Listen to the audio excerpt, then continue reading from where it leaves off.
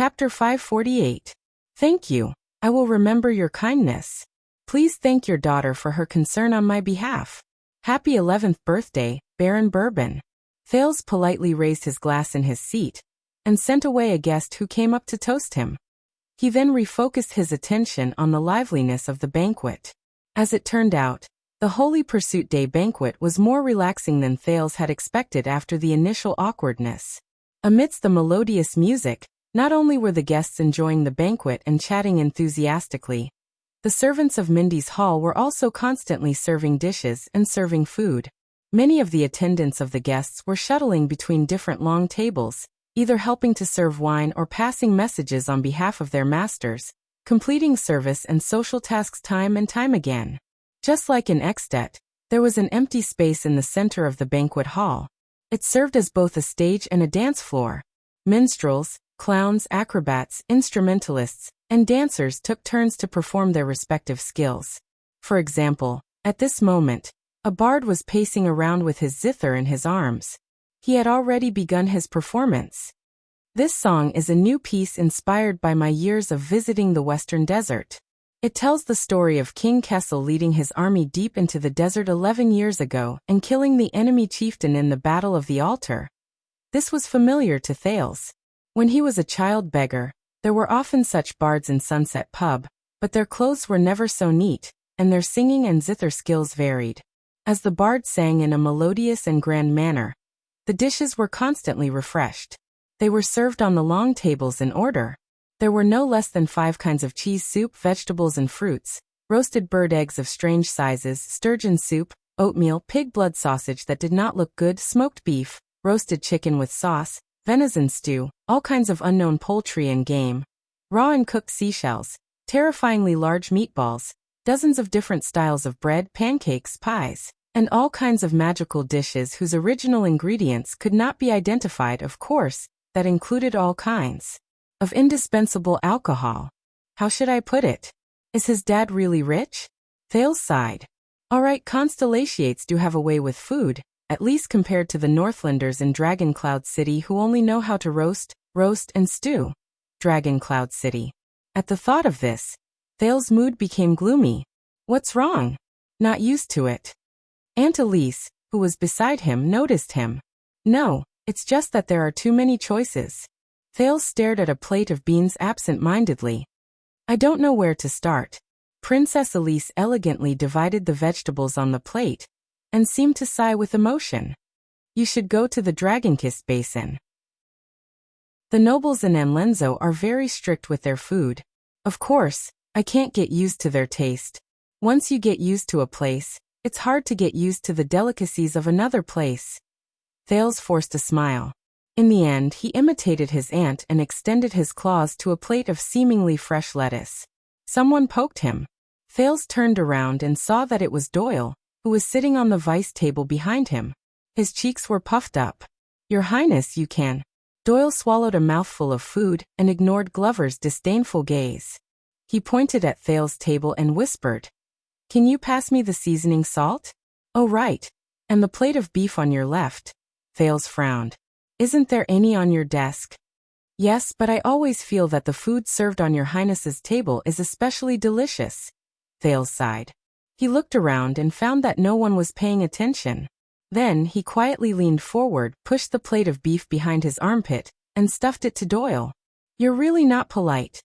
Doyle took the food the prince gave him in a well-practiced and tacit manner. He smiled obsequiously. Because his lordship is not here. Ahem, I mean because you're the most kind and gentle prince in the world. Thales rolled his eyes and continued to deal with his lettuce. Doyle sent the beef in Glover's direction.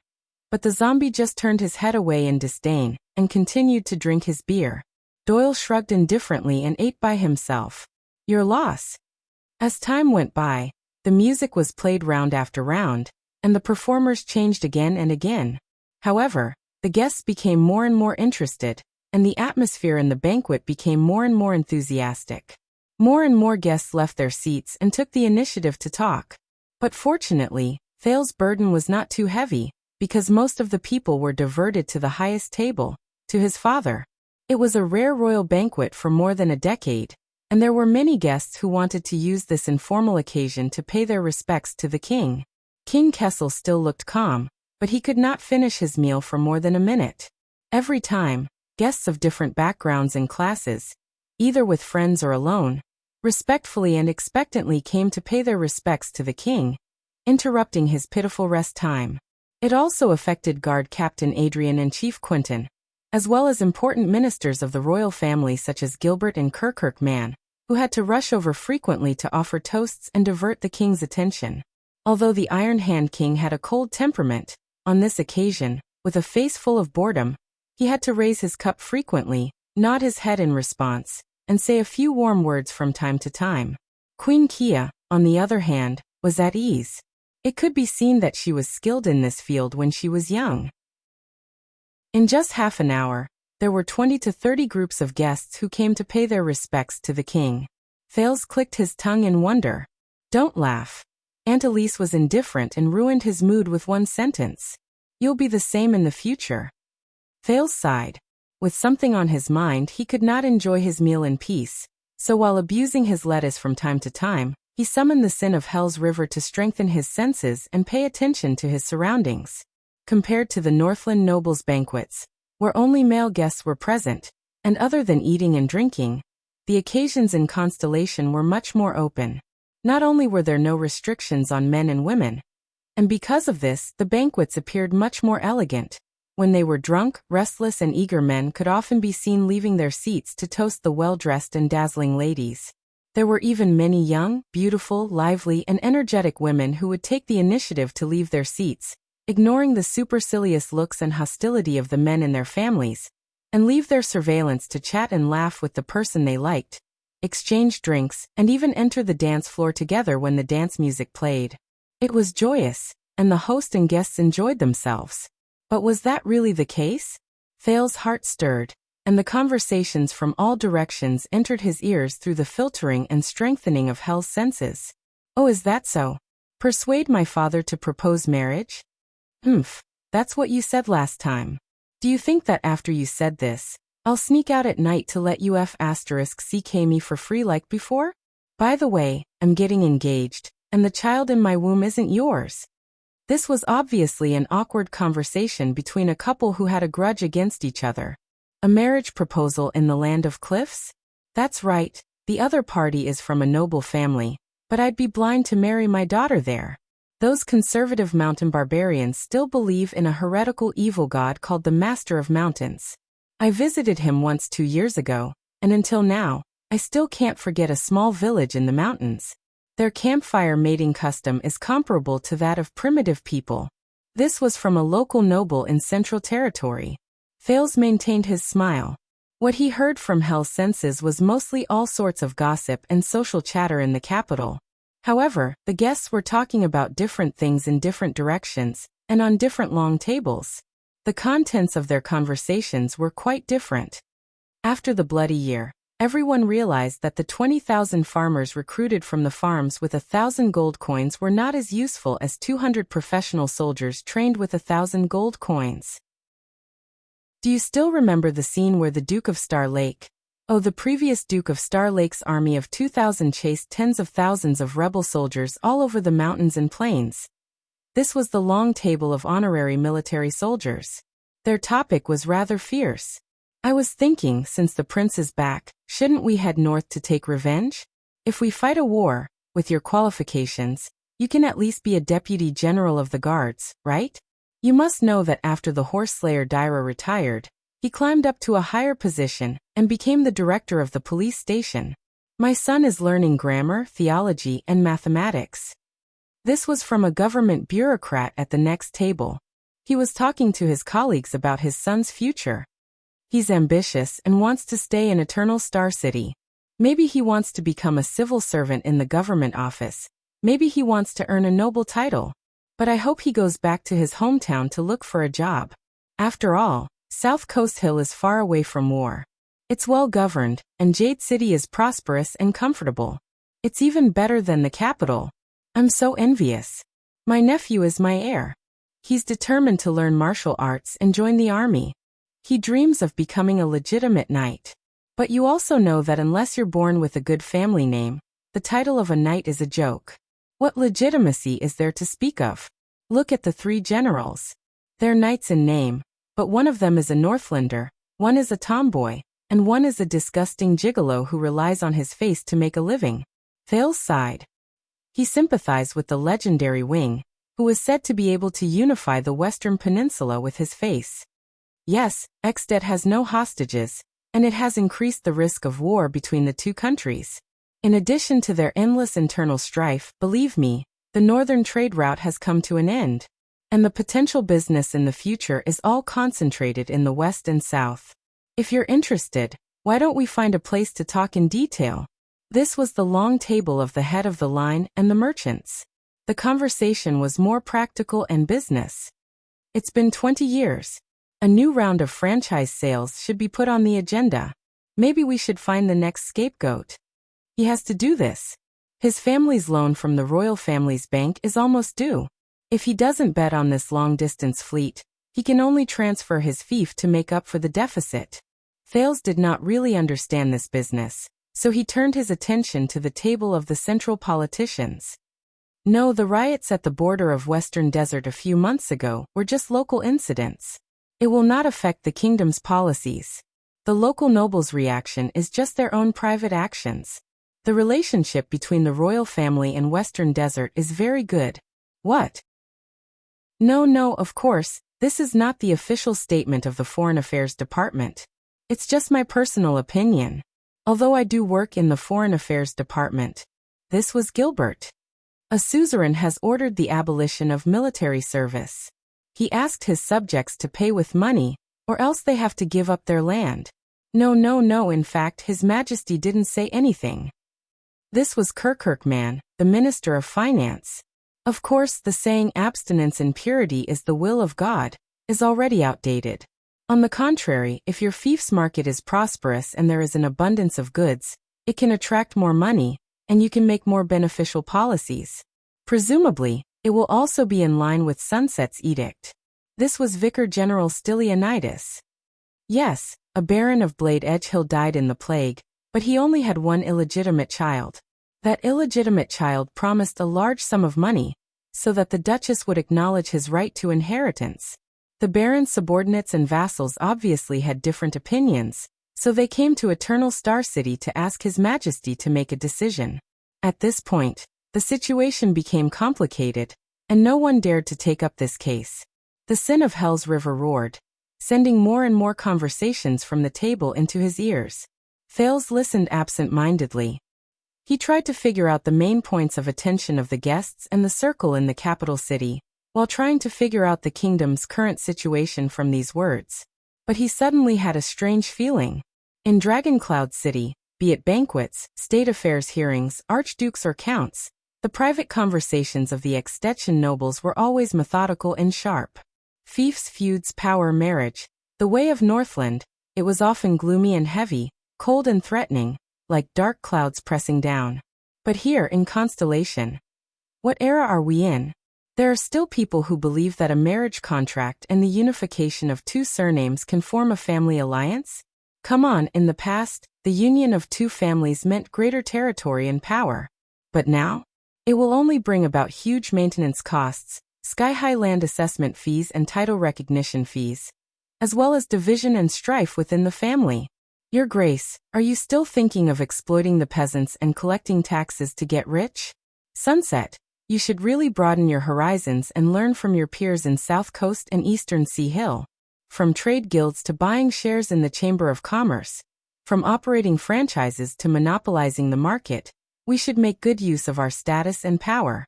In this era, we have too many ways to profit and become famous. Don't talk to him. This guy used to be crude and stupid. Even after he became a suzerain, his mind hasn't changed. His way of ruling is the most primitive and uncouth way. I'm telling you, within 2 generations he will decline. Thales listened quietly and began to understand. In Eternal Star City, the social interactions and conversations of the Constellatiate nobles were so restless, fiery, constantly changing. Thales took a deep breath and suddenly had a more direct understanding of Constellation. Mindy's hall. Thales looked at the royal manor and sighed. Mindy's. Look at the good things you've done. But before he could finish sighing, Jorge's voice drilled into his ears. F***ck, I'm telling you at that time. Dark clouds covered the sky, lightning flashed and thunder roared. The dying-born king grabbed your Polaris and our young dragon. He put their little hands together, and before he died he said, only true love, whose hearts are connected, can summon the true dragon to come and save this city. Thales' expression darkened, and he looked around. In the foreign guest seats, Jorge of Elefir City was drunk, and his spittle was flying everywhere. The king passed away, and the young dragon trembled with anger. She faced the calamity and howled at the sky. Dragon clouds do not perish. The Waltons will avenge this. Polaris held her hand and stood side by side, unafraid of death. If you are determined to fight, Jadestar will follow you to the end. The next moment, there was a bang. Guess what? Whoa, they summoned a true dragon. In the blink of an eye, the true dragon fell from the sky and killed the calamity on the spot. Damn it. Thales listened for a while with a gloomy face, and his mood worsened. He simply turned to listen in another direction.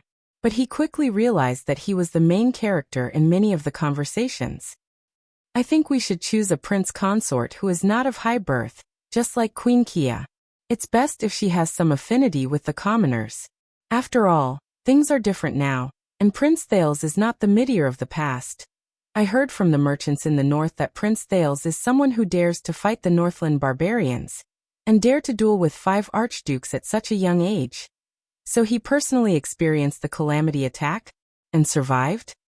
No, it's not a calamity. I have gossip. In fact, back then, it was a conspiracy by a secret cult, trying to control the political situation and subvert Extet. Don't believe these gossip. I have an insider in Dragoncloud City, and I can be considered to have a better understanding of the situation. First, let me lay out the conclusion.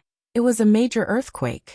After the disaster, the upper echelons of the Northland barbarians wanted to shift the focus and avoid public criticism. So they made up the excuse of a calamity invasion. What did the Great Dragon say? It was also made up to boost morale and win over the hearts of the people.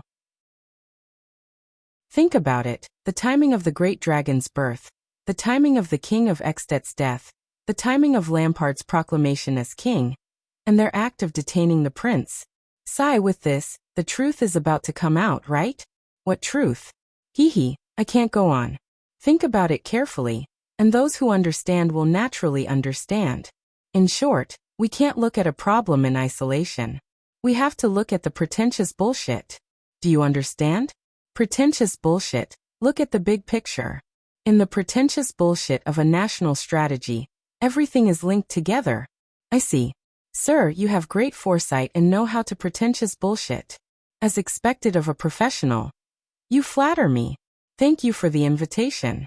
I was in Extet a while ago, and I just got off the carriage. See, you asked me the moment I arrived.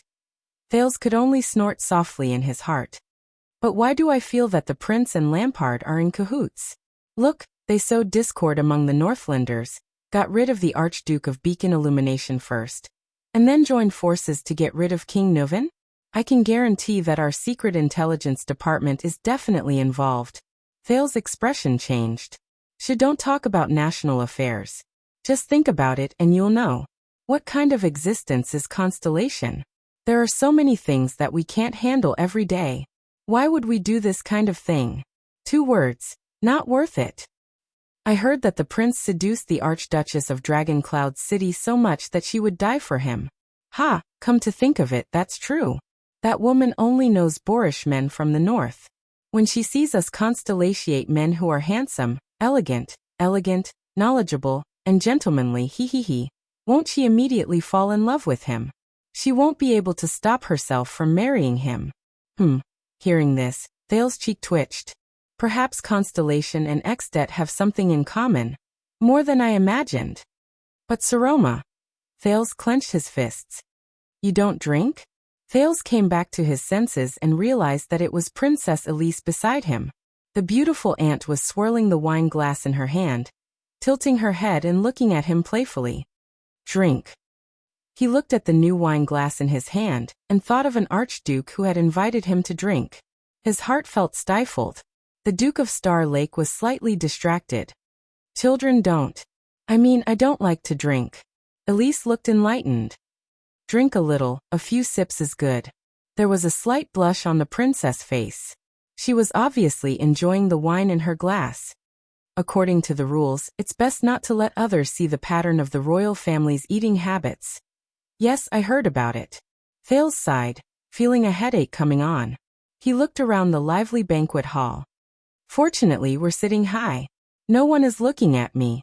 Elise chuckled and stared at the wine in her glass. Yes, no one is looking. The princess swirled the glass. Her voice changed a little, and her gaze was profound. But I bet that by tomorrow you'll feel that everyone is looking at you. Thales saw that his aunt was a little drunk. He smiled and did not answer. Are you used to it? Elise looked him up and down. This is the first banquet after your return. It's probably the first one the royal family has held in more than a decade.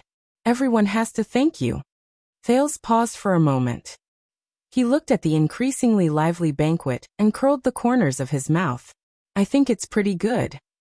It's safe and peaceful. Thales exhaled slowly. There are no dozens of nobles pointing out in unison that you're an illegitimate bastard. And there's no damn king forcing you to find his son's murderer. Or a bunch of ferocious northern men yelling that they are going to chop you into pieces. Thales was a little lost in thought. If I omit the part about meeting and exchanging pleasantries, it's been a long time since I've seen such a peaceful and festive gathering of nobles. Thales was silent. He suddenly felt his wrist heat up. It's okay, Thales. Thales snapped out of his daze and realized that Aunt Elise was holding his wrist under the table. She said gently, It's okay. The princess stared at him quietly. The gentleness and pity in her eyes was a little unbearable for Thales. At this moment, Mallows appeared beside them. Your Highness, the watchman bent down and whispered. You should go. Elise let go of Thales' hand and frowned. Your Grace? Mallows lowered his voice. The Queen needs to return to the palace now. Elise turned in the direction of the Queen, and immediately reacted. Oh. Thales narrowed his eyes. Beside the king, Queen Kia's face was pale and she was mumbling. Gines was holding her wrist tightly, and the maids beside her were methodically getting ready to go. Thales then heard the voice over there through Hell's senses. Where are my children? Luther is still young. He needs to change his diaper. His heart dimmed. Some of the guests noticed the Queen, but most of them looked away and ignored her. Mallows nodded. The Queen needs your help. Princess Elise sighed slowly. She gave Thales a helpless smile and got up. Mallows thoughtfully put a cloak on her. Thales could only say goodbye to her. But just as he turned to leave, the princess suddenly spoke. Tormund. Hearing his name, Mallows suddenly froze. Elise looked at the Queen, tightened the cloak on her body, and said faintly, Have you ever regretted it? Thales frowned when he heard this, and his hand that was picking at the lettuce froze. Mallows frowned. He paused for a moment before he repeated, That's right. The Queen needs you, Your Highness. I know. Elise smiled and glanced at the watchman, her eyes hazy and sad. I have regretted it. Mallows was stunned. In the next second, Elise floated away and joined the Queen's party. 1 second. 2 seconds. In the extremely awkward silence, Thales cleared his throat, looked at the back of the guard captain who stood extremely stiff, and tentatively said, You and Aunt, don't ask. Mallows did not turn his head, and sat down gently beside the prince. You're still my favorite duke. His tone was respectful and expressionless. But Thales felt a chill in his heart for no reason. Fortunately, someone appeared in time. How unlucky. Behind him, Doyle, who had returned from the toilet, patted Glover's shoulder and sat down casually. As the prince's personal guards, we have to fill our stomachs in advance. We can't go down to the banquet. We can't dance with the girls. We can't. God, it's so boring. I really miss the past. Doyle yawned. You can do it. The watchman turned his head from his seat and glanced at Doyle faintly. You can do it like before. Go down and join your father's table, join the banquet, dance with the girls and tease. Doyle shuddered violently. Under Glover and Thale's sympathetic gazes, he then discovered stiffly that the person who was sitting in Princess Elise's seat was his superior. Lord. Doyle realized that a disaster was imminent, and forced an ugly smile. Mallow snorted coldly. You know, I can let Vladivostok take your place so that you can enjoy the banquet. Doyle said shakily. Take my place? Yes, don't you know? Mallows looked at him expressionlessly. In Mindy's hall, no matter when or where, I can always find someone to take your place. Be it today. Or the rest of your life. Mallows said gloomily. You can. Do you still want to go to the banquet? Doyle looked at Glover and Thales in horror, but they shook their heads at him sympathetically. This is not your fault, child. Doyle gulped and immediately reacted. He shook his head and put on a serious expression. No, sir. What you said is wrong. Mallows raised his eyebrows. What? Doyle raised his head and crossed his arms. He looked awe-inspiring and generous. This body will either be buried in the throne's resting place, or be buried in the middle of the Emperor's life. There is no other end. Doyle said with a righteous expression, banquets and whatnot.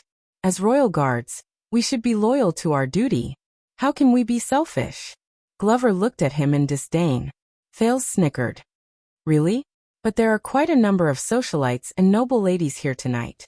Many of them are good unmarried girls. Hey, don't mention this again. Doyle waved his hand. His expression was firm and unmoved. Since I have you by my side, Your Highness. Why would I need any more girls? Thales had just elegantly pulled out a piece of lettuce from his plate, and could not help but tremble. Mallow's lips curled up. He was about to say something, but he shuddered slightly. The next second, Mallows turned his head abruptly and looked at the hall. At that moment, Thales shuddered. He suddenly had the illusion that the watchman before him had turned into a sharp blade. Mallows stared at the entire banquet hall and said coldly, Doyle, go to the banquet immediately and blend in with the guests.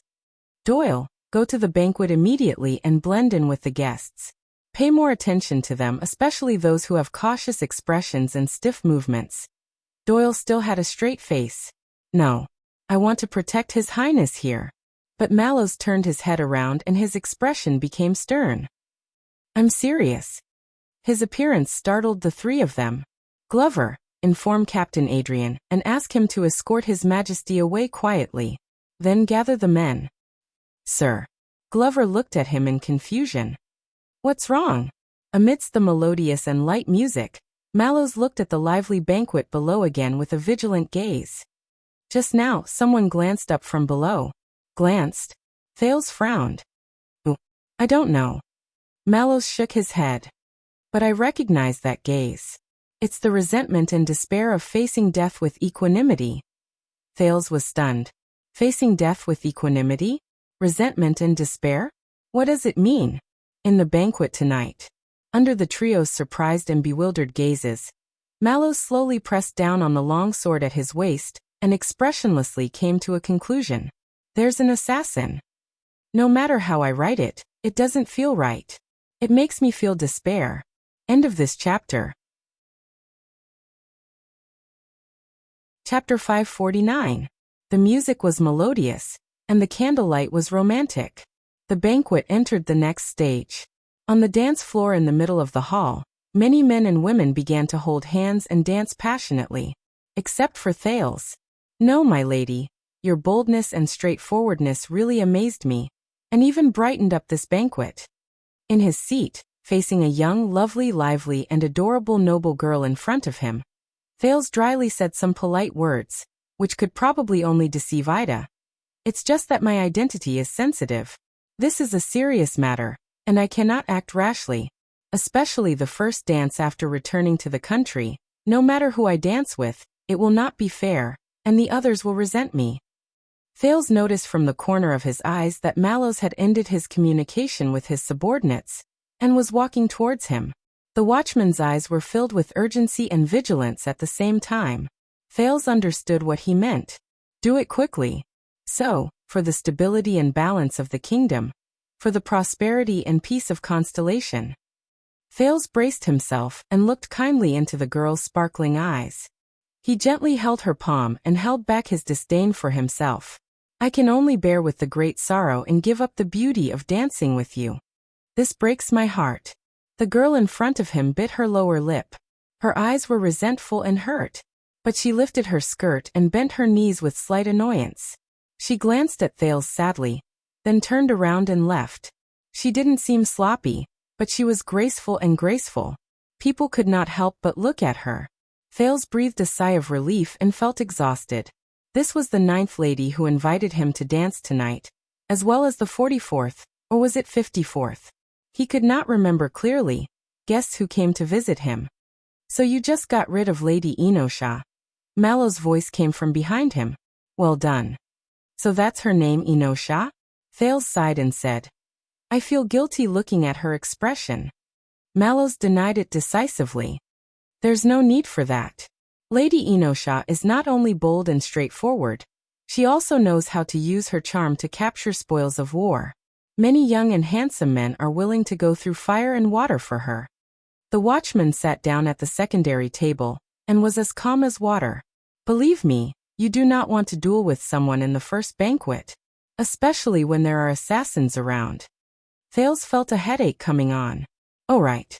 According to Mallows at this very moment, there was a damned assassin hiding somewhere in the banquet. This was going to be big news.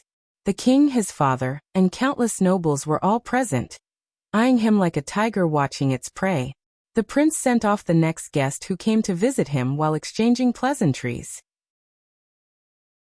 Only then did he remove his perfect smile, put down the wine glass that had been on his lips countless times, and relax the muscles on his waist. Are you sure? Assassin? Just because of a gaze? Mallow's voice was still calm. I'd rather believe it. Thales turned his head and glanced at him before he turned his head back. All right. So, a certain guy of high status, who was qualified to attend the royal banquet, tried to assassinate me crazily without caring about his own life and reputation, in front of everybody and under strict guard. Without changing his expression, Mallows raised his glass and toasted a friend at the next table. Or your father. Or my father. Thales readily accepted the advice, but he still felt gloomy and indignant. But why? I've only just returned to Constellation. What grudge do I have against you? Did I snatch his wife or kill his father? Mallows sized up the guests with a vigilant gaze, but he showed a rare dry humor. Or both. Thales glared at him in annoyance. Anyway, don't let your guard down. We haven't found him yet, Mallows said softly, and continued to make arrangements. Thales exhaled. In front of him, the 10th young lady walked forward with trepidation and curtsied to him. But as a prince, he had to remain calm and put up with countless people's gazes. He had to consider the impact and maintain his composure. He had to brace himself to deal with the guests who greeted him with all sorts of motives, including the young lady who invited him to dance. She was only about 11 or 12 years old. The nervous expression on her face reminded Thales of Little Rascal, when she was young. Oh, and Saroma. That girl was caught in the flames of war in the north, and he was still thinking about how he could help her at this banquet, even though she was thousands of miles away. Thinking of the Archduchess, Thales felt uneasy again, and the only thing he could do was smile. Thales. On this battlefield, a smile is the best armor. When you grow up, my lovely lady, I will definitely be charmed by you and dance with you. But now, we have to be responsible for your father and brother. Thales squeezed out a smile and sent away the teary-eyed and aggrieved Miss Number 10. Without waiting for him to rest for a few seconds, the 56th guest, Levi Trentida from Reformation Tower in Northland, squeezed up to him with a smile, his face full of flattery. Polaris? We agreed. Me and you that oh. Thales covered his eyes and rolled them in his palms. What was that saying again? Speak of Little Rascal, and Little Rascal arrives? I know. The prince put down his hands, endured his exhaustion, and put on his armor again. Just do me a favor, little pot lid. Little pot lid? Levi froze for a moment and subconsciously touched his pot lid. Just sit down and smile, Thales said with a headache. Take whatever you want to eat, including what's on my plate. There's only one. Don't talk. Levi froze again.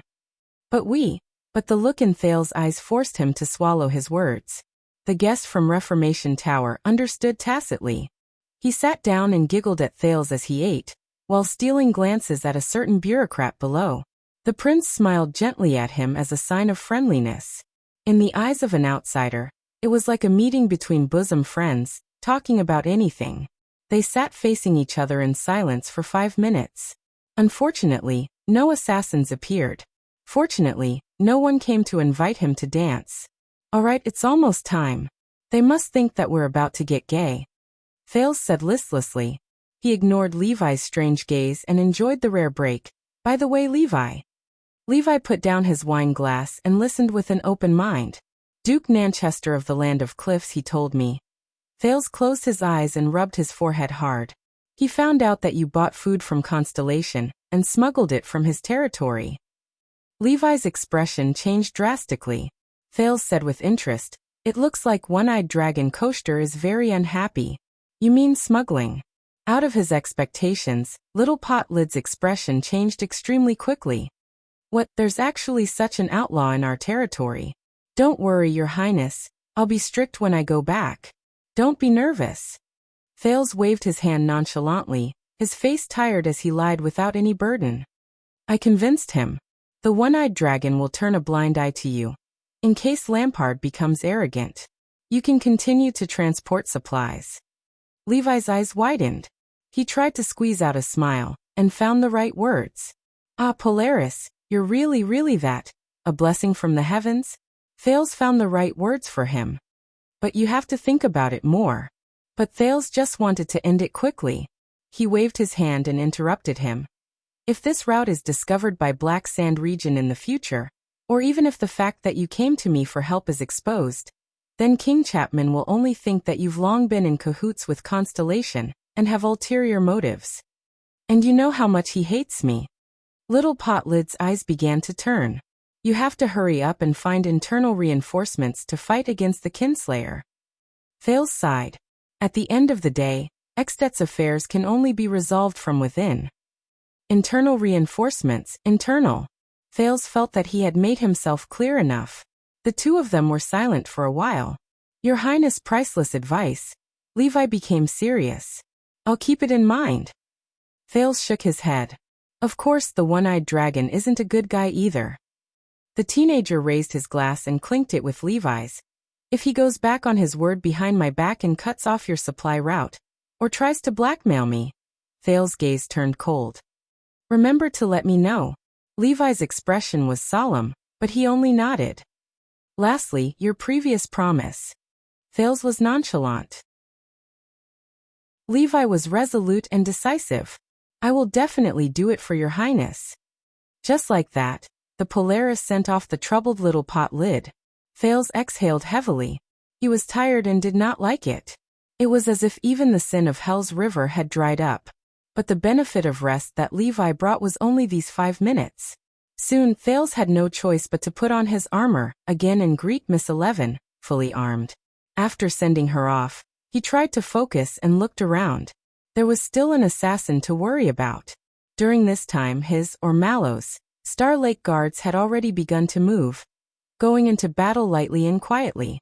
The former police officer Commodore, who had sparred with Thales before, the fierce-looking and muscular Bastia, Franzuk, who was as tall as a flagpole, and Fairy, who seemed to be in a daze, gathered quietly.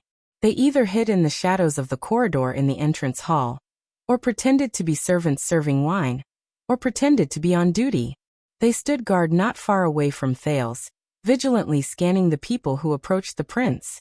In the vanguard division, Jonvold, who was a left-handed swordsman, Vladivostok, who helped Thales train with his shield, the young and vigorous Ness, the unprepossessing Oscarson, Supa, who had foreign blood, and Morgan, who had fought in the war, were scattered in the hall, each occupying a different spot. They guarded the high platform, the servants' passageways, and the entrances and exits, keeping an eye on the people coming and going. As for Praka and the other people from the logistics division, under the prince's strong request, they went to search the fireplace and other hiding places in Mindy's hall. There was once an archduke. He did not pay attention to the fireplace, and then he became king. Prince Thales, who was extremely serious. Mallow's direct messengers, Toledo and Tang Xian, went back and forth between them inconspicuously, as if they were on routine patrol. In reality, they were passing orders and communicating information. They were also paying attention to the prince all the time. Looking at all this, Thales felt even more pressured. The king, the banquet, the guests, the assassin, Constellation, Extet, Saroma, the Star Lake Guards, and the damned Mindy's Hall and the title of Duke. He felt like he was chained up by countless chains. The other end of the chain was firmly fixed to every pillar in the hall, rendering him immobile and on the verge of death.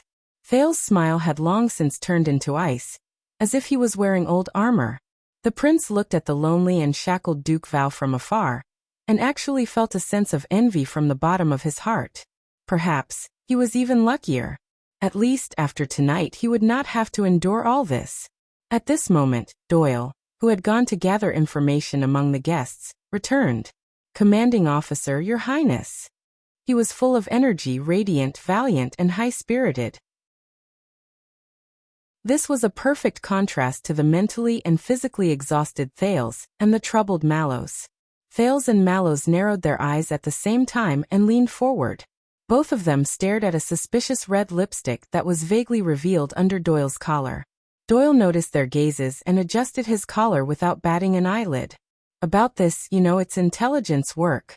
Some senior informants charge a very high price," Mallows coughed. "Doyle. Apologies, commanding officer." Doyle's expression became stern, and he returned to the topic at hand. "If you ask me, almost all the unmarried ladies between the ages of 9 and 39, including their male relatives, are either overtly or covertly sizing up Your Highness.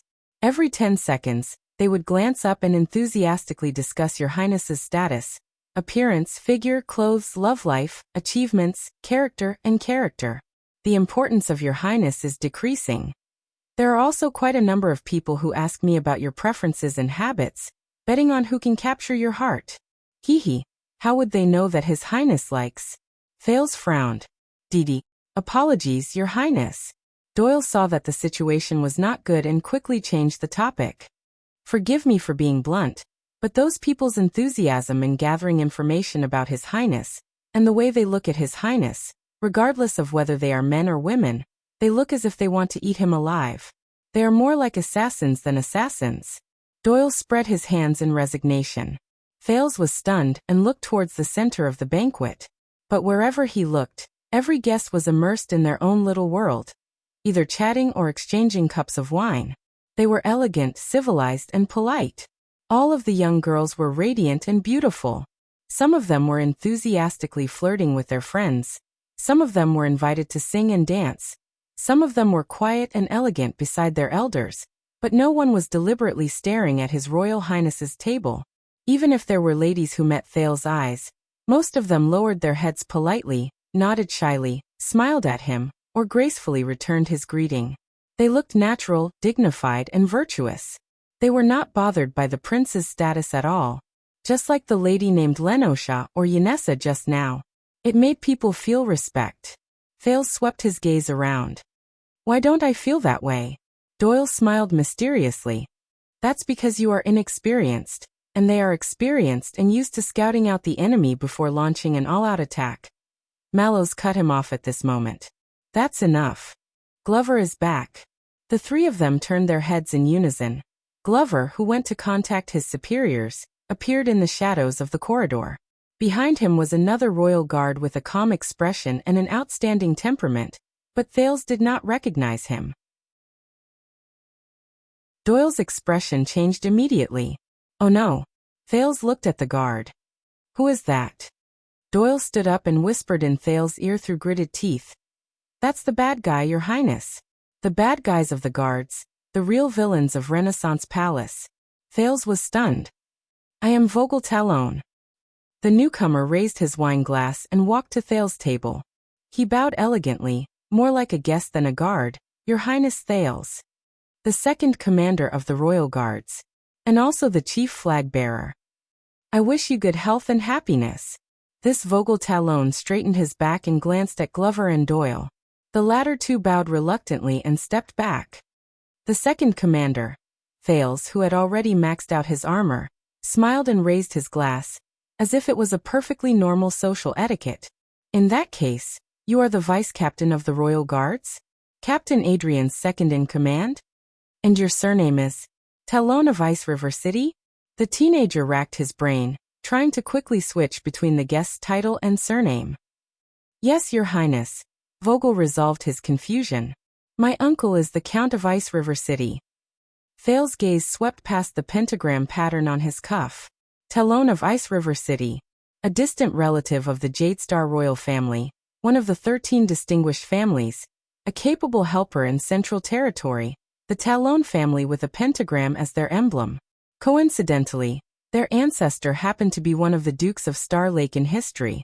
But Thales muttered the other party's other title. Chief Flag Bearer? He suddenly thought of Samuel, the former royal guard who joined the Disaster Swords. May you enjoy the night. Vogel did not say anything else. He bowed, came to the secondary table, and sat next to Mallows. The latter clinked glasses with him. It looked like an old friend having a drink in the corner. Lord Talon, good night. Mallows' expression did not change, and he spoke in a businesslike tone. I believe you have brought the captain's orders.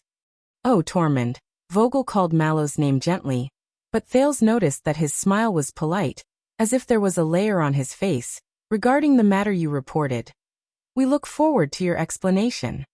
I believe Glover has explained it very clearly, the watchman said calmly. For safety reasons we are now. Clearly? Vogel swirled his glass gently and interrupted Mallows politely. Are you sure it was an assassin? Mallows' pupils contracted. Thales frowned as well. A few seconds later, Mallows said slowly, very likely. Vogel put down his glass and his tone slowly tightened. Likely? Dear Tormund, do you really know what you're talking about? Glover and Doyle sensed the tension in the air and looked at each other. This is the first formal banquet of the royal family in more than a decade after the war. It took a long time to prepare, the guests are of great importance, and it is of great significance. The vice-captain's tone became serious. Everything that happens here will spread throughout the kingdom by tomorrow. It will have a far-reaching impact. He turned to stare at Mallows as if he was staring at a criminal who had broken the law. Whether the banquet is interrupted, or the nobles are hastily arranged to leave, or the Jadestar royal family is cowardly, nervous, and searching for the assassin. Vogel narrowed his eyes. Just because a certain fellow glanced at you? Sounds like a scene from a village tavern, Tormund. The contempt in his tone was clear. Thales could not help but look at Mallows. Precisely because this banquet is so important. The captain of the Duke of Star Lake's personal guards was not angry, and his tone was as calm as ever. So if the assassination is real, the trouble will only get worse. Vogel snorted coldly. He stared intently at Mallows' profile, but the latter only looked ahead silently, as if he was not looking at him with a knife-like, suspicious gaze. After a few seconds, Vogel exhaled. We've already taken action. Vogel turned around and returned his attention to his wine glass. They will keep a close eye on anyone who tries to approach. His Majesty, His Highness, and other important nobles will be safe. But a strong shield cannot defend against a sharp spear. Mallows did not even look at him. He continued to observe the situation in the hall. The best way is to avoid accidents before they happen. Perhaps we can temporarily withdraw some of them. But Vogel's gentle tone suddenly hardened and cut into Mallows' words like steel. He even changed the way he addressed Mallows. For sunset's sake, Mallows. Please don't educate me. He spoke very slowly but very seriously. There was a sudden silence between the two. In that instant, whether it was Doyle, Glover, or Thales, they all felt the tension. The music gradually subsided, and the ball came to an end. The bards took the stage again and sang the tragic song of the King of Blades' expedition to Dragon-Kissed Land, but died in a foreign land on the eve of his success. Thales resisted the urge to interrupt, and tried not to look at the two men behind him. He forcefully cut open a plate of lettuce, and at the same time, sent away the next guest who came to greet him with a smile. After a while Mallows' voice came again, still calm. I wouldn't dare, sir. Vogel was silent for a while. When he spoke again, he had returned to normal. We can't chase everyone away just to avoid accidents. This is Mindy's Hall. Its opening symbolizes the return of the kingdom's heir, and the return to prosperity and stability. Thales sighed in his heart. Return to prosperity and stability. Vogel looked around cautiously to make sure he did not attract too much attention. Be on high alert. The banquet will proceed as usual. He got up and prepared to leave. But this is also the Duke of Star Lake's Mindy's Hall. If anything happens, His Highness Thales will be the first to bear the brunt of the blame. Mallows turned his head slowly and looked straight at Vogel. My men are the ones who bear the responsibility. He spoke very slowly. Vogel paused in his movements. The vice-captain let go of his arm on the table and sat down again. Your men. This time, Vogel snorted coldly. His tone was no longer polite. Mallows, I think, you and your pampered team, you need to clarify your position. Glover and Doyle's expressions changed at these words. Thales frowned too. The young master squad. Mallows listened expressionlessly, while Vogel's gaze was unquestionable. Even if you've changed stations, you're still royal guards. And I'm your superior. Just like Mindy's Hall, which belongs to Renaissance Palace. Thales shuddered at these words. Mindy's Hall belongs to Renaissance Palace. Vogel's words were bone-chilling. Never forget that. Watchman. Mallows did not react. Just like Thales did not either. Time seemed to stop for a few seconds. In this corner of the sky, Glover and Doyle seemed to freeze. Only Mallows took a deep breath, closed his eyes, and then opened them again. Of course, sir. I dare not or forget. He said respectfully. Vogel nodded lightly, looking satisfied. Until Mallows calmly said his next sentence, which seemed to be emotionless. But if I remember correctly, in a state of emergency, the inherited watchman of the guards is of the same rank as the vice-captain? Is that so, sir? This time, it was Vogel's turn to change his expression. For a second, Thales thought the temperature had plummeted and the air had stopped flowing. A few seconds later, the vice-captain stared coldly at Mallows and said in a mocking tone, That's right. According to the top-secret watchman's command in the Praetorian Covenant, in certain states of emergency, the watchman can and should make independent decisions. And I have no right to interfere. Thales shuddered. The top-secret watchman's command.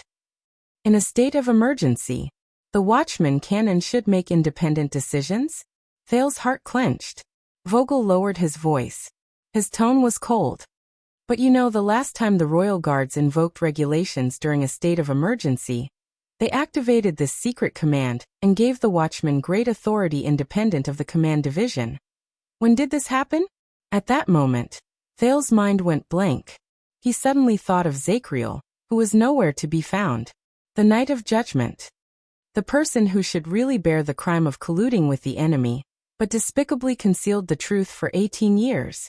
That shameful, sad, hypocritical, disgusting, self-righteous, sanctimonious, hypocritical fellow is me. Thales was stunned. Vogel's pupils focused. He raised his wine glass, put it close to Mallows' ear and lowered his voice. And you've really thought it through? Are you going to forcibly declare a state of emergency here, in front of me? Activate the watchman's command? Mallows and Vogel stared at each other in silence. Glover and Doyle did not hear Vogel's words clearly, but this did not affect their judgment of the tense relationship between their superior and vice-captain. Both of them did not even dare to breathe loudly. After an unknown amount of time, Mallows finally smiled. Of course. In an instant, the coldness in Vogel's eyes intensified. Glover and Doyle's faces were ashen. Until a few seconds later, the watchman lowered his head gently and chuckled. Chapter 550. Glover and Doyle exhaled deeply. For some reason, Thales also breathed a sigh of relief. But Mallows changed the topic. But since we cannot reach an agreement, should we leave it to the captain or His Majesty to make a decision? Vogel grunted angrily. Enough. He addressed them by their titles again. Watchman. Do you think that you can do whatever you want with Captain Adrian's indulgence? This time, Mallows was still calm and docile. No, I think you must have misunderstood something, sir. I was just saying. I said. No matter how well-mannered Vogel was, he could not conceal his displeasure. Don't educate me. Thales knew that he could no longer pretend to be dead. Lord Talon. Perhaps you don't understand it very well. Thales turned his head and raised his glass as he happily inserted himself into their conversation. But honestly speaking, the number of people in this world who have a grudge against me, who have a conflict of interest with me, or who simply dislike me, can form a line from here to Dragoncloud City. Vogel looked at him. The coldness melted like ice and snow, leaving only a smile on his face. You are outstanding, Your Highness. Naturally, you will be hated and envied by petty people. You don't need to worry about it. While Thales thought to himself, this guy's armor is even harder than mine, he tried to smooth things over. Therefore, Lord Mallow's worries are not unreasonable. Of course you're right. This banquet is very important. Why don't we both take a step back?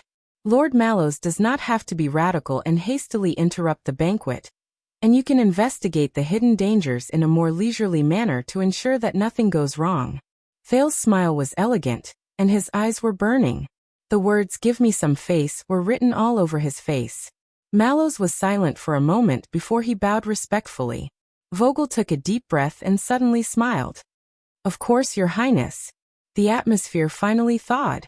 Thales then turned around and exchanged greetings with the next bureaucrat, who came to reminisce about the past. Do you recognize me? I am the city gate officer who guarded the city gate on the day you went on a diplomatic mission. That look, or the look you claim to have. Vogel adjusted his emotions and said softly, is it against Prince Thales or His Majesty? Or is it someone else? I don't know. Vogel's gaze turned cold again. Mallows narrowed his eyes. Because from the angle below, His Majesty and the others are also in this direction. I only know that it was a man. Men?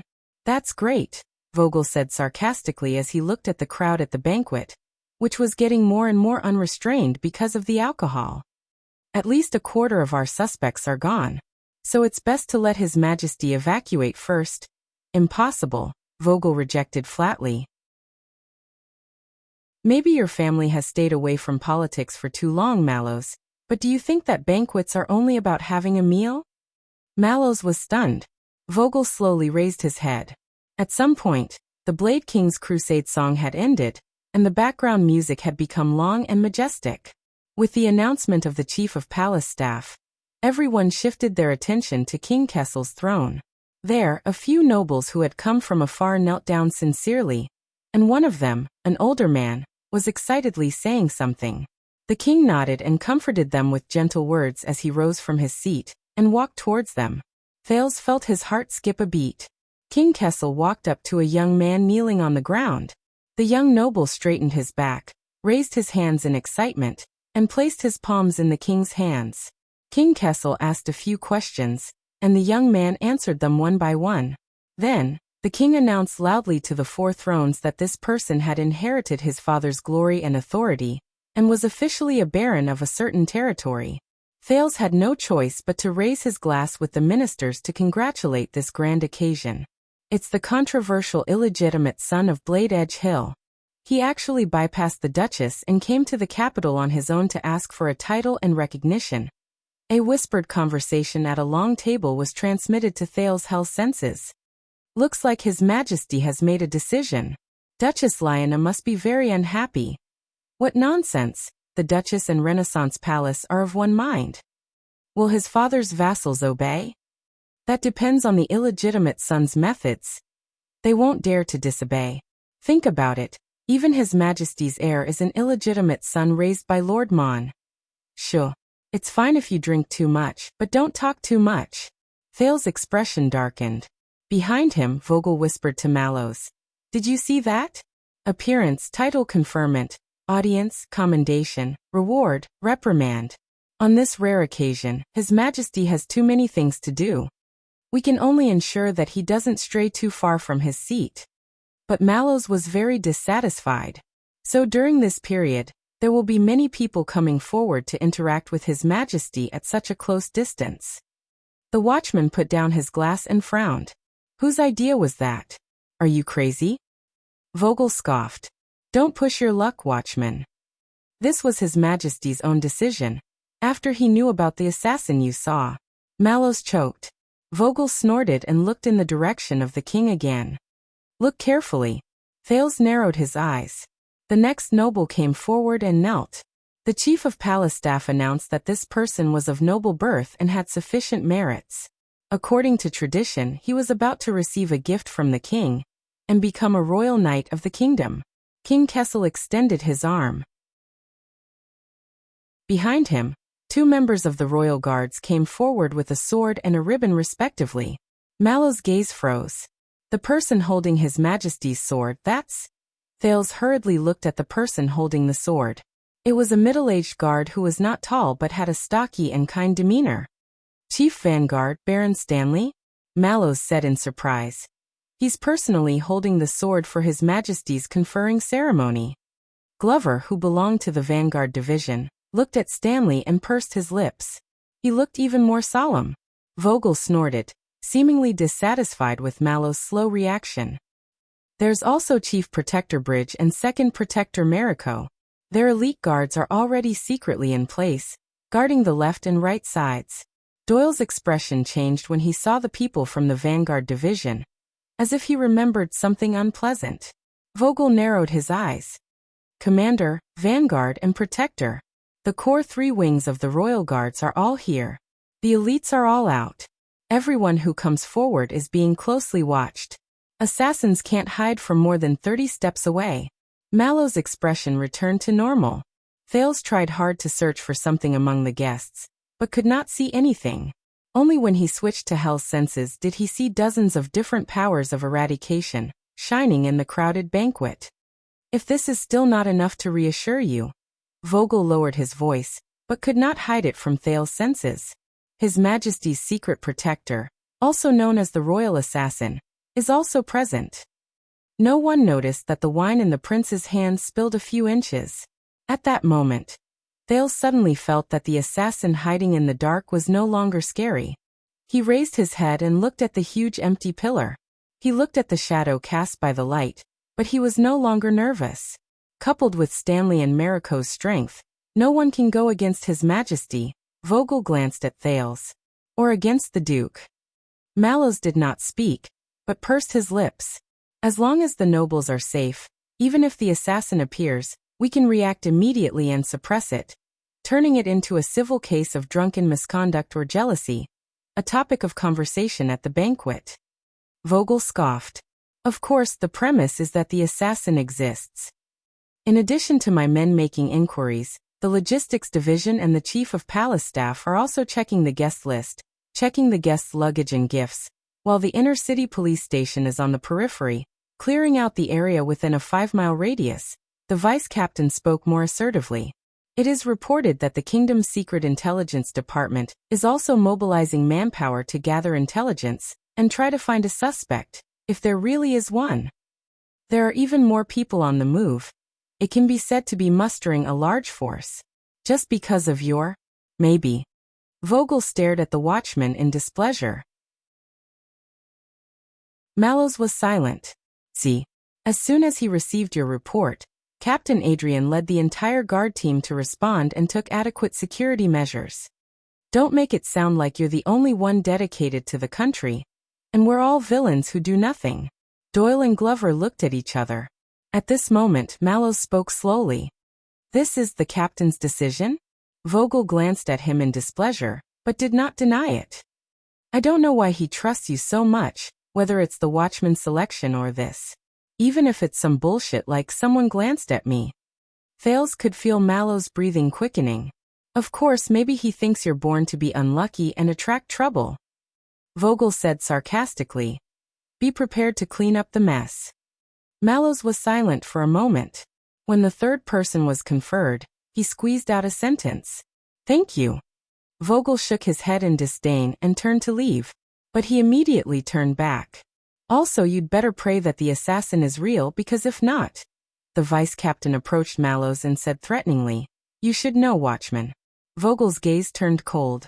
You won't be the only unlucky one. Mallows was as silent as ever, unmoved. See you later, Tormund. Good night, Your Highness. Vogel bowed respectfully to Thales and left discreetly, sticking close to the wall. The Duke of Star Lake's dining table fell silent. Thales exhaled and looked at the lettuce that he had unknowingly chopped into powder. See, Doyle, who finally dared to breathe, did not dare to look at his superior's expression. He shrugged at Thales. Bad guy. Glover spoke cautiously. My lord, since Renaissance Palace has taken action, then what we should do next? Mallows suddenly looked up. Gather everyone, set up the alarm and defense as usual. The watchman said with a dark expression. That's right, our colleagues in Renaissance Palace have taken action, but this is ultimately our territory. Doyle and Glover exchanged glances. Mallows turned around and looked at the curious Thales. We'll take care of ourselves. Doyle and Zombie quickly left to carry out the order. Thales and Mallows were left behind. Fortunately, the conferment of the Royal Knights continued, and attracted most of the attention. Fewer people came to visit the prince. Thales stuck his head out and looked at Mallows, who had been frozen for a long time. For some reason, looking at this personal guard captain who had always been unpredictable, Thales had an illusion. He was in a good mood. So, your relationship with your superiors, especially the second in command of the guards. Thales looked at Vogel, who had returned to the king's side. Not bad? Mallows tilted his head and looked at his favorite, Highness the Duke. In life, there are always things you don't want to do, but have to do. Mallows' expression did not change, as if he did not hear Thales' sarcasm. We call them work. Thales snorted strangely. Just like your work under my hands? I didn't say that. Thales was silent for a while, then forced a polite smile. All right. But that's what you think, right? He lowered his head and continued to work on the lettuce. But, Thales watched as the next royal knight kissed his father's ring excitedly. Just now the bad guy said you're pampered squad. What do you mean? Mallows looked up. Thales looked at him and blinked. We may have an assassin hiding among the guests, the watchman said coldly, but you're taking it easy. My favorite Highness the Duke? Oh, my favorite personal guard captain. Thales looked at him thoughtfully and shook the fork in his hand like a pointer, deliberately acting like an elder who had gone through the vicissitudes of life. If you grew up like me, and experienced what I went through. Mallows looked back at him and frowned. Thales shrugged and tapped the plate with his fork, his expression joyful. This lettuce tastes good. Mallows snorted and turned his head away. Just as Thales thought this guy was as stubborn as ever and could not resist teasing, Mallows spoke. Doyle and Zombie and the others. They did not join your guards without a reason.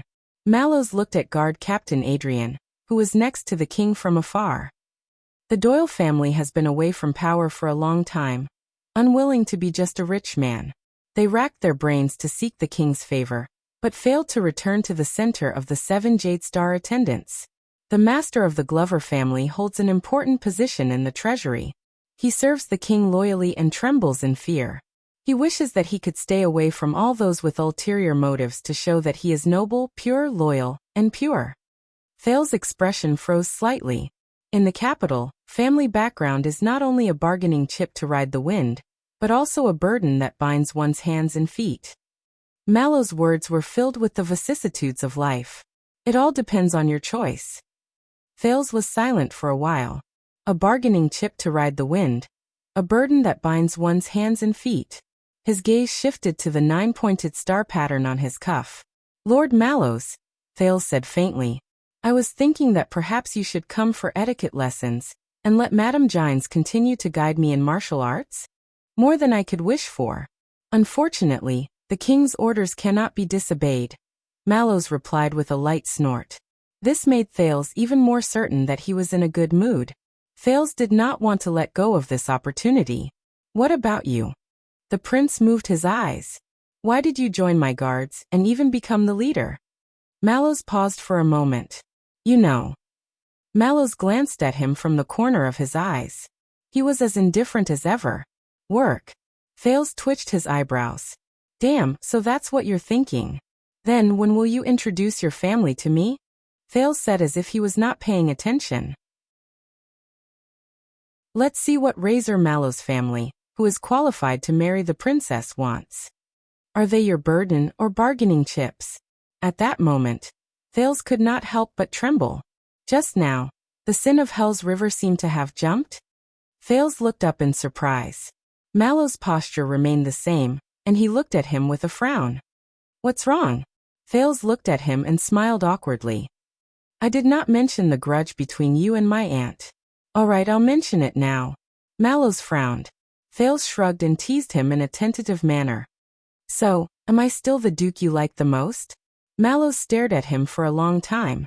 It was not a normal stare. It was the kind that made Thales' hair stand on end. In horror movies in his previous life, ghosts would unknowingly appear in the scene and stare at the protagonist. Just as Thales could not help but turn his head back, Mallows spoke. Another day, Your Highness. Thales was puzzled. Another day? Mallows nodded and regained his composure. Another day, I can take you to the East Mountain Cemetery on the Awn Hill outside the Eastern District. To introduce my family to you. Sure. Thales agreed readily, but immediately felt that it was inappropriate. Wait, did you say cemetery? Mallows nodded and smiled in a refreshing and natural manner. Yes. My grandparents, parents, uncles, brothers and sisters. Mallow's voice was rather deep. Coupled with his smiling gaze, Thales felt a little creeped out. In the Mallows family, all my blood relatives that can be found in the genealogy. Everyone. They're buried there. Mallow's tone was very calm. It was as if he was talking about someone else. Except that he kept staring at Thales, unblinking. Shall I introduce you to each other? Thales chuckled and turned around stiffly. Hee that you know. The prince pushed his plate and said awkwardly, This lettuce is really good. Thales knew that the watchman's good mood ended there. Just like his luck that night. Because 10 minutes later, a man came uninvited and sat down next to Thales, smiling at him. Do you remember the first time we met? It's quite a coincidence. At that time, I happened to meet you being chased by an assassin, and happened to save your life. Now that I think about it, maybe it's fate? Thales looked at the man helplessly. He waved at Mallows, who was looking over, to indicate that everything was normal, and asked him to calm down the Star Lake guards who were on guard around them. Why this guy, of all times? I'm a little busy, I don't have time to reminisce about the past and the present. The prince did not hold back and called him by name. Zayn. However, the master of iris flowers, the Duke of South Coast, Zayn Covendier raised his glass at him and smiled. Is that so? That's a pity. I thought that you, who have gone through so many life-threatening situations, would be particularly concerned about the current situation of your former enemy. I just got the information recently. Thales was stunned. Former enemy? Zayn, he mentioned the assassination when we first met, and the enemy who tried to assassinate me. Thales subconsciously looked at Duke Arund. Oh no, not the Duke of the Northern Territory. And it's clear what his current situation is. Duke Zayn put down his glass, his eyes shining. I'm talking about that cunning, unpredictable, crazy and vicious. Thales was stunned. He has nothing, and is a fugitive. Zayn spoke softly. Yet he still managed to catch you and me off guard with just a wave of his hand, causing us to be disgraced. The Duke snorted coldly. Lady Serena Corleone. Thales was confused for a second, followed by a daze.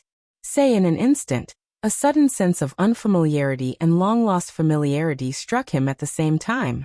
Serena Thales' expression changed slightly. A blood vessel on his neck began to ache, just like it had many years ago. Zayn deftly turned the glass in his hand, and was also slightly lost in thought. What do you think, Your Highness, about this name? At that moment, the Duke of Iris Flower's gaze was filled with dread and coldness. Chapter 551. Indeed, Thales had not thought of this name for a long time. Serena Corleone. He even had to admit that most of the time, he deliberately sealed it in the depths of his memory. He did not want to think of it, and he hated to think of it. But when it rang again, he still felt the discomfort from the bottom of his heart. Betrayal is the true meaning of an alliance. As the memory became clearer, just as that face was about to reappear in his mind, Thales suddenly looked up and focused his attention on what was in front of him. What do you want to do? The prince looked at Zayn suspiciously. Why mention her? In the center of the hall, the coronation ceremony was still in progress. From time to time, nobles walked up the steps and knelt in front of the king's seat. The Duke of Iris Flowers smiled slightly and raised his glass to the youth. About this, Your Highness, you might as well consider it a banquet gift from me. Thales did not move, his gaze cold. Zayn waited for a while, but the youth had no intention of raising his glass in response. He did not take offense and put down his glass with a smile. But Zayn immediately frowned and looked around. Is this my illusion, or are your guards really much more nervous and strict than usual? Why, are you suspecting me of plotting against His Highness? Thales' heart tightened, but his expression did not change. My personal guard captain does things seriously and is strict. Thales smiled at Mallows and Glover, and repeatedly gestured to their men not to be nervous. The Duke of Star Lake turned around, his eyes burning. As for suspecting you, well, you can't really blame them. You know, I still haven't digested the gift you gave me 6 years ago. Zayn's lips curled up. Then you need this gift even more. It will help you digest the last one. What do you think? Thales snorted sarcastically. With indescribable emotions, they looked at each other silently for a few seconds. Finally, Thales said faintly, So Serena, where is she? Zayn smiled. He raised his hand gracefully and called for a waiter. Under Thales' displeased gaze, he ordered a portion of beef. Then, amid the soft clatter of cutlery and plates, he spoke unhurriedly. Ever since 6 years ago, that ruthless and ambitious schemer from the Night Nation has been recuperating in the Star Realm for a period of time. After bringing great losses to both you and me, it was as if this was just an ordinary conversation. Thales pondered for a moment. You really have guts. You've caused so much trouble and provoked so many people. Thales remembered the threat and harm she brought him and snorted coldly. She actually dares to stay in Constellation? But Thales immediately paused. He looked up and stared at Jen in disbelief. Zayn picked up a piece of beef and looked back at him with a smile. Thales understood something. You. With slight surprise, Thales furrowed his eyebrows. I'm guessing that when you completely broke off relations with the Corleone family, that ugly woman, I mean Serena Corleone, who betrayed the family, became your natural ally? Zayn only tasted 2 pieces and did not continue. He maintained his smile and wiped the corners of his lips with a napkin. After you chased Lady Serena away, I did, offer her some shelter. True enough. The surprise on Thales' face slowly faded. I still remember someone telling me. The youth looked at him disdainfully. If you're in the same boat as a jackal and wolf, there's always the risk of your boat capsizing. At that moment, Zayn's expression froze for a moment. Especially before you and Serena Corleone were so lovey-dovey. Half sincere, half sarcastic, Thales snorted. Believe me, this is from experience. Zayn was silent for a moment. But in just a fraction of a second, the Duke of Iris Flowers looked up and returned to a decent smile. Yes, indeed, he said, bowing politely. I found it myself afterwards. Zayn's eyes were slightly cold, especially after she broke free of her shackles, sucked a few of my men dry, and left without saying goodbye. Broke free of her shackles, Thales looked enlightened. It seems that the shelter you gave her was limited. But since it's Serena, put shackles on her. Yes, little Zayn. The prince gave him a silent thumbs up in his heart. Well done. In the hall, the conferring ceremony finally came to an end. The music started again, and the performers returned to the stage. Liveliness and noise became the main theme of the banquet again. Perhaps due to the passage of time and the effects of alcohol, the guests were either calling their friends or in groups of 3 to 5, becoming more and more unrestrained and free. Thales also saw many male and female guests disappear from the same place one after another, and did not return for a long time. King Kessel returned to his seat, but the queen was long gone, and he looked a little lonely. The king's eyes glanced briefly at Thales before looking away. The royal guards around him were as solemn as ever, but Thales, who knew the inside story, could clearly feel that they were relieved. The assassin did not appear. This was a good thing, but also a bad thing. Zayn raised his wine glass, his gaze subtle, dragging Thales back to the current conversation. The sea routes in the eastern peninsula are very profitable. The Duke of Iris Flowers smelled the wine. Since the misfortune 6 years ago, The Covendier family has been looking for an opportunity to mend their relationship with the Corleone family and make up. So I think the family criminal they are after may be a breakthrough. Thales raised his eyebrows. Make up? After you tried to use the Night Queen's hand to kill the Prince of Constellation? The prince revealed the truth without any psychological burden, his tone sarcastic. I'm afraid it won't be that easy. We have to try. Zayn smiled again, perfect and elegant. Better to die for a friend than to perish for an enemy. Thales shook his head disapprovingly. But there was a small voice in his heart. No. If the Covendier family really tied up that ugly old witch and sent her to her sister as a gift, Thales retracted his gaze from Zayn and frowned. Perhaps they might actually reconcile. Fortunately, Serena broke free of her shackles and was not caught by Zayn. Yes, an ugly woman. Thales secretly nodded for his nemesis. Well done. The prince thought as he put a piece of lettuce into his mouth. But you said you have the latest news about her. Zayn nodded. Anyway, after that, we paid extra attention to Lady Serena's whereabouts. In the past 6 years, the Night Kingdom's exile politicians' whereabouts have been uncertain. From Rival City to Sandlast, she has been seen everywhere. Until a few days ago, someone saw her in the Alliance of Freedom. Since Thales froze for a moment, then immediately looked up. Where? Zayn smiled. That's right. The desperate Alliance of Freedom is doing everything possible to survive. They do not care about their dignity or the price they have to pay. Regardless of their origins or past, they are urgently asking for ambitious people from all walks of life to join the fight for justice. From criminals to mercenaries, from gangsters to thugs, they accept everyone and want everyone to resist the unjust invasion from Extet. And Lady Serena is one of them. She is even treated as a guest of honor. The ugly woman is in the Alliance of Freedom, helping to resist Extet? The news that Gilbert brought about Extet's defeat, and the unknown whereabouts of the commander-in-chief flashed through his mind. Seroma forced herself to endure. Her resolute and unyielding face also appeared before his eyes.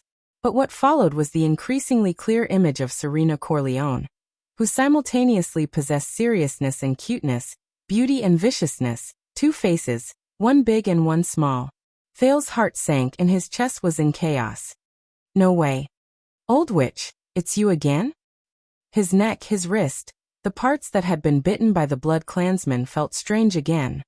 Of course, this involves Extet. Perhaps you know more than I do. What do you think? Zayn took a sip of wine. Thales stared at the other party's wine glass and shook his head in disdain. Quenching thirst with poison. Anything that old witch has been involved in, no matter what, is bound to be bad. Zayn raised his eyebrows and did not deny it. Thales fell into deep thought. Zayn did not say anything. The two of them sat in silence for a while, until Thales came back to his senses. That's it. Nothing else? Zayn looked up at him. That's it. Thales pursed his lips and nodded, intending to send him off. Then, at this moment, Zayn raised his arm and pointed at a noble in the crowd whose nose was red from drinking, but was in high spirits, accepting the crowd's congratulations. Look, that's the Lausonant family. After 2 generations, they've finally become hereditary vassals. Zayn's tone was a little drawn out. I just don't know how long it will last. Thales frowned slightly and pondered the other party's intentions. But the next moment, the Duke of Iris Flower's words surprised him. Thales. Zayn looked at Lord Lausonant in the crowd with a deep gaze and a faint tone. Do you know how the relationship between a lord and a vassal came about? Thales was a little taken aback. This was the first time the other party had called Thales by his name tonight, without any title or title. The prince looked at the other party in confusion. The guardian Duke of South Coast seemed to be deep in thought. When humans had just emerged from the age of ignorance, when kings stood side by side and empires had yet to be born, the world was not peaceful. In the age of chaos and war, the weak would attach themselves to and surrender to the kings who had power, armies and territory, seeking protection. And the people who were protected, in exchange, had to go to the land belonging to the king, lead their family and friends to farm, graze, work in produce, and work for the king in exchange for safety. Zayn turned his gaze and looked at the groups of guests who came forward to see the king. Cheryl, Northland, Rock Ridge, Rooter, Faraway Mountains, Thornland. All the ancient human kingdoms were built this way, without exception. Zayn narrowed his eyes and looked at King Kessel in the distance. Safety is the king's duty and the vassal's right. Safety. Thales suddenly remembered the oath King Chapman swore in Heroic Spirit Palace when he was crowned. As a Northlander, I will bear this heavy responsibility. As the king of the entire territory, I will rely on my breadth of mind and wisdom to stand at the forefront of the kingdom. As the king of the entire territory, stand at the forefront of the kingdom. Is that so? Thales remembered that day when Chapman wore the blood-stained crown and looked down from the crowd who were shouting, "Long live the king!" Labor is the vassal's duty and the king's right. Zayn chuckled, seemingly disdainful. See, the essence of the monarch and vassal order is actually just a transaction. I work for you, and you protect me. He stared at the banquet hall below, at the guests who were drinking to their heart's content.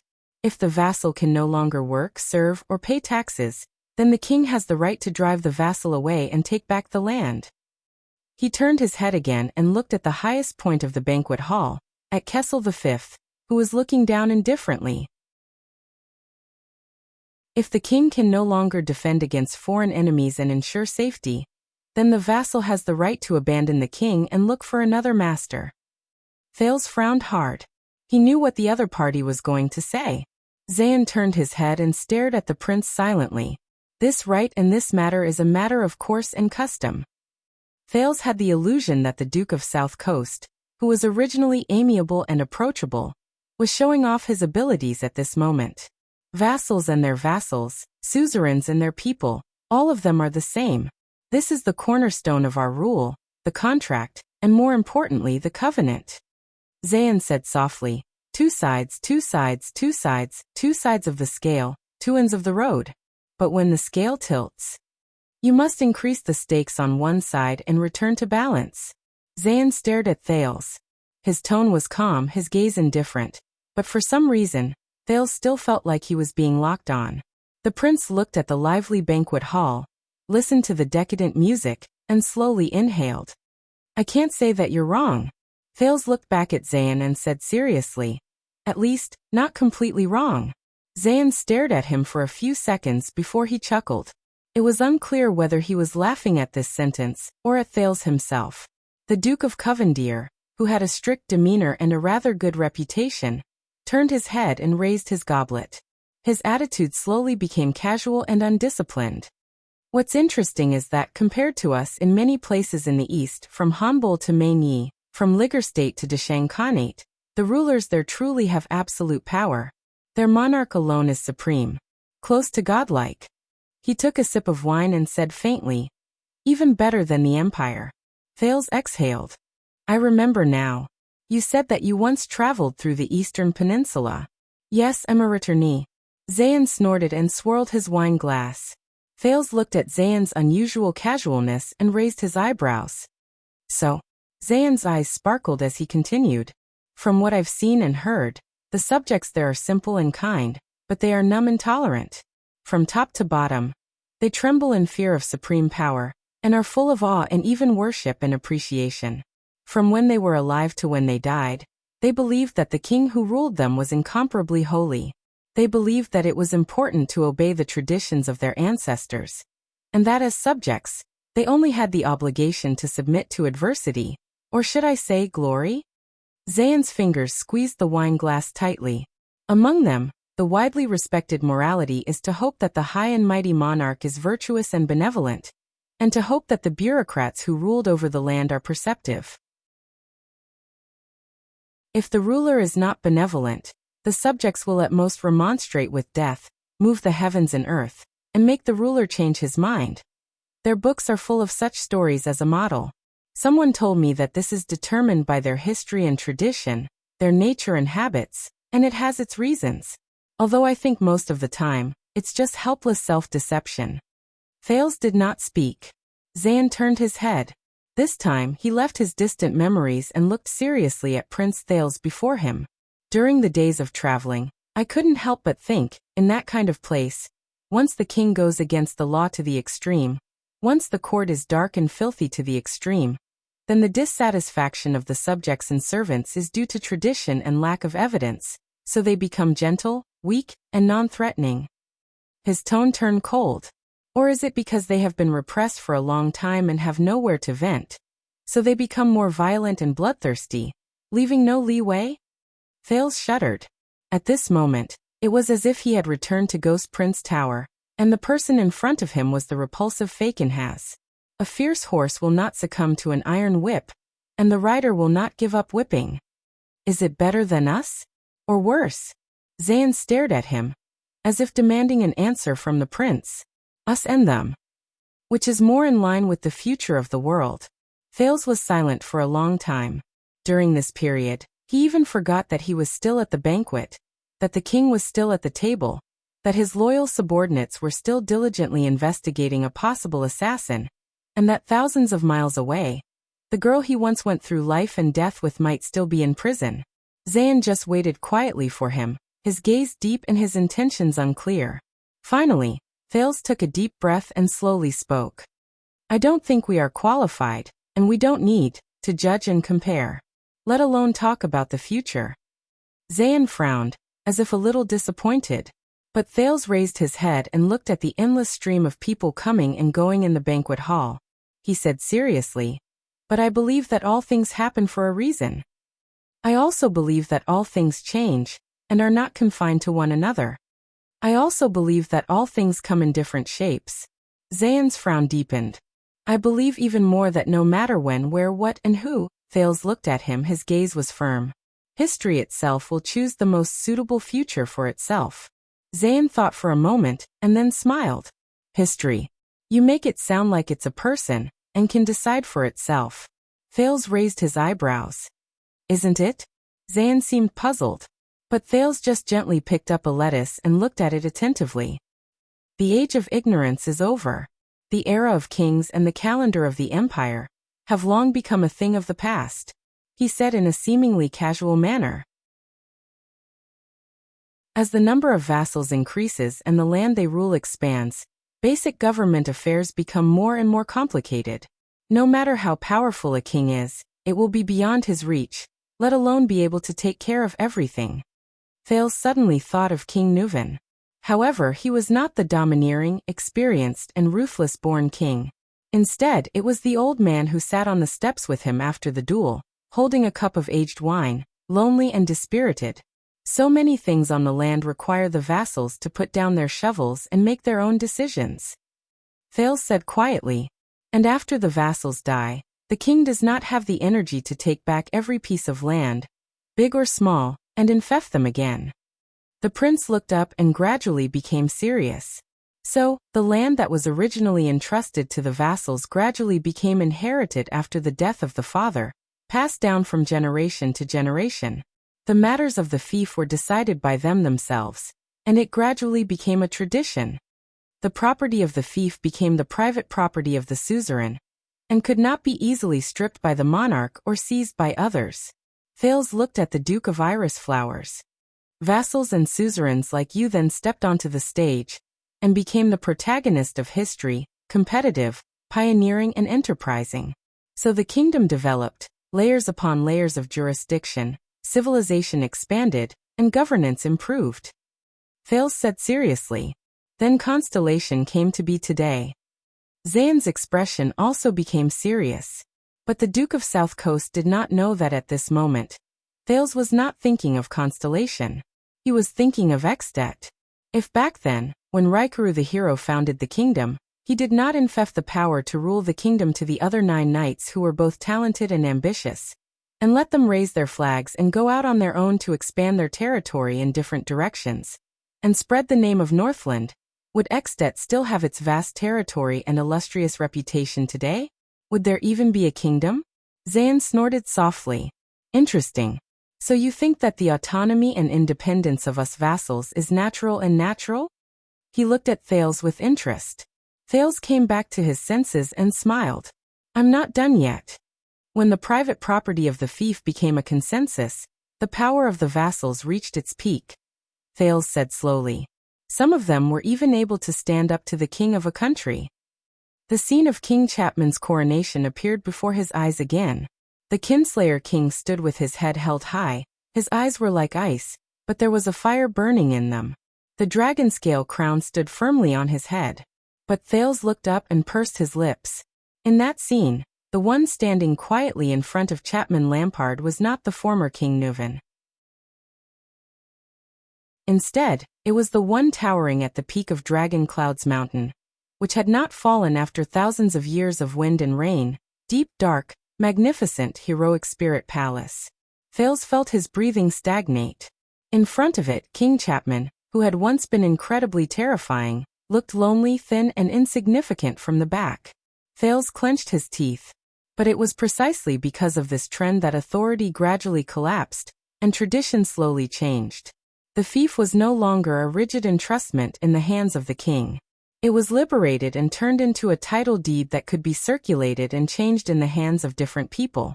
It could affect the livelihood of countless people who had taken root in it, and incite endless disputes around power and interests. So the vassals had their own selfish desires, the people had their own masters, the suzerains fought against each other, and territories and borders were exchanged. What flashed before his eyes were Archduke Pofrit, whose neck had been broken in a duel, and King Nuvan's head in a pool of blood. There was also Chapman Lampard's cold and sparkling eyes. When the land disputes in the kingdom became more and more intense, when the boundaries between king and vassals became blurred, when the contract of safety and labor gradually became invalid, and when the last bit of traditional dignity disappeared, the kingdom on the land fell into a crisis. He took a deep breath and continued. Just like that, the tradition and system that you said was born for the sake of safety, overdoing it is as bad as falling short, and harming itself. Put an end to safety. In his mind's imagination, Thales quietly watched the terrifying king who faced heroic spirit palace alone. His footsteps were firm and never wavered, let alone weak. But, Chapman Lampard, you have to face. But in the next moment, Thales was shocked. For a moment, the scene before his eyes seemed to have changed. The figure standing in front of him was no longer King Chapman. Instead, it was another young man whom he had clearly never seen before, but was extremely familiar with. The young man was tall and straight, but he was alone. Thales was stunned. He saw that on the other party's head, there was a glittering silver crown adorned with 9 stars. And in front of the young man, Thales turned his gaze with difficulty. He saw the dome thing in front of the young man. It was a black pyramid that rose from the ground and reached the sky. It was quiet but dead silent, vast but heavy, magnificent but cumbersome. Thales stopped breathing for a moment. It was the one that endured and lay dormant under the starry sky, took root under the setting sun, and stood firm under the storm, Renaissance Palace. Chapter 552. Are you okay? Zayn looked at him in confusion. Thales tried hard to adjust his disorderly breathing so that he would not reveal any clues. Yes. Thales forced a smile and pushed the plate of lettuce away from him. It's just that I'm full and can't take it anymore. Zayn was silent for a moment, his gaze sharpening. So in your opinion, a vassal like me is still the main culprit? Is he the source of the country's chaos because of his selfish desires? Thales neither admitted nor denied it. He looked at the Duke and tried to forget what he had seen in his mind. Maybe. But this is not an accusation because you are powerless. There was nothing he could do. Zayn savored the words for a while. He opened his mouth expressionlessly. Based on what you're saying, everything is inevitable. There's no room for negotiation between us? Thales stared at the Duke for a long time. He suddenly remembered the first time they met. At that time, they encountered the assassins sent by Arund. According to Stake, they were from Shadowshield. If the hidden assassin jumped out at this time, wouldn't Zayn become the shield for him again? He was silent for a while before he shook his head. Who knows?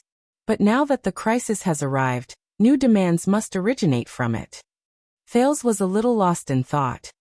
I think, when history gets tired of repeating itself, when people get tired of disputes, when countries get tired of internal strife, when the time comes, the absolute soul and supreme power of the monarch will be called upon again. needed, and pushed to be the protagonist of history. Zayn frowned. Just like in the past, after the kings, who always said what they wanted, fell from the peak of their power. Thales pointed at the man and smiled.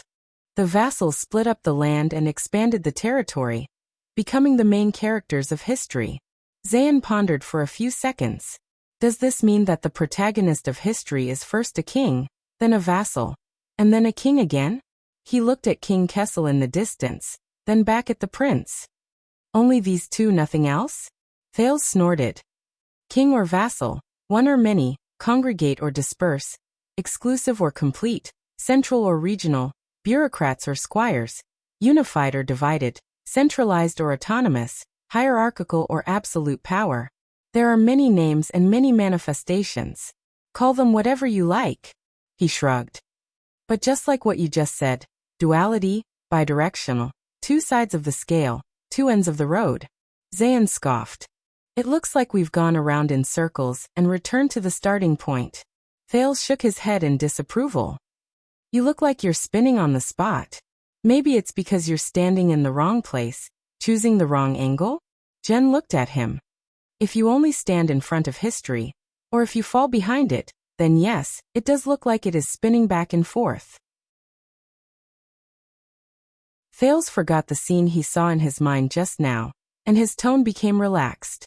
Up and down, back and forth, from a low place to a high place, and from a high place to a low place. But if you go in 3-dimension, I mean move your noble ass, climb higher in history, and look down. Thales said slowly. Perhaps you will discover that from this angle, under countless factors in the unknown details. History is always moving forward and making new choices. Never walk in circles. Zayn frowned and thought for a long time. Just as Thales sighed and was about to continue, Zayn suddenly spoke. Like waves on the sea, waves that rise and fall when viewed from a distance, rise and fall when viewed from a distance, but are actually always moving forward. Waves. Thales was surprised at first, then he smiled. That's right.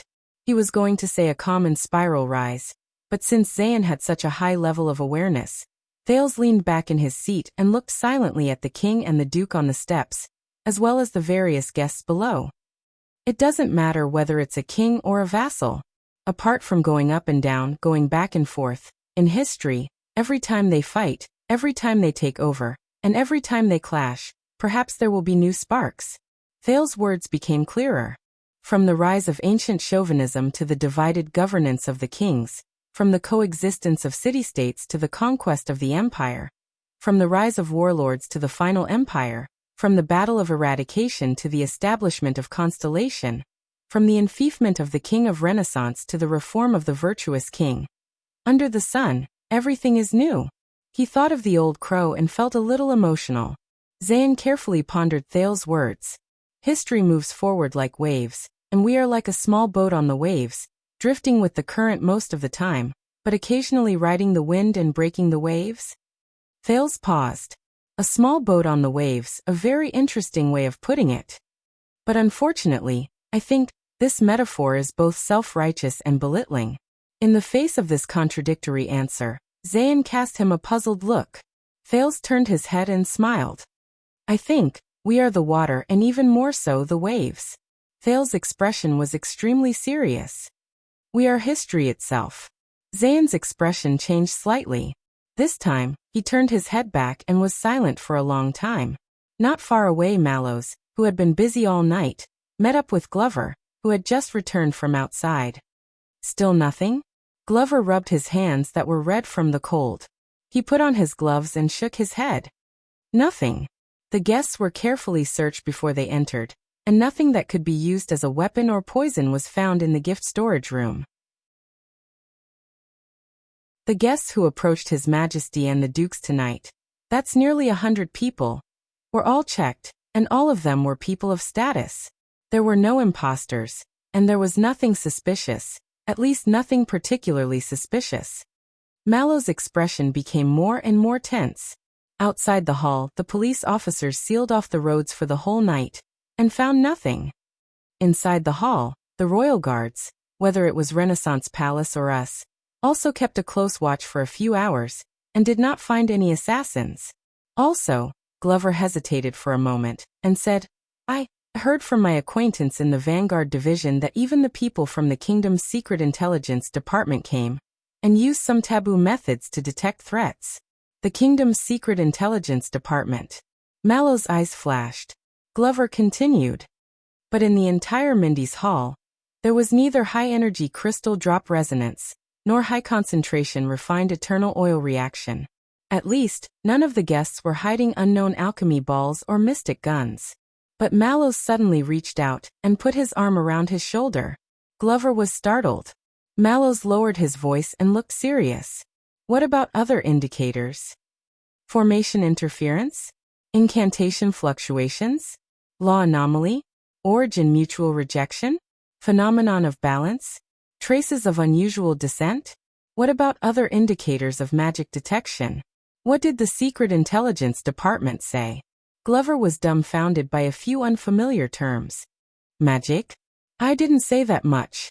Mallows frowned. Unexpectedly, another voice came from behind and answered him. None of them. Under their wary gazes, the vice-captain, Vogel Talon, walked coldly from behind them. There are no long-lost methods of wizards. At least it's not a magical assassination. Glover looked worriedly at his two superiors.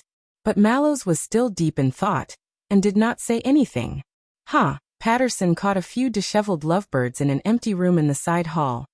Dodd yawned, looking exhausted, and walked over from the other side to report. Also, Stone caught a few naked men and women chatting in some of the carriages. Bastia caught a few lazy fellows in the servants' passageway. There were a few people stealing food in the kitchen. But it's not a big deal. The basement and the fireplace were also empty. Also, 2 men were caught in the washroom. They were acting as 4-legged beasts in a single room. You know what I mean, hee. Old Leather wanted to report them, but I stopped him. Anyway, we have an extra sum of money this month, so we can improve our meals. Doyle smirked and shook his head.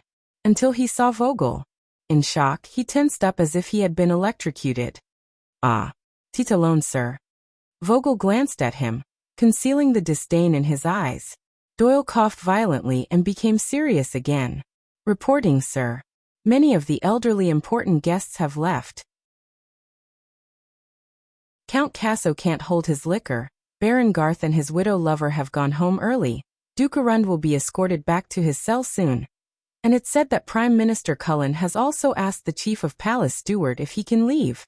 He turned his head and looked at the guests in the center of the hall, who were getting more and more hysterical. Only these youngsters are left. Mallows frowned as he watched a guest snatch a bard's lute, sing a love song to himself, and confess his love to a troubled lady. Aren't you tired after a night of eating, drinking, singing, and dancing? Doyle narrowed his eyes and watched as the guest was stopped by another angry young man. The two of them exchanged a few harsh words and then came to blows, acting out a scene of 2 brothers fighting over a woman's affections. Stop fighting. A girl with a tired expression. Until they were successfully stopped by their sweetheart waving a handkerchief. The one I really love is actually your father. A girl with a face full of affection. That depends on who you're dancing with. Vogel snorted. So, we have to be prepared to work through the night? To wait for your assassin to appear? Glover and Doyle both glanced at Mallows, but the latter did not respond. You should be thankful that His Majesty has few matters to attend to tonight, and they have all been completed, Vogel said unhappily. Captain Adrian is persuading His Majesty to cancel the secondary arrangements and leave early. Can we put an end to this farce? Mallows pondered for a moment. Then his eyes lit up. Perhaps the assassin is still biding his time. Still biding. Vogel said disdainfully. After His Majesty and the dukes have left. Mallows looked up. That will take away a large number of guards, and make the rest relax. The watchman looked up at the prince's seat. There, the Duke of Iris Flowers and Prince Thales seemed to be in the middle of a heated conversation, as though no one else was present. He frowned, and brings the target closer. Beside Thales, Zayn raised his wine glass again, and watched the amorous anecdote that had attracted the attention of the crowd in the banquet hall. A green-faced old baron was quarreling with an old friend of many years, accusing him of seducing his daughter, whom he had planned to marry to his son, in spite of his age, his honor, and the friendship between the two families. Zayn retracted his gaze. King vassal and then king. Count Casso just proudly told me that your teacher in the north was Merrill Hicks. This was his teaching. Hearing the familiar name, Thales was in a daze. Half of it, he said wistfully. The old crow provided me with a lot of historical materials and details. I have to thank him for his persistent questioning, forcing me to think about every possible or impossible answer. As if the previous life was not enough, Zayn raised his glass to him. What about the other half? Thales shook his head. That's another person's. I guess it's a way of thinking. Zayn looked puzzled. 3 stages. Thales was a little absent-minded. Affirmation, negation, negation of negation. Looking at Zayn's puzzled expression, Thales smiled. Or you can understand it this way. King vassal, and then a new king. Zayn immediately understood, but he still frowned. Way of thinking? Who said that? Thales sighed. Hegel. I don't remember. Who is he? Thales shook his head. You won't know. To be honest, he was a very, very, very long ago. The prince thought for a moment and smiled. Probably a wizard. Zayn was stunned. Wizard? He looked at Thales, the seriousness in his eyes deepened. I see. The Duke of Iris Flowers said faintly. Very enlightening. Zayn's gaze froze. No one knew what he was thinking. Thales looked at Zayn's thoughtful look and suddenly smiled. According to this logic. Thales felt something in his heart. You have an apple. I also have an apple. If we exchange, each will still have an apple. Zayn looked puzzled. Thales raised his finger. But you have an idea. I also have an idea. When we exchange. Zayn seemed to have understood something and continued. 2 ideas? But Thales shook his head. No more than that. He was a little lost in thought. That way. We will have an unprecedented third. New idea. Zayn was silent for a long time. At this moment, Thales suddenly saw King Kessel get up from his seat, and his attendant Stanley draped his cloak over his shoulders. The entourage of the king began to move. Some guests noticed the king's actions and came forward to bid farewell. But King Kessel did not seem to want to be high profile. He just waved casually and disappeared from the side door, surrounded by the royal guards. Queen Kia and Gines were not there, and Kessel's back looked even more lonely and cold. And the royal guards around him looked like they were facing a formidable enemy. Thales' heart tightened.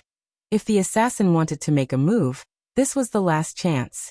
He ignored Zayn's sizing gaze and looked around warily. However, a minute passed. Even when the king's huge entourage walked out of the banquet hall, no one jumped out with weapons and shouted slogans to assassinate the king. Thales watched the last person in the king's entourage disappear and breathed a sigh of relief. Well, he did not expect the other party to say, "Son, I'm leaving." The prince subconsciously broke his perfect sitting posture, stretched, and hurriedly sat up straight before anyone could correct him. For some reason, without the king present, Thales felt much more relaxed, as if a heavy burden had been lifted. Obviously, Thales was not the only one who felt this way. The biggest evidence was that after the king left, the music in the banquet hall grew louder instead of weaker, and the crowd's agitation increased instead of decreasing. But what if the assassin's target was not the king? Thales touched the knife on the table, turned his eyes, and confirmed with Mallows. Fortunately, the Star Lake guards guarded the main roads around him very well. His Majesty left just like that. Zayn frowned. Yes. Thales turned back, and the absurd idea of Zayn taking the hit for him popped up in his mind again. There are other guests present. I think it's time for you to. But Zayn interrupted him. Your opening toast today was not bad. To God, to the country, to the king, to others, to faith. Zayn's gaze focused on Thales, clearly not wanting to leave. But few would say, to myself. Zayn said lightly, to myself. Thales frowned slightly. He felt that Zayn's mood had changed. Because of the king's departure, there were more guests who wanted to squeeze to the Duke of Star Lake's side, but they were all stopped by the Star Lake guards. The reason was ready-made and obvious. His Highness Thales was having a pleasant conversation with Duke Zayn. and was not to be disturbed. Tell me, Thales. Zayn once again addressed the prince by his name. He swirled the wine glass in his hand and said softly, "Have you ever thought?" The Duke of Iris Flowers raised his head from his seat and looked at the huge pillars in the hall with a serious gaze. Back then, if that Lady Serena had not taken you by surprise and abducted you to Vine Manor, making you and I enemies from the beginning. Later, if she had not sneaked into your convoy and attracted the Night Queen's pursuit. Then today, we would be in a different situation? Thales stared at Zayn, his expression turning serious. What do you mean? But the Duke of Iris Flowers smiled slightly. Jade Star and Covendier, Enneagram and Iris Flowers, we actually don't have to be enemies. You and I, we can let bygones be bygones and stand together. Zayn stared at him, emotions churning in his eyes. In the future, in this crumbling world, achieve greatness. Thales' gaze shifted. Zayn slowly approached him, raised his wine glass for the third time, and revealed his signature, refreshing smile. As long as you are willing to accept peace, and no longer be my enemy. Thales was stunned. Zayn raised his eyebrows, moved his wrist, and gestured at Thales' wine glass on the table. The two stared at each other for a few seconds. At that moment, Thales felt like he had returned to many years ago. Back then, in the Northlanders' military tent, another much rougher man did the same, pushing his wine glass to the then prince and inviting him to drink with him. Thales quickly came back to his senses. He looked at Zayn's expression and smiled. Let bygones be bygones and stand together. This sounds familiar, the prince said playfully. 6 years ago, when I was on a diplomatic mission to Ekstedt, didn't you say something similar? Zayn's expression darkened. Thales looked at the other's expression and remembered what Duke Fakenhas said in Ghost Prince Tower. But you have to be more careful and vigilant. The powerful nobles and suzerains will scramble to find you and rope in the prince who has just returned to the kingdom. They will do everything they can to win you over to their side, and turn you into the vanguard of Renaissance Palace. Thales stared at Zayn's expression and chuckled. I'm sorry, but maybe you should say, Jade Star and Covendier, let's just unite by marriage and become one family. In the future, our bloodlines will blend, advance and retreat as one, and share the constellation throne? At that moment, the prince clearly saw Zayn's expression turn cold and his breathing quicken. It was like a warm spring breeze suddenly crashing into a cold air mass. On the periphery, Doyle, who had returned to stand guard, yawned and nudged the honest-looking guard officer Ferry beside him. What did His Highness and the Covendier family talk about? Are they so close? They haven't left after so long.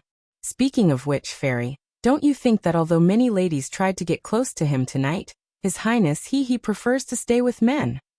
Perhaps not expecting Doyle to answer him, Ferry, who was staring at the guests loyally, froze for a second. I think so? Doyle looked puzzled. Why do you think that is? Ferry answered without hesitation. Because His Highness is also a man. Doyle was stunned. Feeling that something was wrong, he pondered for a while but could not find a flaw in this sentence. In front of Thales, the Duke of South Coast gently put down his wine glass. Our past conflicts were caused by accidents or forced by circumstances, but they were never intentional or personal grudges. Zayn took 2 deep breaths as if adjusting his mood. But this time, I'm serious. This time, it's just me and you. It has nothing to do with the families behind us. There's no need to involve them. The Duke of Iris Flower's tone was stiff, as if he was forcing himself to endure. It's just you and me. It has nothing to do with the families. This time I'm serious. Thales chuckled in his heart. What's with this scumbag script of déjà vu?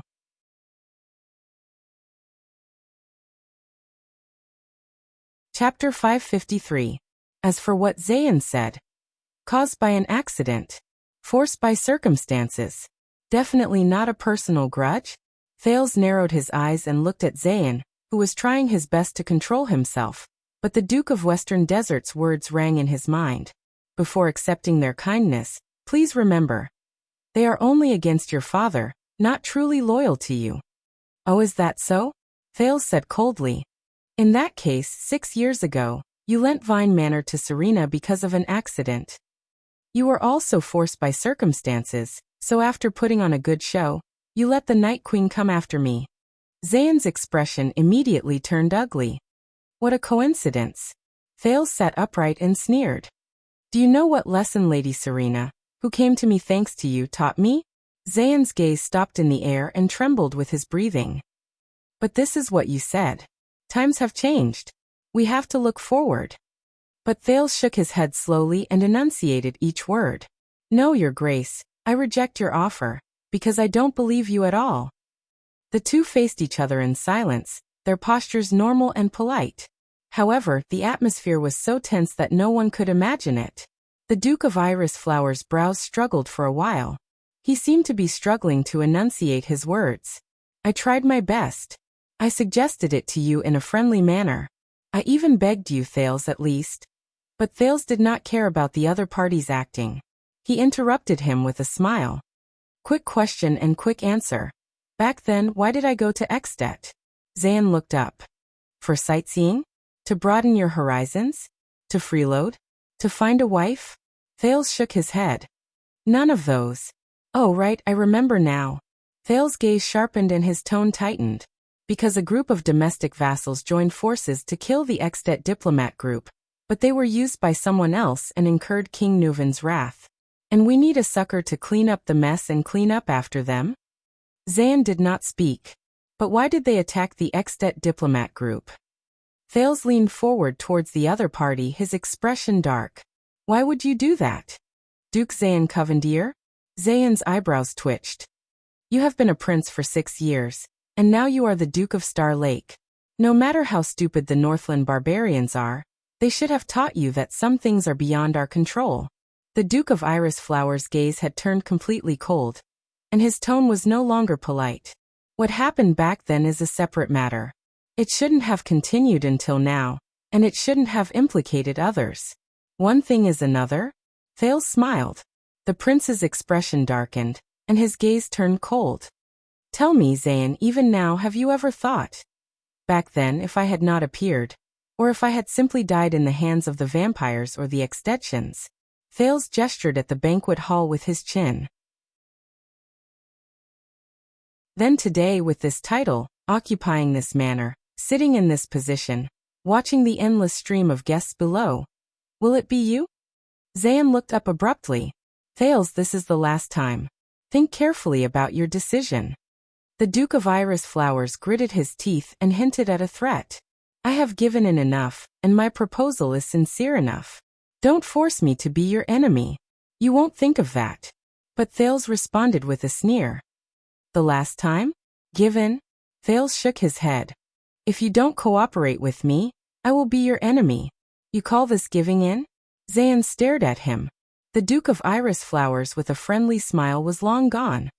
I have never forced you, Zayn. Your so-called forced, Thales said coldly, is just a choice you made yourself because you could not withstand the outside world's wavering. On the contrary, from the past to the present, from the beginning to the end, you have been the one forcing me. Thales' tone carried a warning. And everyone has to pay the price for their own choices. At this moment, the two of them stared at each other, and the temperature seemed to drop to the extreme. Zayn snorted angrily. When you were young, maybe you had no worries. But when you grow up, experience more, and have more, maybe you will understand that friends are much more important than enemies. Zayn spoke softly. Better to die for a friend than to perish for an enemy. But Thales laughed. Do you know, when I first arrived in Dragoncloud City, that insufferably arrogant Nuven VII also threatened me like this. Either cooperate obediently, or die obediently. Zayn's gaze shifted. Thales' smile turned cold. Guess what happened to him that night? Zayn Covendier. How much harder is your skull than his? Zayn did not speak. But in the next second, the anger on his face melted like ice and snow, turning into a faint smile. It was as if the elegant, civilized, gentle, and friendly Duke of Iris Flowers had returned. But at that moment, Thales only felt a surge of coldness in his heart. Tell me, Your Highness. Zayn's smile did not diminish as he enunciated each word. You went to the north and lived in peace for 6 years. Did you really become strong, fearless, and tough? Thales frowned. No, the truth is, you know it very well. In the past 6 years, you were alone in the enemy's country, but you were still able to return safely without fear. You were even able to gain today's glory, fame, and fortune because of the powerful backing you relied on. Because of his supreme crown and scepter. Thal's heart trembled. Zayan's dangerous smile made Thales extremely uneasy. And now, as the heir to the kingdom, you have escaped danger, returned to the kingdom's shade, returned to the shadow of the throne, returned to the vision of royal power. The Duke of Iris Flowers chuckled. Guess what that powerful backing gave you was still unreserved protection and support due to the situation between us and the enemy.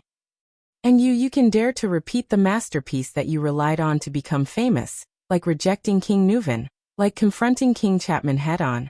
Rejecting him, confronting him head-on? At that moment, it was as if some kind of power had tightly bound Thales from the inside out. It made his chest feel heavy, and he could not move. The second prince? The Duke of Star Lake? The royal bloodline?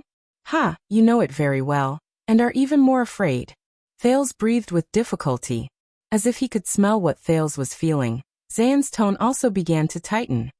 Believe me, in Constellation, you can be hurt much more than in Extet. A cold glint flashed in his eyes. And the people who can hurt you are also much stronger than the archdukes in Northland. Thales stared at him without saying a word. How does it feel, Your Highness? And when it happens to me? Duke Covendier clicked his tongue. This feeling of having your disguise and concealment torn apart, your vital parts pressed down, unprotected, and threatened? Thales used all his strength to resist the urge to turn his head away and fly into a rage out of humiliation. Threaten?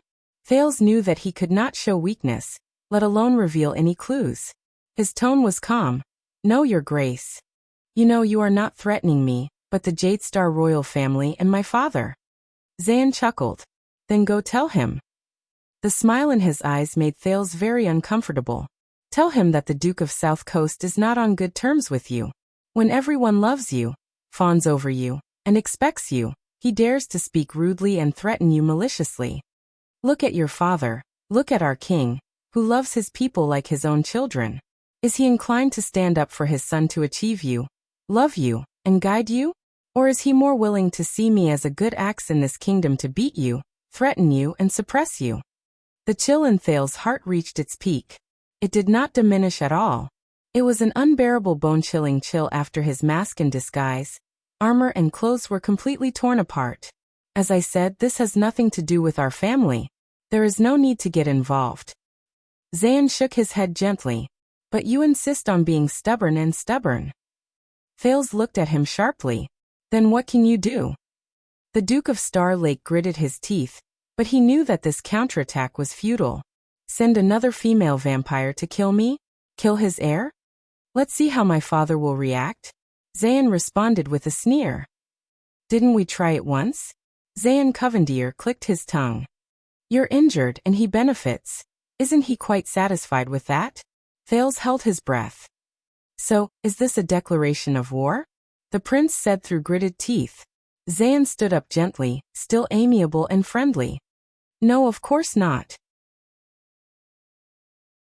Zayan replied with a beaming face, which then turned into a biting chill. Next time. And believe me, I can do far more than that.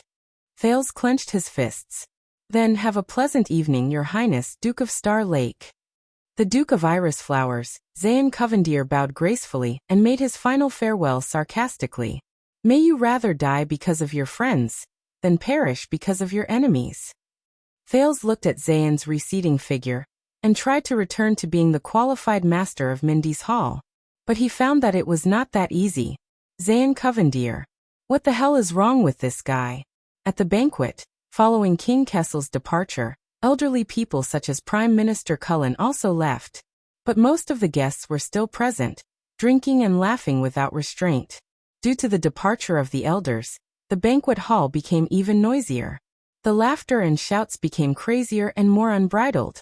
The people from the flag-bearer division urged Duke Arun to leave, but the latter dilly-dallied, obviously not very cooperative. Most of the 7 Jadestar attendants remained in place. seemingly determined to show their attitude towards the Duke of Star Lake. The only thing that made Thales happy was that because the revelry in the banquet hall had reached a new stage, no one came to disturb His Highness. Mallows finally had a chance to report to him. "You and Duke Covendier seem to have a good chat?" Thales snorted softly and tried to suppress his emotions. "Very good. We're old acquaintances, old friends. Old enough to explode at the slightest provocation." Mallows looked at Zane's receding figure thoughtfully. "Then, Your Highness, if you have any questions, you might as well consult your police officer friend." Police officer friend? Thales was stunned. "What? You mean Cohen?" Mallows nodded. The Caribbean family of Walla Hill has always been a pillar of South Coast. They've been on good terms with the Covendier family of Jade City for generations. I know them very well.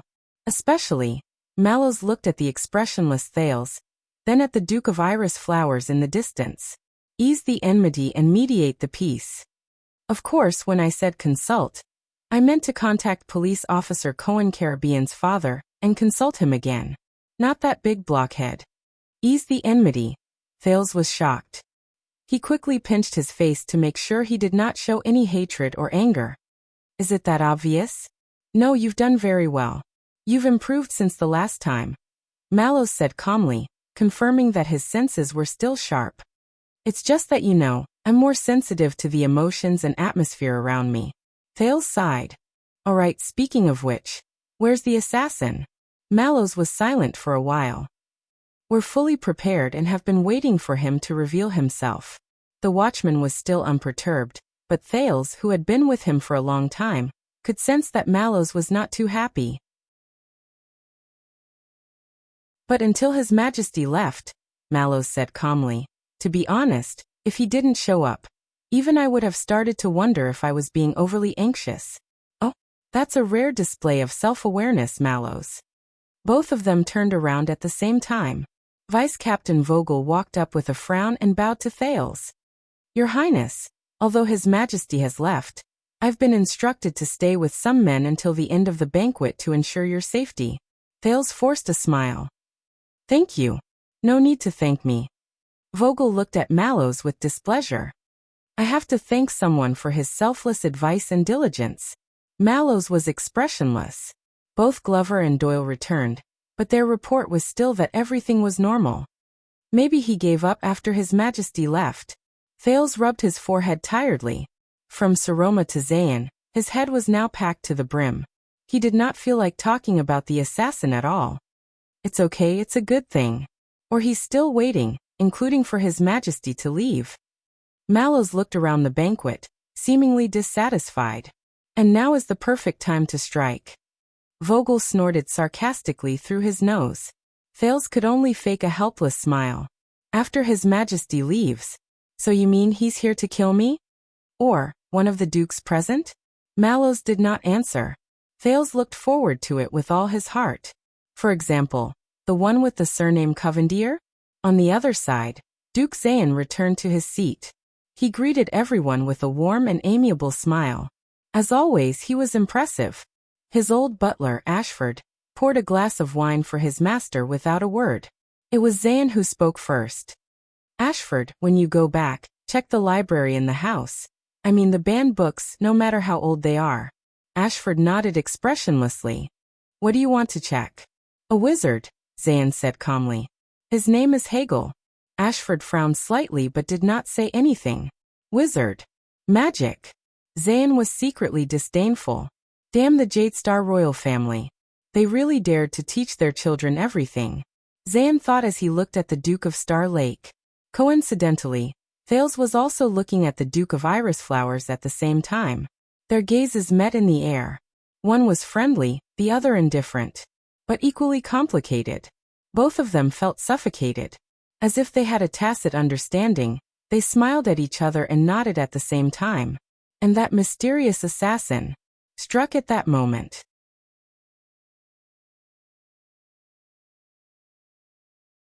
Chapter 554. Bang. Thud. A few muffled thuds came from the banquet, along with the crowd's cries of surprise. As he was prepared, Thales did not panic. But the moment he instinctively stood up, Mallows, who was beside him, mercilessly shoved him. The force was so strong that he almost suspected that his personal guard captain was the assassin. Thales fell into Glover's broad arms. Before he could react, 3 burly men from the Star Lake Guard's guard division, Bastia, Franzuk and Ferry, appeared out of nowhere and pounced on Thales. Together with Glover, they formed a wall around the Duke of Star Lake and pressed him tightly against the wall, leaving no room for escape. Highest alert. Guard division in position. Vanguard division reporting. Mallow's voice came from the gaps between the 4 burly men. Forget about what happened. Protect His Highness and escort him to safety. So the 4 walls supported him as he stumbled and moved unstoppably. Thales, who was covered in sweat, felt his vision go dark. Half of his face was pressed against Bastia's sturdy abs, and it hurt through his armor. For a whole 5 seconds, he could only struggle to spread his arms and create a path between the 4 thick walls of human flesh. Give me some space. In his ears, he could hear the commotion in the banquet getting louder and louder. From time to time, he could hear the muffled thuds of tables and chairs, the shouts of male guests, and the screams of female guests. Oh my God! Pull them apart. No. Baron. Damn it, what's going on? Fortunately, Thales had barely moved a few meters in frustration when Vice Captain Vogel's anxious voice rang out. Damn it, Royal Guards, calm down. That's not an assassination at all. It's very far away from us. It was the sound of a lifesaver. Thales felt his feet stop. Wait a minute, Mallow's voice rang out. Let's take a look. The next second, light reappeared in front of Thales' eyes. Although he was still surrounded by several guards, he who had regained the right to breathe, held onto Ferry's shoulder and stood up with much difficulty. What happened? As the Duke of Star Lake had the advantage of having a higher seat, Thales looked towards the center of the commotion. The guests in the banquet hall stood on their tiptoes and gathered around curiously. In the middle of the crowd was an empty space. A long table had long been overturned, dishes and cutlery were scattered all over the floor, and many guests had fallen, and were helped up by the people around them. What the hell? Thales did not understand what was happening at the banquet, but he could see that the Duke's table was also tense. The royal guards escorted the unhappy Zayn to a corner, but his butler calmly followed with his master's wine glass. The one-eyed dragon, Koshter, angrily pushed away the 2 guards who wanted to take him away. The latter dared not say a word despite his anger. Duke Arund received the same treatment as Thales.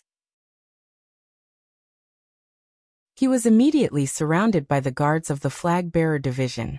The 2 commanders of the guards present looked solemn, as though they were facing a formidable enemy.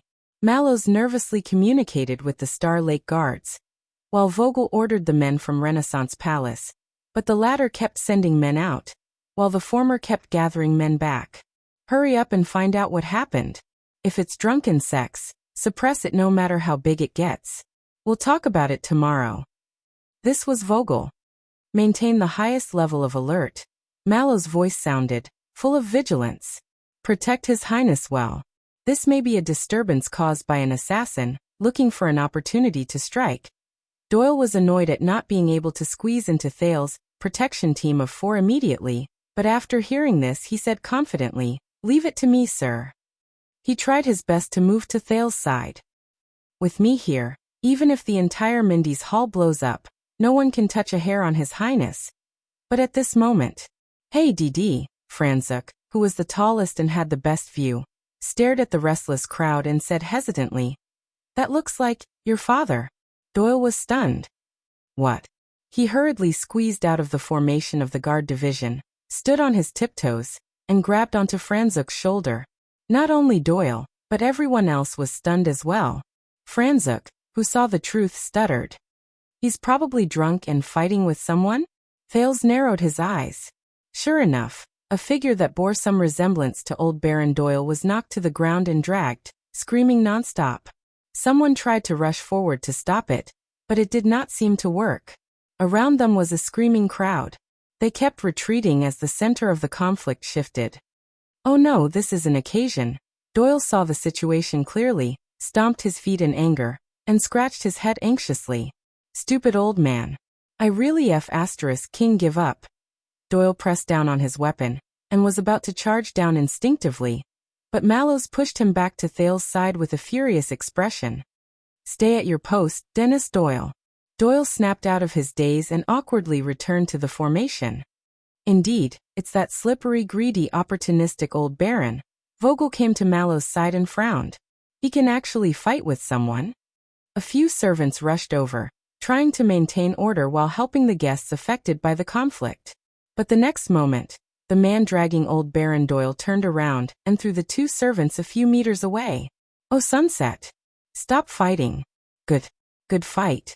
Keep fighting. Hit him. We Northlanders support you. Help him. Step back. There's nothing to see." A number of guests of higher status and character tried their best to maintain order and get everyone to step back.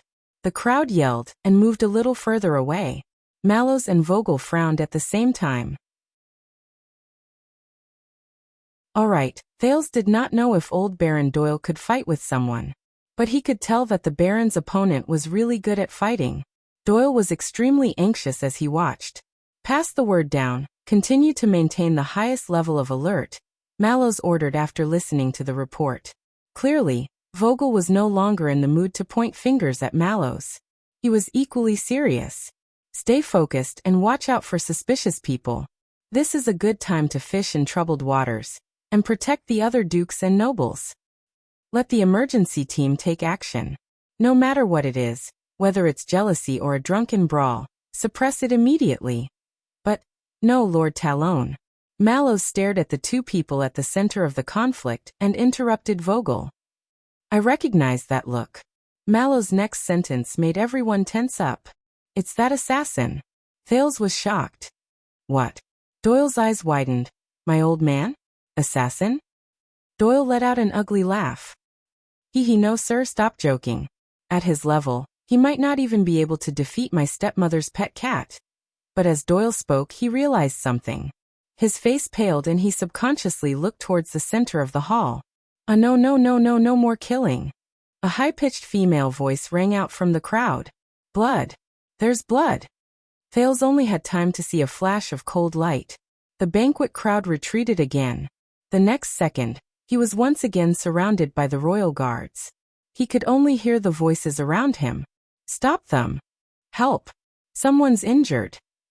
"That's not necessary." Thales squeezed through a small gap and peeked out from under Glover's armpit. "Don't panic. Just guard our posts and protect His Highness and the nobles. Let the others deal with the situation," Mallows ordered coldly. "But sir, my father, he..." Doyle seemed to be anxiously defending himself. At this moment, an angry and gloomy male voice broke the stifling atmosphere and reverberated throughout the banquet hall. "Silence. I don't want to hurt you. If you don't want to die, step back." Thales was blocked behind Glover and could not see anything clearly. But the noise from the crowd seemed to stop abruptly, and then turned into a low murmur. "Sir, we should stop this immediately." It was Doyle's voice again, extremely anxious.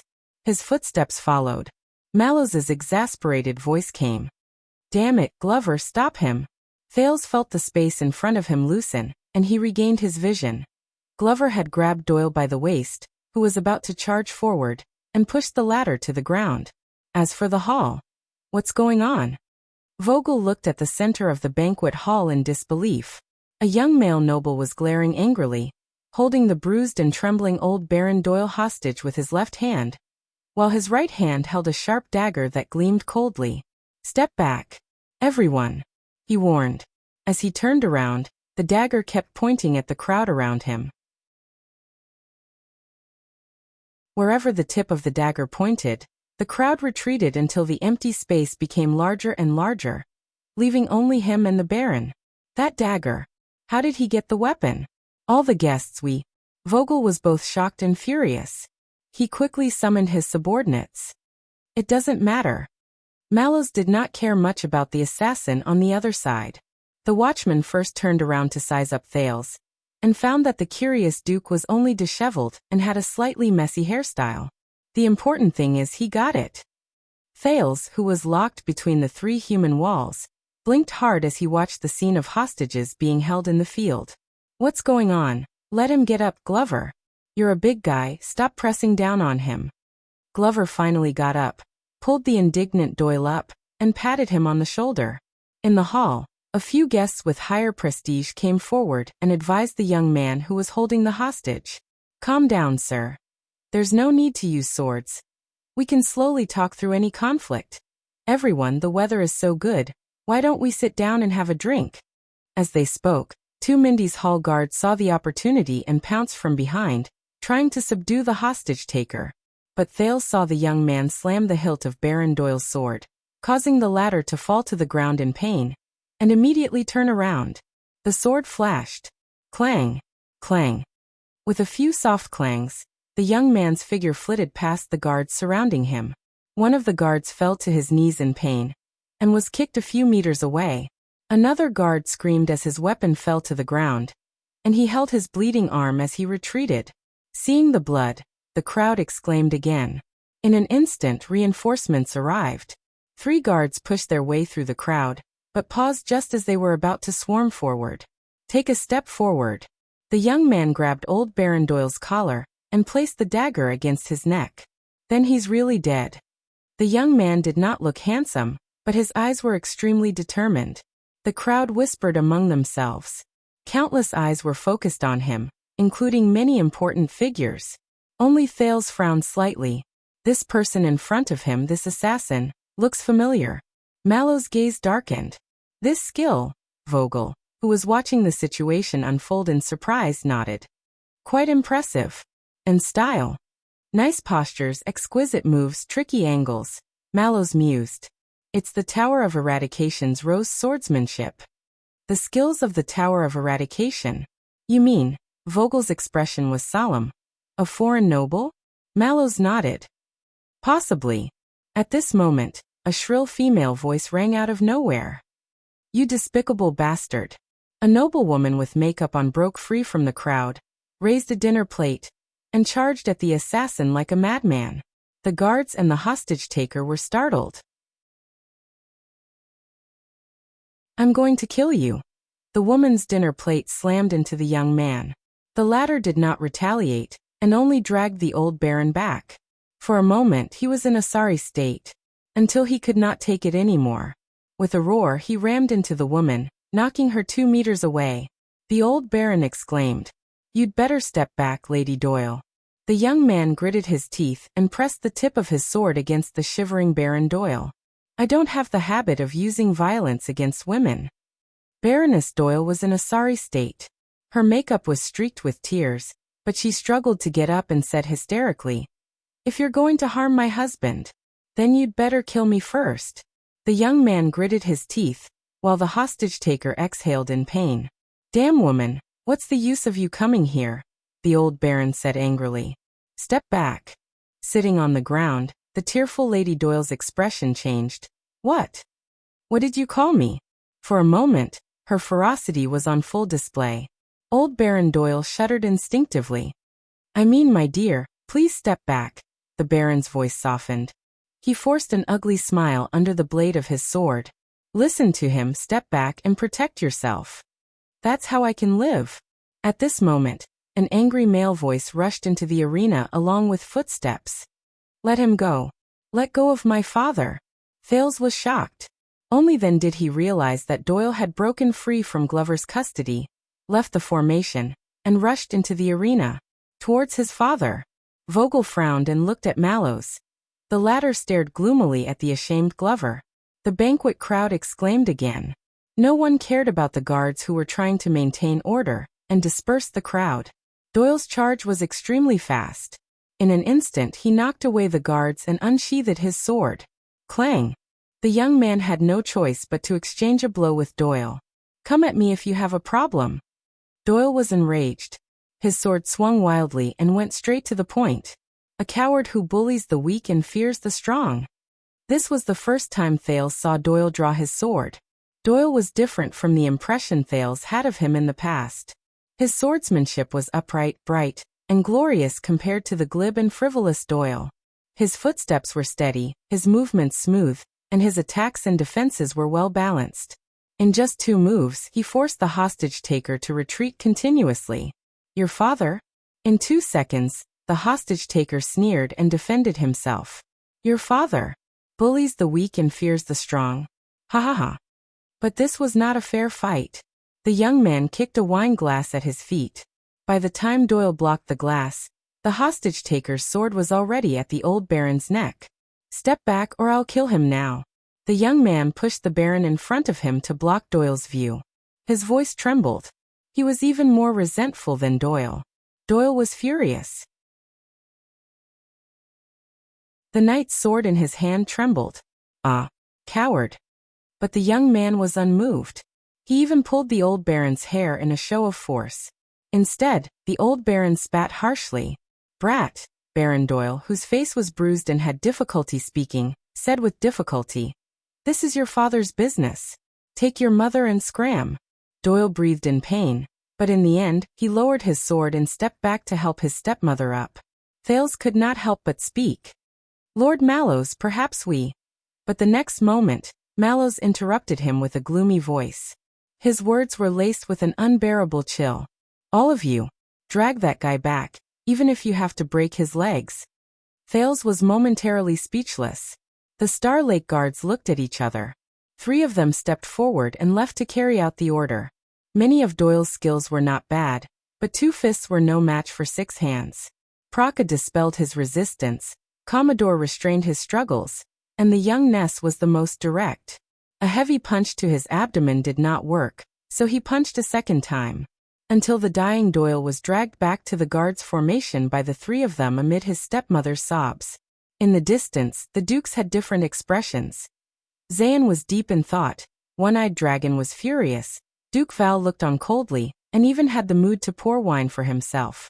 Further down, the 7 Jadestar attendants who were directly under Central Territory were not so calm. Baron Doyle, who was also one of the 7 Jadestar attendants, was being held hostage. Viscount Adrian was speaking worriedly to Lozano Glover. Baron Stone was gritting his teeth. Little Iron Spike, Lady Barney held her son's hand tightly and comforted Luther Barney, who was curled up and crying at the start of the conflict. Viscount Patterson, who was old and hard of hearing, tried his best to listen to his 2 nephews' horrified reports of the crisis. He would ask questions loudly from time to time, which eased the tense atmosphere. Young man, this is a royal banquet, and the Honorable Duke Thales is present. Among the crowd, the Honorary Count Godwin, who was rather prestigious among the king's supporters and was in charge of receiving guests at royal banquets, stepped out from the crowd. His voice was calm and gentle. No matter what the reason is, your actions are unwise and may even hurt many people. Whether it's Baron Doyle or yourself. In the face of Count Godwin's persuasion, the hostage-taker laughed. His laughter was desolate and desperate. It made Thales deeply uneasy. But just a few seconds later, the young man took a deep breath and tried to put away his madness and anger. I'm very sorry, Your Grace. But everyone, please do not panic.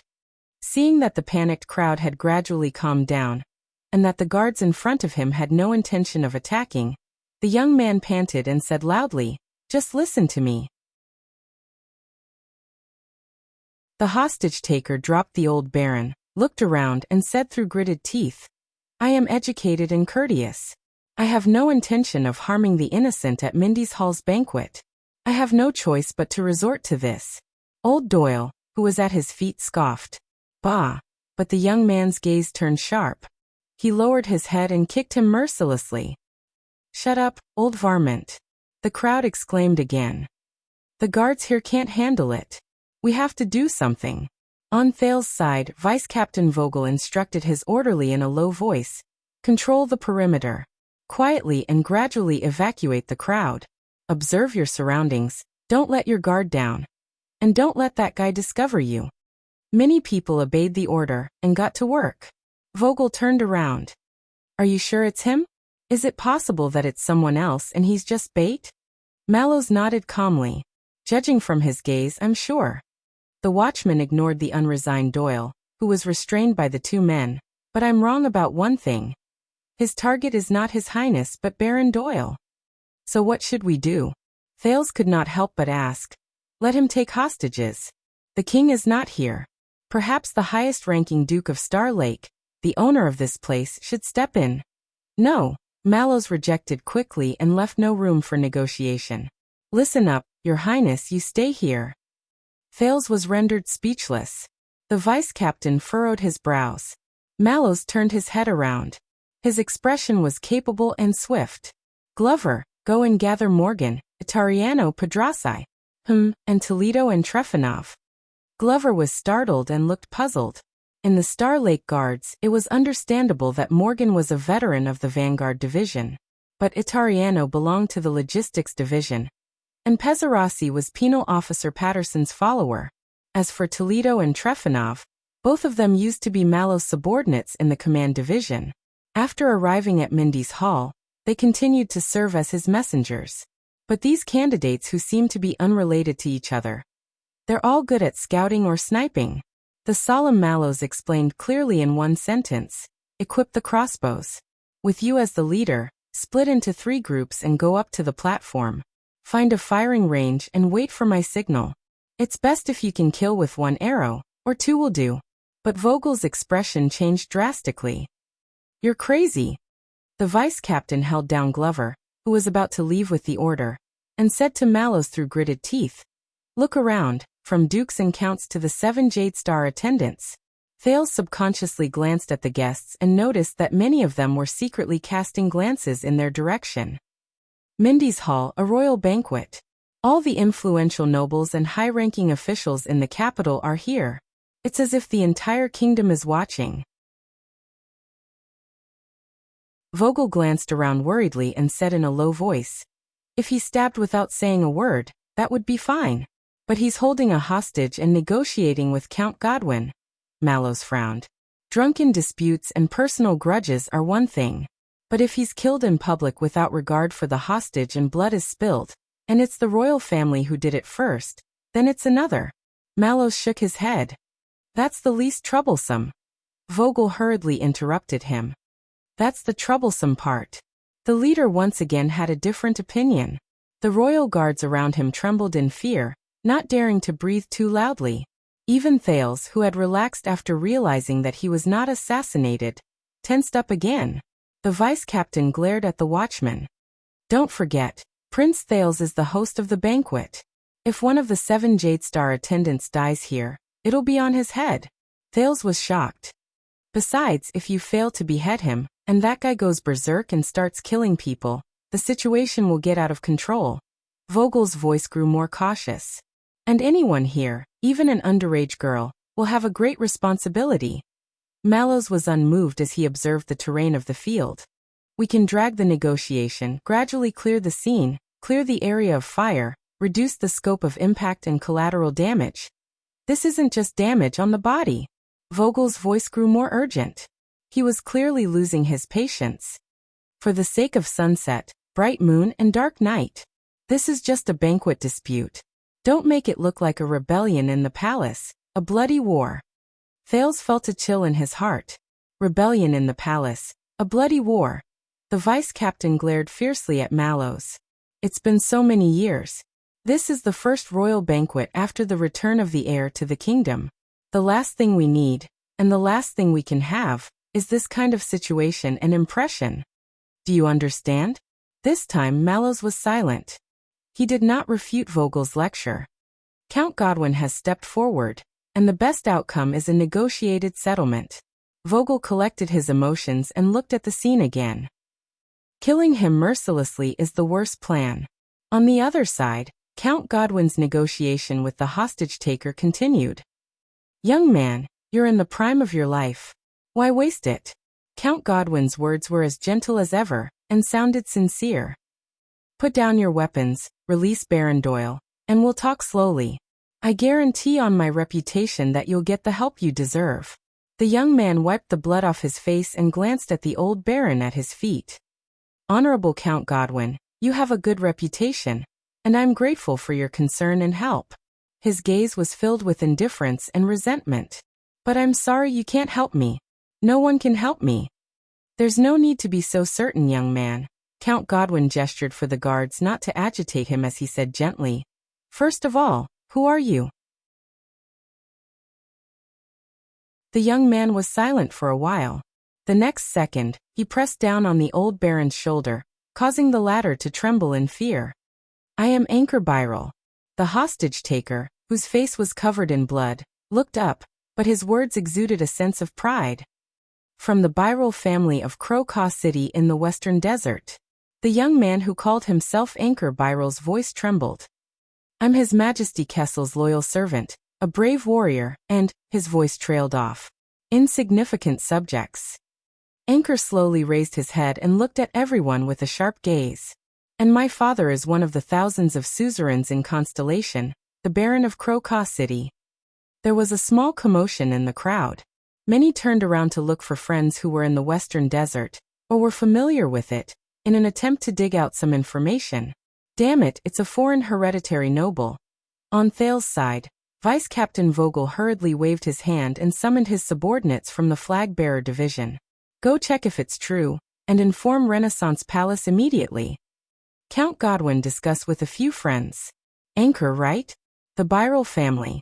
Since you're of noble birth and have been educated since you were young, Count Godwin turned around, his tone gradually turning from gentle to stern. Then you should know. Whether it's kidnapping the old and weak or despicable assassination, disturbing guests or insulting the banquet host, it will bring shame to your family. Anchor panted on the spot in a daze. Please forgive me for taking the risk and disturbing all of you because I have nowhere else to go. His voice was dry and hoarse, filled with despair. Anchor raised his sword with a face full of hatred and pressed it against the old baron's neck again. Because only here can I catch this damned old varmint. Force him to look me in the eye. Looking at the other party's determined gaze, Thales had a thought. This bastard. Doyle, who had recovered a little, was still held down by his arms by his colleagues. He gritted his teeth and struggled. If you have the guts, you. But he did not finish because Mallows suddenly turned around and mercilessly slapped him across the face. Smack. Doyle was stunned. He stared blankly at Mallows, whose gaze was as sharp as a knife. If you want to kill your father, just say it. The watchman said coldly. Let him go. I'd like to see how many more stupid things you can do today. Praka, who was holding him, hesitated for a moment before loosening his grip bit by bit. Commodore, on the other hand, decisively let go of Doyle. The latter took a few deep breaths, touched his swollen face, trembling as he looked at his father who was being held hostage. Finally he clenched his teeth and squatted down in pain. Mallow's actions were swift and decisive, without the slightest hesitation. Vogel, who was watching from the side, frowned. Thales was also taken aback. But the Duke of Star Lake recovered and looked at the situation. He was focused on another part. The assassin Anchor Byral. It's him. Thales' expression was solemn. He recognized him. At the start of the banquet, the prince improvised and gave an opening speech. And after his bold F***CKU, Chapman Lampard, a young noble was the first to respond by raising his glass and shouting back. To Duke Thales. To his open-mindedness, wisdom, breadth of mind, courage, and youth. It's him. It was his generous echoing response that elicited a tidal wave of responses and blessings from the guests to the Duke of Star Lake. Thales recalled the scene just now and looked at the young man with mixed feelings. He held a sword in one hand and held the dying Baron Doyle hostage with the other. His expression was resolute and determined, just like what Mallows had said, facing death with equanimity. Anchor, you said your father is a suzerain, the Baron of Crocaw City, Count Godwin said slowly. Would he be willing to see you like this? Anchor shuddered. My father, Baron Byral of Crocaw City. He clasped the old baron's neck tightly, his eyes glazed over as he murmured, no matter how unwilling he is, he won't be able to see me anymore. Count Godwin was stunned. Anchor took a deep breath, became angry and focused again, and looked at everyone. A few months ago, as one of the suzerains of the Western Desert, my father responded to Duke Fakenhast's call. He led the army westward on an expedition into the desert. Thousands of miles away, he spread the might of Constellation. Thales was stunned. An expedition into the desert? Wasn't that? Anchor's voice echoed in the hall, high-spirited and generous. He was ordered to lead the army. For His Highness Thales' return journey. Clear the way. Thales was stunned. Many gazes were directed at the prince, encompassing all kinds of things. Among them were Zayn's interest, the one-eyed dragon's sharpness, and Duke Val's indifference and silence. Wait a minute. Thales suppressed his surprise. The trip to the Western Desert replayed in his mind. A few months ago, the local conscripts of the Western Desert dukes who cleaned up the desert with the regular army of the royal family. Their fate. Until that early morning, a few hours before Duke Thales was finally found, anchor set in a daze. Taking advantage of the legendary wing's absence from the camp, the Baron Bone people and orcs launched a massive attack and invaded the Bladefang's dune camp. My father, who was still in the camp, was suddenly attacked in his sleep. His army was almost completely wiped out, and he himself was seriously injured. Bladefang's dune Thales' heart trembled. The murderous gaze of the legendary wing, Baron Roman, appeared before him, and his chilling words. Kill our way back to the camp. No matter who we meet, be it humans, mixed breeds, Sal. Re. Kai. Thales' breathing stagnated. As the general of a defeated army, my father returned home dejectedly. When he returned to Crocaw City, he was criticized. The assassin, the hostage-taker, Anchor Byril, took a deep breath and raised his head with bloodshot eyes. Not long after, his injuries worsened, and he suffered both physical and mental torture. The young man with the sword raised his head and looked at Thales, who was high above him. He said hoarsely, he died in pain. On the other end of his line of sight, Thales clenched his teeth and closed his eyes. 8,000 words, no more chapters. Take it away. You're welcome. Meeting a friend tomorrow might not be any better. Monthly votes. End of this chapter.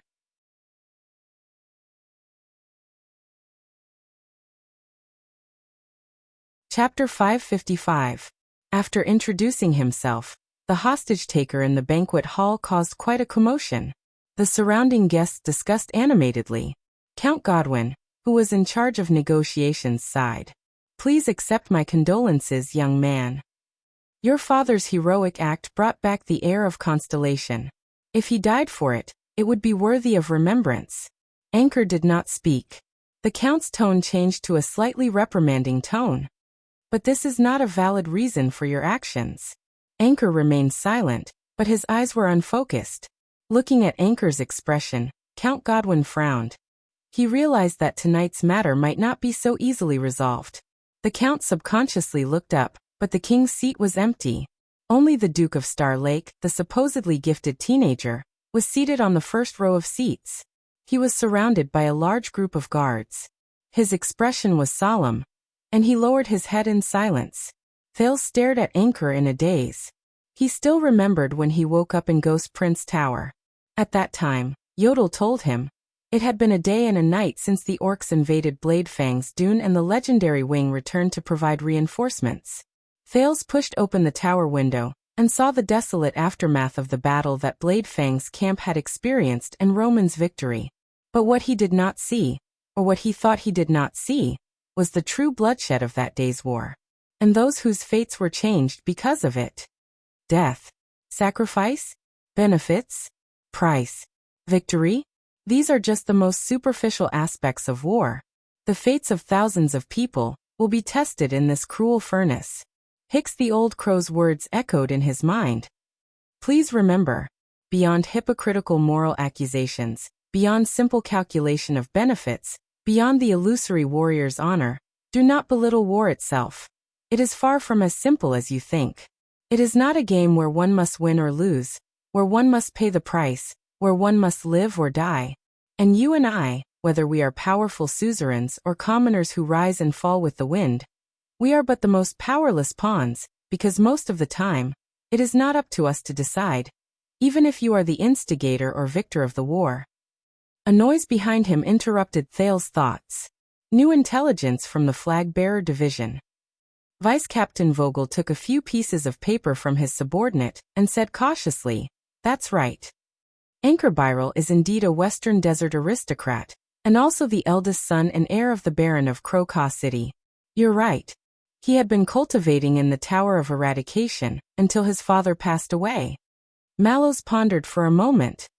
His father died during the mission to escort the prince back, so this young Byril feels indignant and wants to destroy the prince's banquet? The watchman shook his head. It doesn't make sense. Vogel nodded, obviously suspicious as well. Also, he immediately switched to another piece of paper. A few days ago, Anchor Byril applied to the House of Nobles Affairs, hoping to squeeze into tonight's nobility conferring ceremony and have the Supreme King confer him nobility to inherit his father's title. Thales thought of something. He remembered the conferring ceremony tonight. Among the nobles who were conferred hereditary titles, there were new nobles who started from scratch, old nobles who inherited their father's business, and a bastard from Blade Edge Hill who was not that legitimate. But no Anchor Byril. Vogel snorted and continued reading. The House of Nobles Affairs replied. Byril is a subject of Western Desert. Conferring a servant beyond his master's authority is unconventional. Mallows frowned. Unconventional? Why do I remember that among the candidates for the conferring ceremony tonight, there was an illegitimate child, which also falls under the category of conferring a servant beyond his master? Vogel glanced at him and folded the letter in his hand without batting an eyelid. The Duchess of Blade Edge Hill is close to the royal family, so naturally there is no problem. As for Western Desert, he did not continue. Conferring a servant beyond his master's authority is unconventional? Thales suddenly remembered the ancient imperial sword given to him by Duke Fakenhas. All right. Mallows pondered. But why did he look for Baron Doyle? Vogel scoffed. Vengeance, hatred, profit, harm. Nothing more than these four. You can combine them any way you like, and there will always be a truth. In the middle of the hall, Count Godwin took a deep breath. Young Byril, your father sacrificed himself for the country and died a worthy death. You should not tarnish the glory he left behind. Anchor sobered from the grief of losing his father. You're right, Viscount. I shouldn't. He breathed shakily, as if suppressing something. He kept repeating, I shouldn't. But Anchor's expression quickly turned ferocious. Until I hurried back to the country and found out. He looked at everyone and gritted his teeth. My father borrowed money to raise military funds in order to recruit the army. Owed him a huge sum of money that he could never repay in his lifetime. Many people were stunned. In the next second, Anchor grabbed old Doyle by the collar. Come on, you old varmint. The hostage-taker's tone was urgent. Tell His Highness, tell everyone, tell the whole kingdom about the shady business you've done. Tell everyone about the crime you've committed against my father, against the Byril family. Baron Doyle scowled miserably. I didn't do anything. But Anchor's blade immediately pressed against the old baron's neck, even drawing a few traces of blood. Think again. Old Doyle shuddered and quickly corrected himself. I lent money to your father to tide him over. Thales furrowed his brows. Anchor spat on the ground. Bullsh *T. He kicked the old baron's back, and the latter fell into a pile of dirty dishes, gasping for breath. Seeing his father in trouble, Doyle clenched his fists, but Glover quickly pressed down on his shoulder and stared sternly at the former. I've investigated. When the Duke of Western Desert's mobilization order arrived, you appeared. Just when my father was in financial difficulties and at his wits' end. Anchor glared angrily at Baron Doyle and stomped on his back. You sweet-talked him, loaned him a huge sum of money, bewitched and deceived him with promises of great benefits, inciting him to recruit soldiers, arm the army, take risks in the desert, and pursue war. In the end, he was completely annihilated, lost everything, and was heavily in debt. He was almost roaring. He died of depression on his sickbed from his serious injuries. Count Godwin's expression was solemn. He was having a headache over how to proceed with the negotiations. Baron Doyle's voice was laced with sobs. It was your father who was loyal, and wanted to respond to the call to fight for the country in the desert. I couldn't stop him even if I wanted to. Anchor interrupted him angrily. No. You. It was you who fabricated the excuse of war has great benefits, pretended to be generous in lending him money, and lured him into your trap. The old baron hissed in pain. I didn't lie to him. The last desert war made so many people rich. Rich. Thales felt stifled. He remembered Blade Fang's camp. The Faken has soldiers who plucked at the entrance of the camp and collected tolls, and the large pile of goods that Tormorden had intended to smuggle out. Anchor laughed sarcastically. You mean those war merchants? He loosened his footsteps and pulled the old baron up again, making him face everyone in the banquet hall. Those vampires who somehow knew that my father was going to mobilize for war, and took the opportunity to sell him supplies? Half of them are in cahoots with you, and even in partnership. You've been colluding with each other for a long time. Baron Doyle seemed to have experienced the interrogation method of the person in front of him, and he quickly replied, We have business dealings, it's normal to know each other. Shut up. The hostage-taker stared at the old baron with resentment, his words heavy with pain. You took advantage of my father's generosity and lack of financial knowledge, used trap-ridden grammar and dazzling numbers to trick him into signing an unfair contract, and owed him several times the original debt. Old Doyle seemed to have resigned himself to his fate. He tried to squeeze out an understanding smile. It's a loan. How can there be no interest? And you're of noble birth and have a large business, so it's understandable that the interest is higher. Anchor suddenly reached out and grabbed the hair at the back of Baron Doyle's head, forcing the latter to look up. As the Baron hissed in pain, and his wife cried out involuntarily, Anchor gritted his teeth. But in the deliberate trap of your contract, the unpaid debts were mortgaged using the land and population of Crow-Caw City. Land population? The crowd exclaimed softly. Hiss no. Old Doyle refused to relent despite the pain. As for the collateral, these are the terms of the contract witnessed by the authoritative accountant of the Royal Family Bank. It's only right to repay a debt. Unless you planned this. Anchor roared. Unless you lent out the debt for the day when he failed in his expedition and was in debt, unable to repay, and had to cede his land. The next moment, Anchor suddenly turned around and raised his sword, the tip of his sword sharply pointed at a guard who was looking for an opportunity to ambush. He forced the latter and his imitators back to a safe distance. This is absurd. The old baron's voice was shrill in his defense. Could it be that I'm certain that he will lose? Did I know that the orcs would attack the camp? Thales had a thought. Was certain that he would lose. Knew that the orcs would attack the camp. The Duke of Star Lake frowned. Unfortunately, there were people who knew about these 2 points. And the Doyle family. Thales subconsciously glanced at Doyle beside him. The highest rank among the vassals directly under the royal family, the 7 Jadestar attendants. Obviously, Anchor was not satisfied with the Baron's words. Stop playing dumb. I know it very well. The hostage-taker raised his head and said loudly to the guests in the hall. Old varmint, you've extended your evil claws into the western desert, into our Crow-Caw City a long time ago. Our families belong to 2 different places, but we share a border. Over the years, you've used your geographical advantage to coerce, seduce, and plunder. You've colluded with some of my father's vassals and corrupt officials in Crow-Caw City to conspire against the law for a long time. Anchor said angrily, those scum defected to you behind my father's back, illegally sublet the tenant population, privately allocated land, concealed taxes, and made the farm laborers in Crow-Caw City work for you.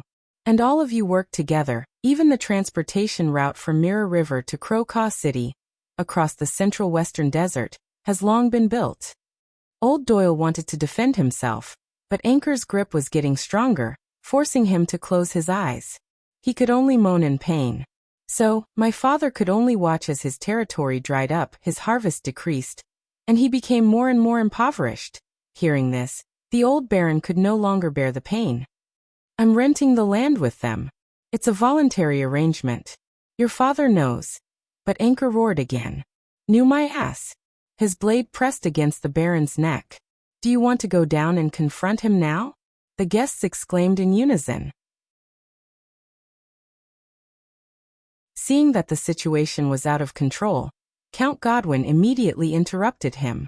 Mr. Byrell, he said sternly, you can't accuse Baron Doyle so arbitrarily without evidence, not to mention lynching him. Anchor sneered at that. Evidence? The hostage-taker sneered. After a few seconds, he finally removed the short sword from old Doyle's carotid artery. Doyle, your fief had a bumper harvest this year, right? Even to the point of exporting it? The old baron hesitated. Anchor angrily gave old Doyle a slap. Speak. In pain, Baron Doyle hurriedly spoke. A bumper year. Bumper year? Anchor was so angry that he laughed. But not just this year. He gritted his teeth and looked at the onlookers. And last year, the year before, the year before that, the year before that. For 8 or 9 years, your crops have been bumper harvests, driving the flow of trade and goods. And the market is thriving. Your financial surplus is enough to support a small army. With the long and narrow land in Mirror River? With the worst soil in the entire Central Territory? Do you really think that you can get such a big harvest and squeeze so much money out of us? You people from the Central Territory, who have been spoiled by the prosperity of the capital, who only want to squeeze into Eternal Star City, who are arrogant, but who love leisure and hate work. And you even have surplus grain and goods that can be circulated out of the country and sold to the desert or even Northland to make a fortune. Hearing this, Thales was shocked. He subconsciously looked at the other seats and found the bowl-cut man among the crowd standing on tiptoes. Levi Trentida. At this moment, this Northlander from Reformation Tower was keeping a low profile with his head lowered, oblivious to the Duke of Star Lake's gaze. I'm going to buy some souvenirs to bring back, food, clothes, toys. Damn bureaucrats and merchants conspired to suppress the quantity and raise the price. Damn it. The teenager gritted his teeth. Those are our farmland, our food, our wealth. And God knows if there are any other victims other than Crowcaw City? Anchor's cold words echoed in his ears. The discussion in the crowd broke out again. This time, there was much less controversy. Most of them were whispers. At this moment, Mallows began to ponder. Speaking of this, Glover. The watchman suddenly looked up. Do you remember what your brother, Viscount Lozano Glover, said to His Highness before the banquet? The expression of Glover, nicknamed Zombie, changed slightly. He subconsciously looked at one of the tables, at the other Glover with a calm expression and composure. Lozano? Glover hemmed and hawed, as if unusually sensitive to the name. Lo Lozano. He told Doyle to stop his father from sending money to the Department of Finance. Doyle, who was firmly held down by Glover, shuddered and looked at his colleague in disbelief. Mallows nodded. Viscount Lozano was very respectful when he met His Highness. He didn't even have time to talk to his half-brother. Why did he look for Doyle and bring up this internal matter of the Department of Finance? Just to badmouth the Doyle family? Doyle was stunned, while Glover's expression became very unpleasant. I remember now. Zombie recalled and his face turned pale. Lozano also told Doyle that even if he sent money, he couldn't avoid this year's land settlement and tax inspection? Land settlement. Thales took a deep breath and focused his attention back on the center of the venue. Anchor waved his short sword and sneered.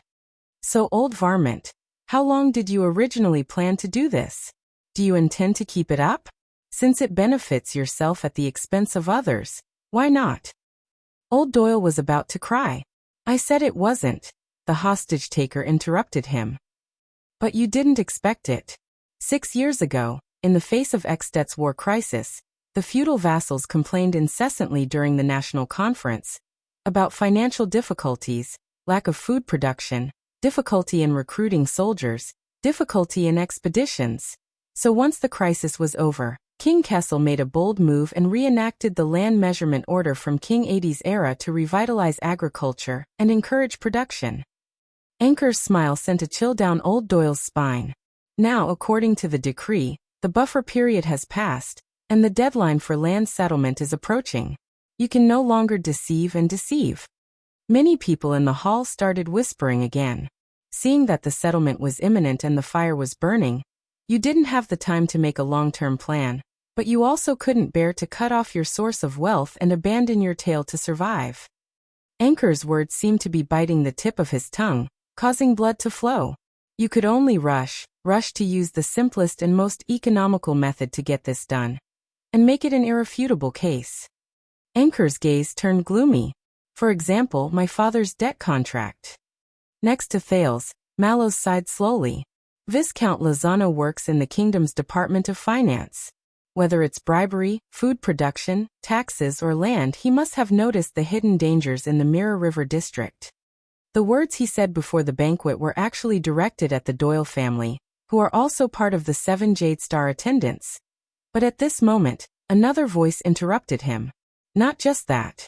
The watchman and vice-captain looked up in unison, and were surprised to see the person who spoke. He didn't just say that, Thales said absent-mindedly. Vogel narrowed his eyes. What? According to my royal etiquette lessons these days, Glover is a vassal of the Jade Star royal family, and I am the Duke of Star Lake, come heir to the throne, and his future lord.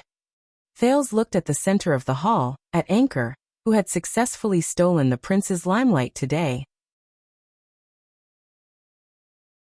Regardless of status or affiliation, our interactions should have been initiated by me or Viscount Lozano, and after receiving permission he should have come to see me. But, Mallows raised his eyebrows as he recalled. But he unusually and vaguely invited you to lower yourself to his mansion in East City District. Thales nodded with a heavy heart. That was Viscount Lozano's reminder and warning to me. But we didn't understand. Doyle shuddered again, his face showing remorse. The prince did not continue but sighed. And I reckon Lozano didn't expect this hidden danger to flare up so fiercely and so quickly. He can't even afford to wait for a meal. Thales shifted his gaze and noticed that the attitudes of the 7 Jade Star attendants had become increasingly grim. Patterson, the oldest, was biting his lip, panting and glaring. Stone and Adrian were expressionless and silent, observing the situation. Lady Eleanor seemed to have only her son left in her world. Lozano, who had warned them earlier, was staring down at the table, seemingly indifferent to what was happening. But in the entire hall, as Anchor's narration became clearer, many people could not help but look at the composed Duke of Star Lake himself. The problem is, sensing their gazes, Thales felt a slight headache. How are we going to clean up this mess? Vogel snorted softly. It doesn't matter, Your Highness. The vice-captain looked disdainfully at the resentful Anchor. He's putting on an act in public, all for the sake of pleasing the crowd with your name and the banquet's name, to publicize his family's situation, and to create big news. When he's done with his nonsense and achieved his goal, Your Highness, you can then console him with words of comfort, and he won't have any reason to continue putting on an act. But there's one thing, no matter how that fellow induces you, no matter how extravagant his words are, you will never pass judgment, take a side, or show any inclination towards either side, even if it's just a smile or an eye roll. Thales looked up. Either side. Vogel looked at him. This time, there was only sternness left in the vice-captain's eyes. Either. As for the rest of the investigation, interrogation, trial and conviction, that's the matter of the court, the Nobles Affairs Council, and even the Imperial Conference tomorrow. This person's actions, other than increasing the topic of conversation at tonight's banquet, will not damage your reputation. Thales pursed his lips, but Mallows, who was beside him, frowned. At least let the sniper team be on standby, right? Vogel glanced at him without saying a word. In the hall, the confrontation between Anchor and the old baron was still ongoing.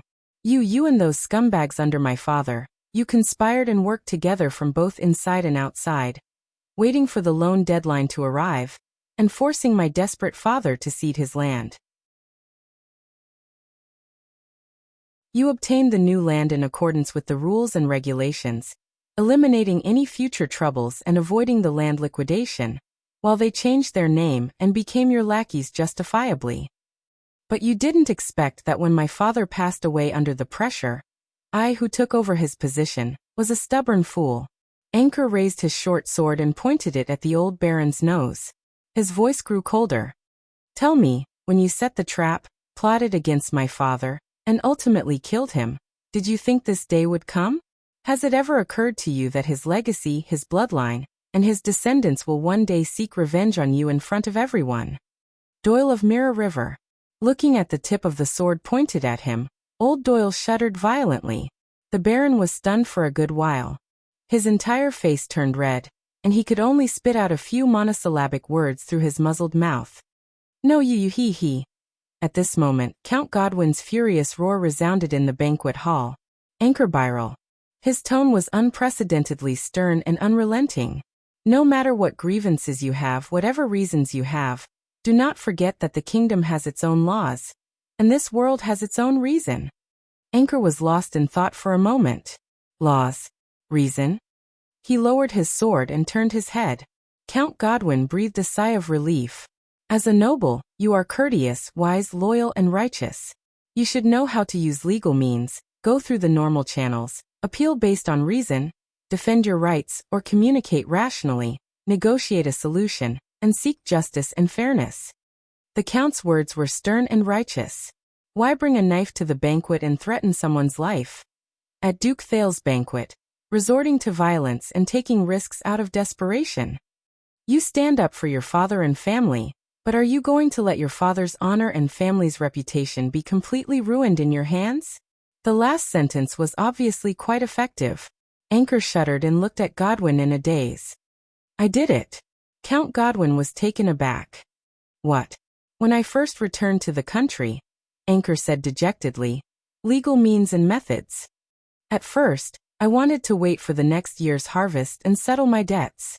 He stared at Count Godwin in pain and said hoarsely, but I was told that the deadline for the contract was only before the land was settled.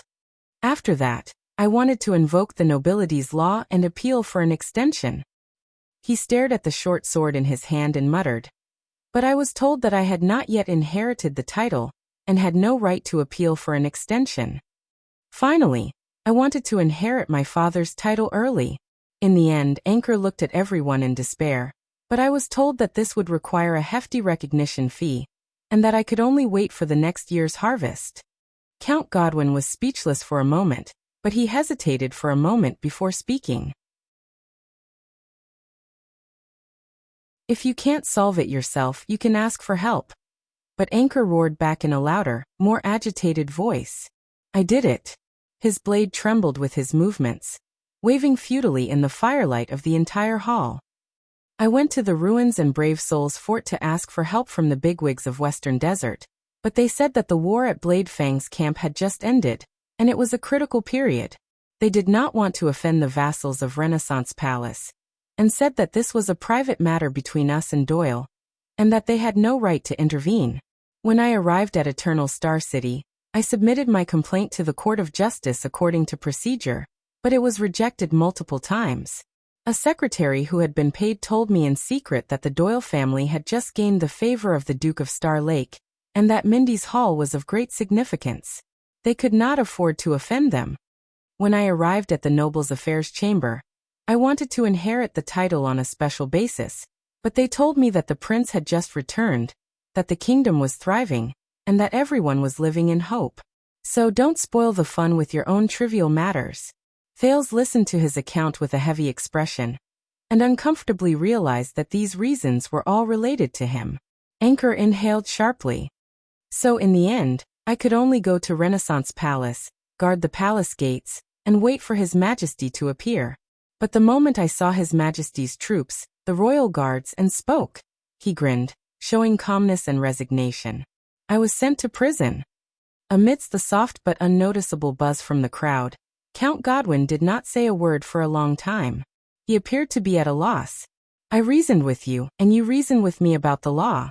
I reasoned with you about the law, and you reasoned with me about tradition. I reasoned with you about tradition, and you reasoned with me about reality. I reasoned with you about reality, and you reasoned with me. I did it. Anchor rested his blade on old Baron Doyle's shoulder. His eyes were lifeless as he muttered absent-mindedly, what methods, what means, what possibilities? I did it. He looked up slowly. Only the last one left. The uneasiness in Thal's heart grew stronger. 3 days ago, I spent the last bit of my travel expenses, and finally got the police station to release me. Anchor's arm slowly tightened. The old Baron's expression changed as he groaned in pain. So I found him, and told this old varmint, I am willing to execute the contract and cede my fief. All I asked was for my father's funeral expenses. And that exorbitant amount of funeral fees allowed me to buy a seat at the edge of Mindy's Hall tonight. Anchor smiled. A very happy smile. Anchor. Count Godwin seemed to have a premonition of what he was about to do. For the first time, there was panic in his voice. No. Doyle struggled to move forward, but Glover held on to him tightly. Anchor said coldly, "If you don't kill, no one will listen." His wrists slowly lowered. "If you don't shock the world, there is no way out." His teeth slowly clenched. "If you don't give up, you will suffer." His eyes gradually dimmed. "Please tell me, Count Godwin, His Highness Thales." Amidst old Doyle's screams of pain, his wife's heart-wrenching, and the horrified gazes of all the guests in the hall, Anchor looked up. His gray gaze pierced through the bright lights and fell straight on Thales. "What kind of logic is this?" Swordless only returned home at 5 in the afternoon and finished dinner at 8. Obviously, he could not have been writing. So this chapter was written by me, Swordless next-door neighbor's dog. Woof. Woof. Woof. End of chapter.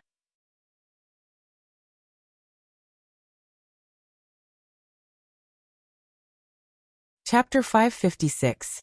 Anchor Spiral.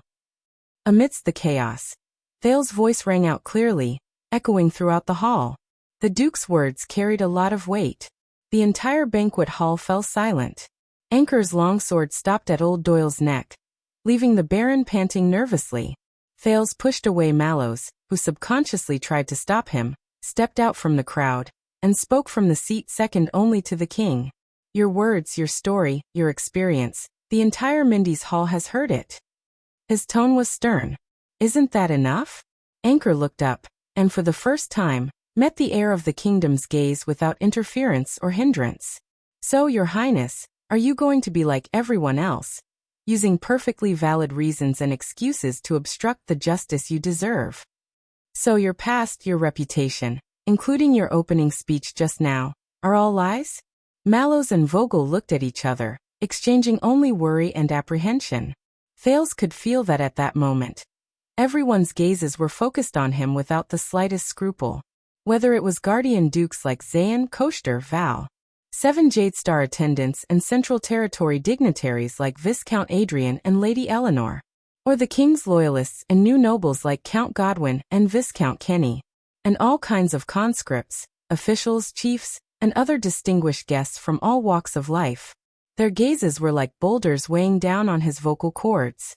It was as if they were trying to cancel out the respect and reverence he received throughout the banquet. Damn it. I'm not a judge. I have no right to define justice. Thales looked at the pair of eyes filled with determination and death, and frowned. But what you've done today is already shocking enough. But you're only blocking your way out. Anchor breathed absent-mindedly. Killing and taking lives might make people listen. Thales glanced around and tried to stabilize his voice, which was still undergoing puberty. But if the audience is only here for novelty, there's no benefit in listening. The crowd buzzed. "And abandon yourself to depravity," Thales said loudly. "Even if you can avoid suffering for a while, the outcome is bound to be miserable and regretful." Anchor turned his head and looked at old Doyle, who was trembling under his sword. He smiled. "Your Highness, your words are as sharp as the rumors say. I can't refute you." No wonder he could protect Constellation's dignity and interests in the barbaric and dangerous Northland. Anchor's gaze sharpened. "But I'm not here to listen to your lecture. What I've come for is revenge." "Then trust me. Put down your weapons and wait for a fair judgment."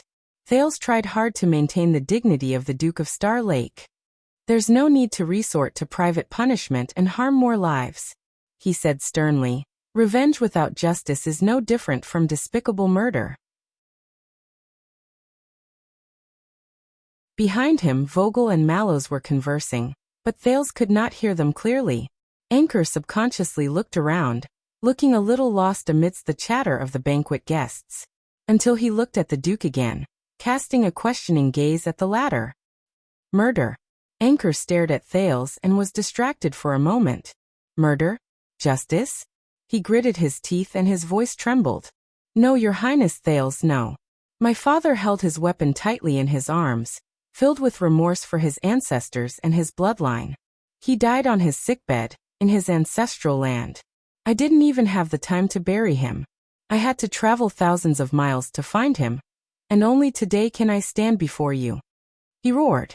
"That's murder." Where's his justice?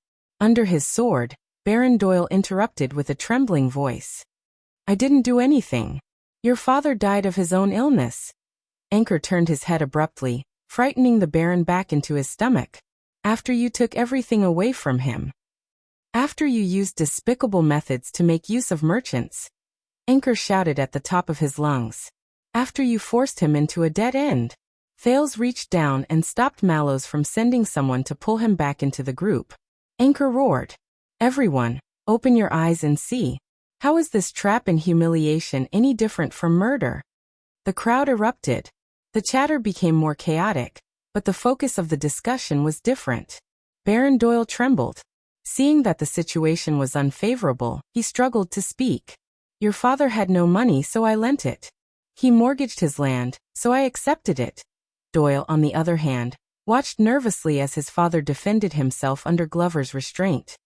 Your people had no work to do, no food to eat, so I hired laborers and paid them wages.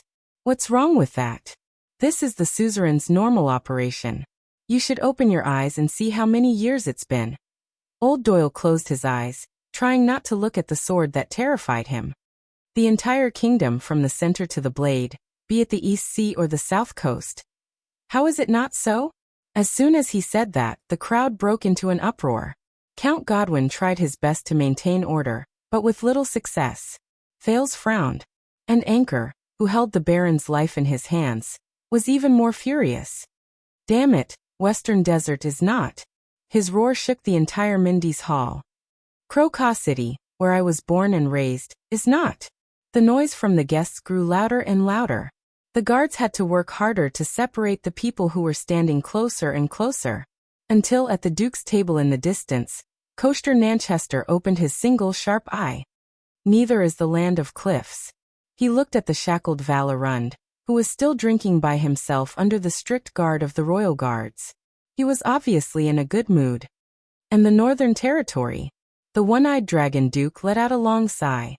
His words reached everyone's ears. In the past, the entire kingdom was not. The 7 Jade Star attendants had different expressions. Duke Zayn raised his eyebrows, looking amused. Thales clenched his fists and glared at the ruler of the Land of Cliffs, who was fanning the flames. But Coaster only looked at him from afar, and shook his head slightly. This made Thales feel puzzled. The guests' discussion slowly quieted down, leaving behind an indescribable sense of solemnity and caution. Encouraged, Anchor's eyes rekindled with hope. That's right. Young Byrrel clasped the Baron's shoulder, and pointed the tip of his sword at the top of his head. Don't all of you feel the same way about this? Seeing that he had caused trouble, Baron Doyle had no choice but to shut up. Damn it, he came prepared. At the back, Vogel watched the changes in the guests' expressions, and was exasperated. He turned this case into a confrontation between His Majesty and Western Desert, between the central government and the local government. But Mallows only shook his head. Thales knew that he could not allow the situation to develop. His rebuke echoed throughout the hall. Then prove it. Anchor Byrrel, if you think you're doing the right thing, then prove it to me. You're here for justice for your father, and not just for momentary pleasure and self-satisfaction. Anchor looked at the Duke of Star Lake again. Pleasure and satisfaction? The hostage-taker took a deep breath. I'm here because I believe in you, Your Highness. Thales had a thought and said cautiously, Me? Anchor put on a respectful expression and knelt on one knee. But his left hand did not leave Baron Doyle's shoulder blade.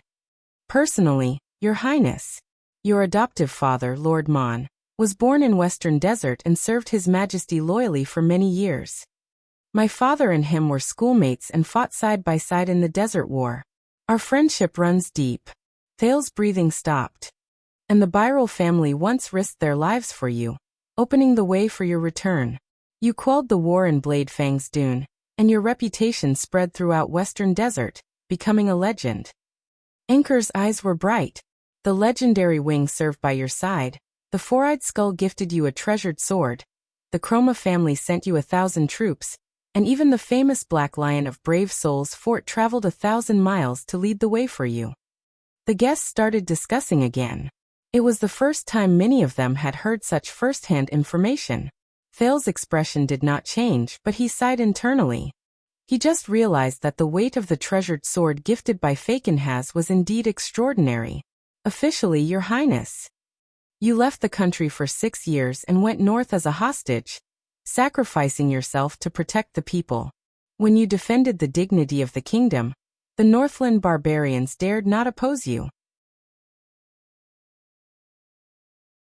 As Thales listened to these words and felt the gazes of countless people back and forth between him and Anchor, he felt very uncomfortable. You personally experienced the perils and witnessed the most legendary succession of Ekstedt's throne. The Northland barbarians see you as an enemy, but the Constellations worship you as a hero. Anchor became more agitated as he spoke, and his voice became hoarse in the end. Your Highness, your glorious deeds in Northland prove that you are a rare new trend in the kingdom. You are the last hot-blooded hero of the great empire in this inherited kingdom. Everyone is looking forward to your return. Including me. And my father. As soon as he said that, discussions broke out again. But the smart ones kept their mouths shut and remained silent. The only consensus was that everyone was looking at the Duke of Star Lake. In a place where no one could see, Thales clenched his fists. In Ekstedt, in Dragon Cloud City, he was living under someone else's roof. The Northlanders looked at him with either hatred and hostility, or vigilance and disdain due to proper etiquette. Nicholas was a representative of the former. Regent Leespan was a manifestation of the latter. And the officials of Dragon Cloud City were even more unbridled. That was not a good feeling. In the past 6 years, Thales preferred to stay alone in the library, or in a corner of Heroic Spirit Palace, reading, sleeping, or even in a daze. Even Wuxia was sent 20 meters away. He used to think that was bad enough. But, at this very moment, when Thales stood in Mindy's hall on his own soil, facing his compatriots, feeling countless gazes mixed with anticipation, admiration, caution, and even probing. No. Vogel vaguely sensed the severity of the problem. He said in a low voice, His Highness is the heir to the throne, belongs to the Jade Star royal family, and is the representative of Renaissance Palace. But he is not His Majesty, not the king, not the official ruler of the kingdom. Mallows first nodded, then shook his head. But he is the master of Mindy's Hall, the Duke of Star Lake who has the power to assist in state affairs. And he has just returned to the kingdom. He is famous, yet has no foundation and is easily manipulated. The vigilance in the watchman's eyes increased. That's why they came for him. The vice-captain turned his head. Them? Mallows did not speak. Listening to their private conversation, Thales became even more solemn. Duke Thales. Anchor's gaze was solemn as he raised his voice. This man under my sword and his accomplices. He stretched out his short sword and forced the old baron, who had just taken the opportunity to catch his breath. They violated the sacred constellation covenant, signed by Black-Eye John II in year 50 of the calendar of eradication, and set up a conspiracy to murder a hereditary noble with the title of baron. Thales' eyebrows twitched. They violated the absolute law, set by Jackal Sumer III in year 340, and privately conferred with each other outside of the legitimate Byral family. One official has many masters. Facing hundreds of people, Anchor said angrily. They ignored the creditor Alan III's king's tax law, in year 414, and went behind the king and suzerain's back to conceal their production and evade tax. Sacred Constellation Covenant. Absolute law. King's tax law. Thales clenched his fists. Damn it, he only knew the names of some of these laws, while Gilbert had yet to teach him about some of them. Amidst the discussion, Vogel looked displeased. The situation is clear. They really came prepared. He took a step forward and whispered behind Thales. Your Highness, no matter what he says, you must take a stand now, and stand in line with His Majesty and Renaissance Palace. But Mallows was expressionless as he cut him off. No. Vogel looked back in surprise. On the other side, Anchor's voice continued to reverberate through the hall. They violated the virtuous king, Mindy's III's general rules for the selection of officials in year 512, disrespected local customs, interfered with town autonomy, and bribed the servants of the king. He stared intently at the composed Duke of Star Lake. They disobeyed the land measurement order issued by your grandfather, King of Changji, 82nd in year 655, rented land in other places, transferred privately, and tarnished the sacred fiefdom. They even openly flouted the state of emergency control order, passed by your father 11 years ago for the Desert War, which is still in effect at the border, and illegally smuggled Western Desert strategic foodstuffs out of the country, and resold them to the desert and Extet. Baron Doyle's expression grew increasingly grim, his face full of disbelief. General rules for the selection of officials, land measurement order, state of emergency control order. Faced with the increasingly noisy crowd, Thales had a bad feeling. This had far exceeded the knowledge he had crammed for the past few months. Behind the prince, Mallow's voice rang softly. Doyle is one of the 7 Jade Star attendants under Renaissance Palace, and Byril is a local vassal under Fakenhas. Doyle is a deep-rooted old noble with a long history. The watchman's expression was indifferent, but his tone was solemn. Byril is a new noble who rose to power through war, just over 100 years old. Vogel's gaze flickered. Doyle used the merchant style, resorted to new methods such as market contracts, annexed land, and changed ownership. Mallows continued.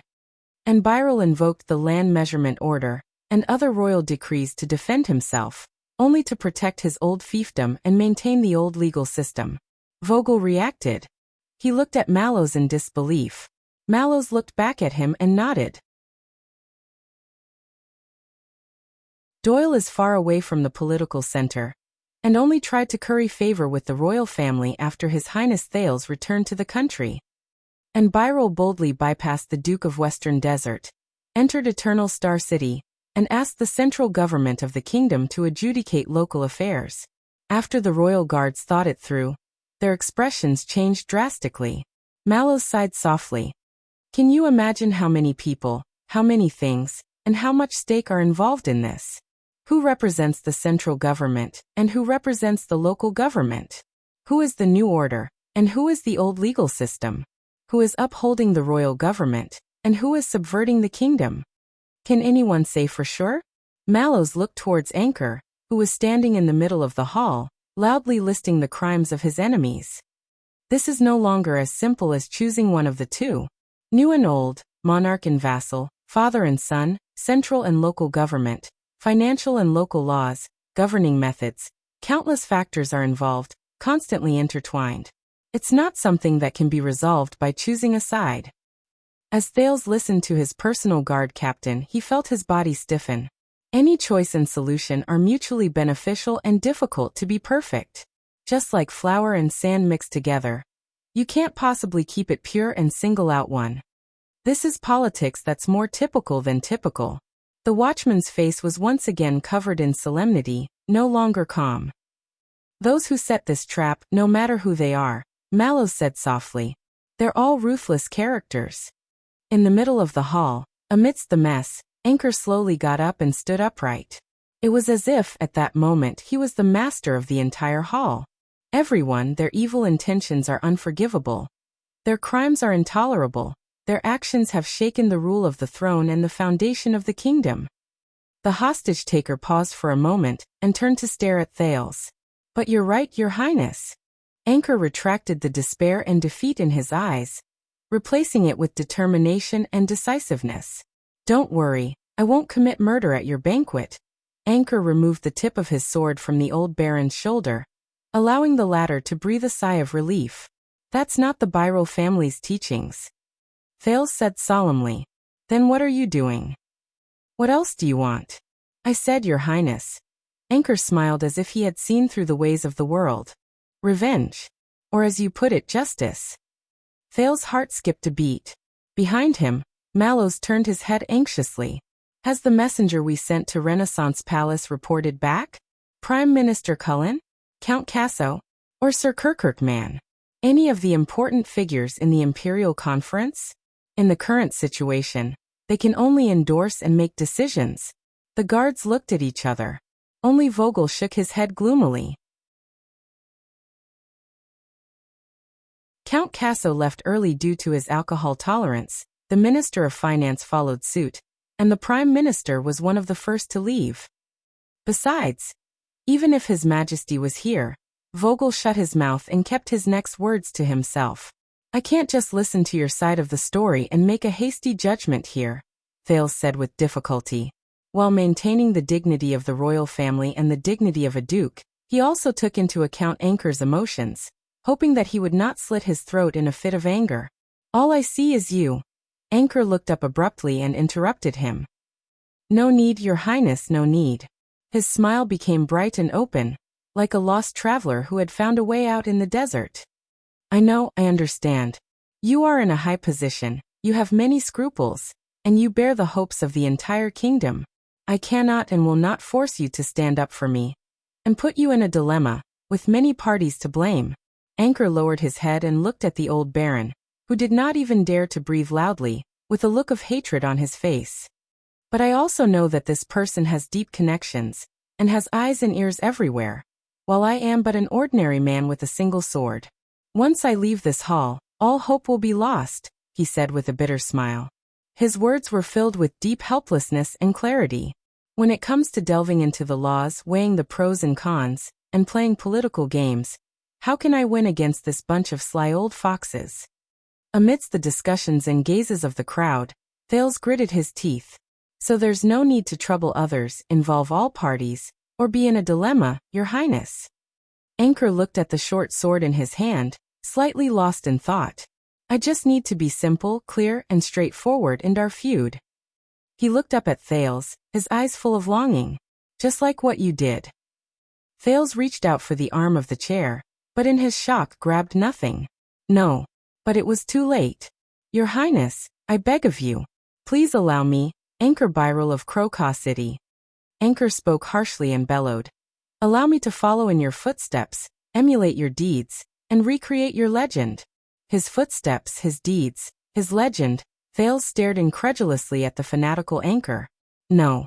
Please allow me to awaken the ancient legal tradition of the age of the Empire, follow the grand and heroic ancient customs of the Redalians, and rewrite your epic journey in Extet. Allow me to Doyle of Mirror River, to this despicable scum of the nobility who killed my father and stole my home. At that moment, Thales' palms went cold. Anchor threw away his cumbersome coat, pointed his sword at the ceiling, and his voice shook the pillars, causing the everlasting lamp to flicker. Issue a challenge. For a moment, the hall was dead silent. Anchor's gaze was sharp, and he was unprecedentedly high-spirited. Let us here, in the reopened Mindy's Hall 18 years later, complete a great and glorious, fair and just between nobles, between families, between nobles, between families, a duel to the death. Thales' heart was empty, his face expressionless. What the? Before Vogel could ask his incredulous question, the crowd erupted in a buzz. In the span of a few seconds, the discussion reached its peak. Shock and dissatisfaction intertwined, and were indistinguishable. That's too much. The barbaric customs of the Northlanders? Are you kidding? But I heard that it's a tradition originating from the Empire. So the rumor is true? His Highness once challenged King Nuvan? As a witness, His Highness witnessed King Nuvan taking revenge on an archduke. It should be true. What about King Nuvan himself? Was he defeated by King Chapman in a duel? Did His Highness witness it too? In the crowd, Jorge of Elefure City squeezed past two guests who were blocking his way with his size advantage, and with a fanatical expression, he raised his arms and roared, fanning the flames. All right, a duel. If you have the guts, *CK him up. Long live the Empire, long live. He ignored the angry glares of the constellations around him, but the guests' discussion did not stop for a moment. I think it makes sense. Revenge and reputation. I'd do the same if I were him. What a joke. Then you bastards seduced my daughter. Wouldn't I be able to challenge you to a duel to the death for revenge? Why do you still remember this? Aren't we friends? Aren't our families old friends? What's there to talk about? Old friends. How? Will you hand over my daughter? Bah. Hey, do you think I don't know that when my father passed away, you and my mother were in the study? Shut up. Bastard. Come on, a duel to the death. Ah no, this is too barbaric. I'm just a lady, I can't stand it anymore. Bart, I'm going home. Uncle Gages, Remember to tell me the result of the duel. All right, niece. At your age, you should take care of your health. I'll visit you another day? Bastard. You're not allowed to say another word to my daughter.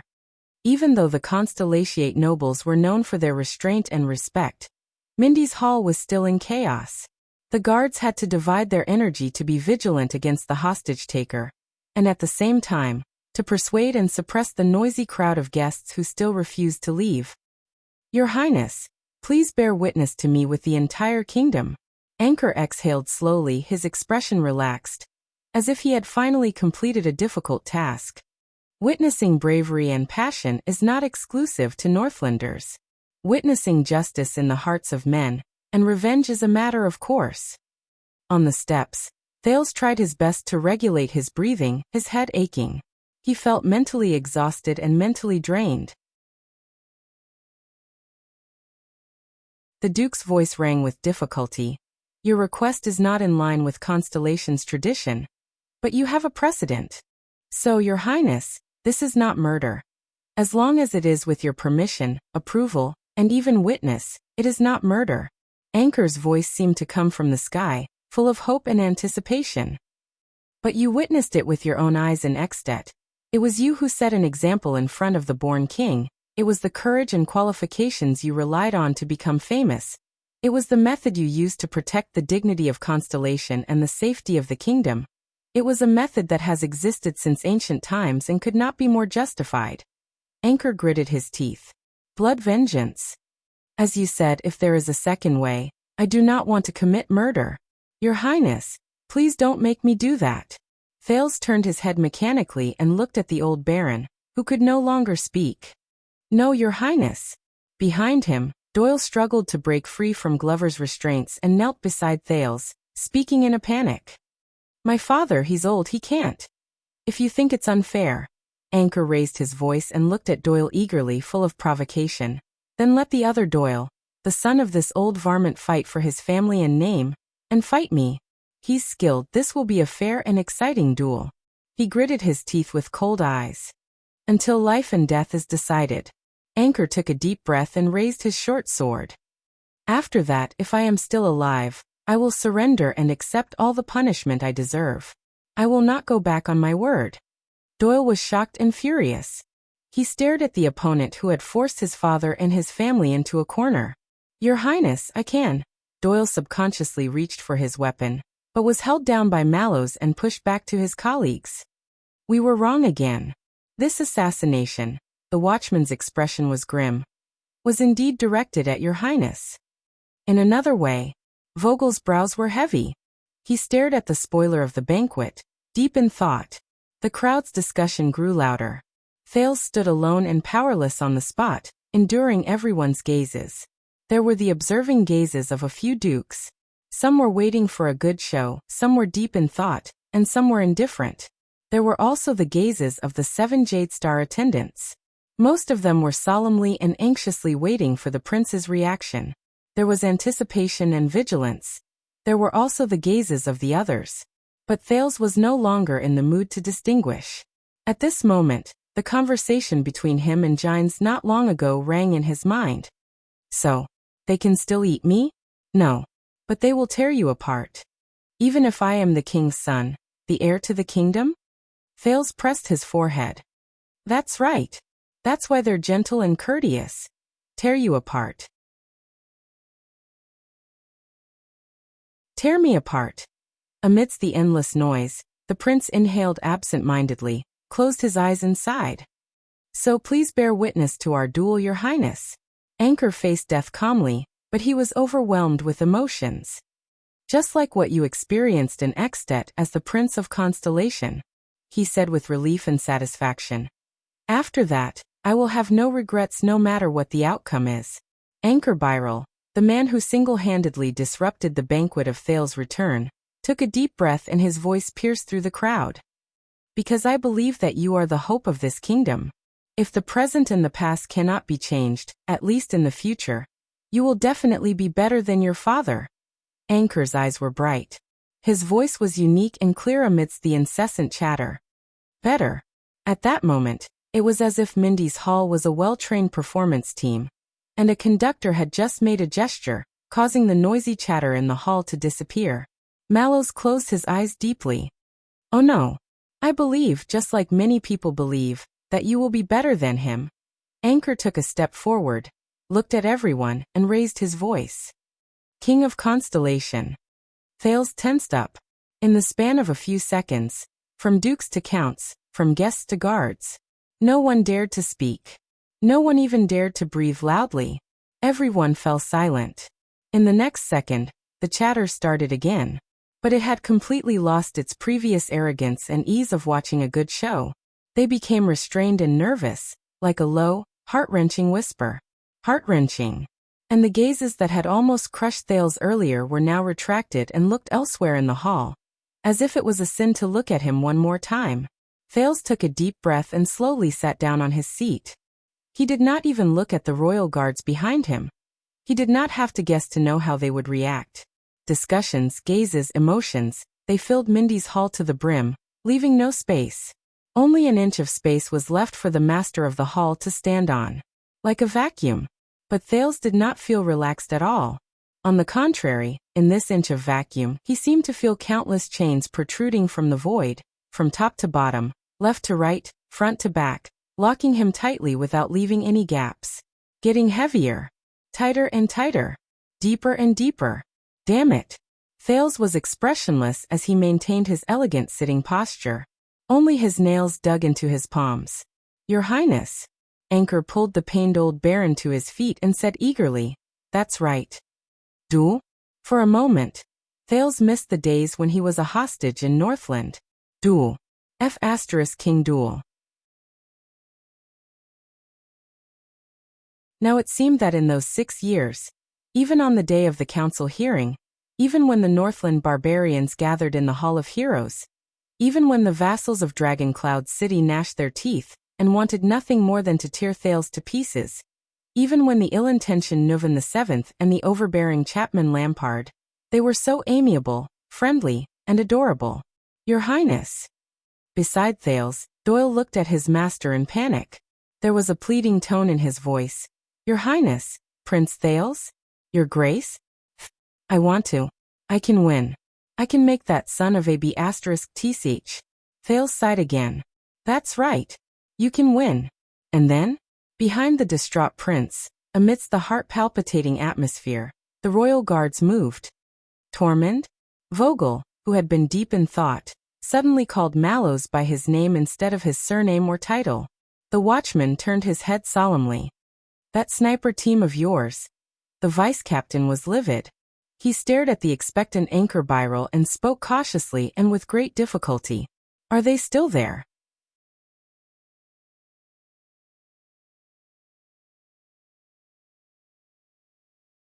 Chapter 557. No. After Vogel suggested his idea, Mallows flatly rejected it.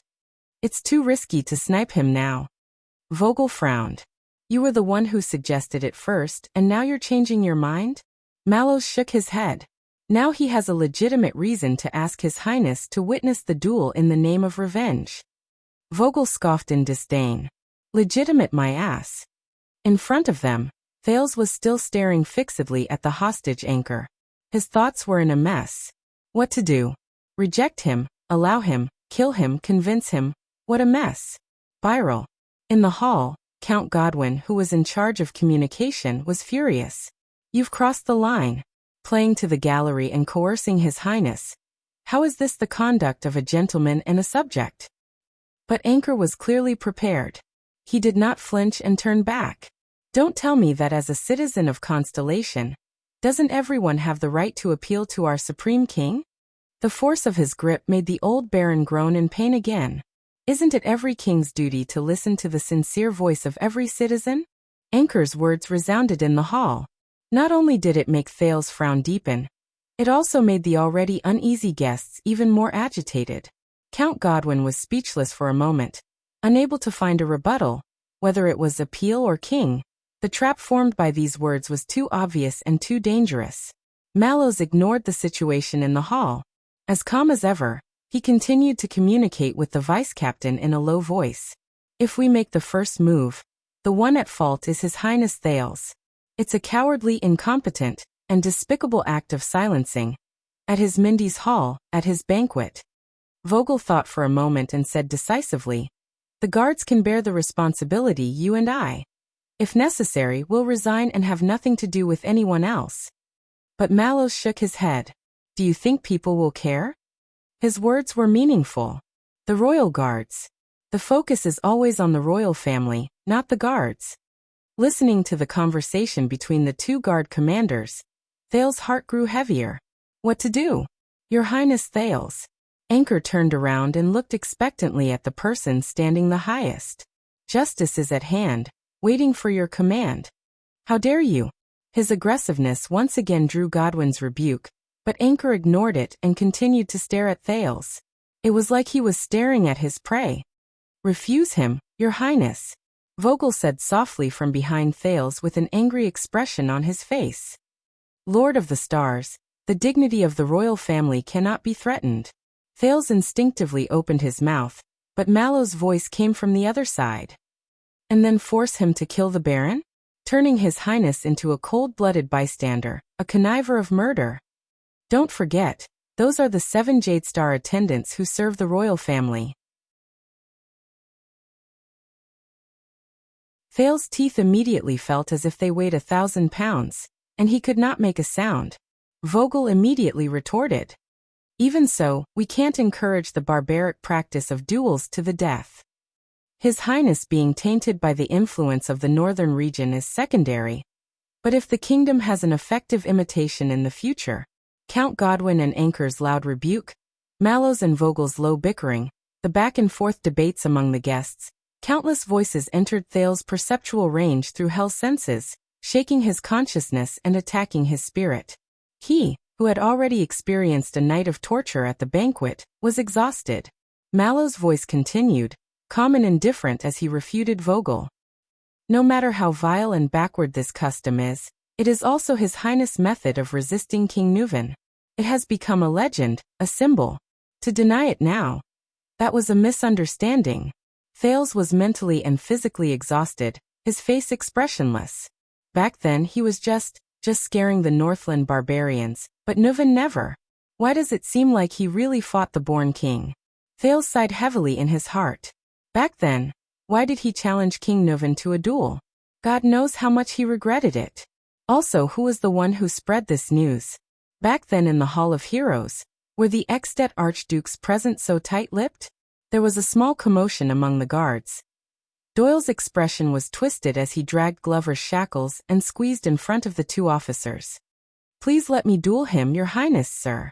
Doyle held Glover down, suppressed his emotions, and stared at the enemy who held his father hostage.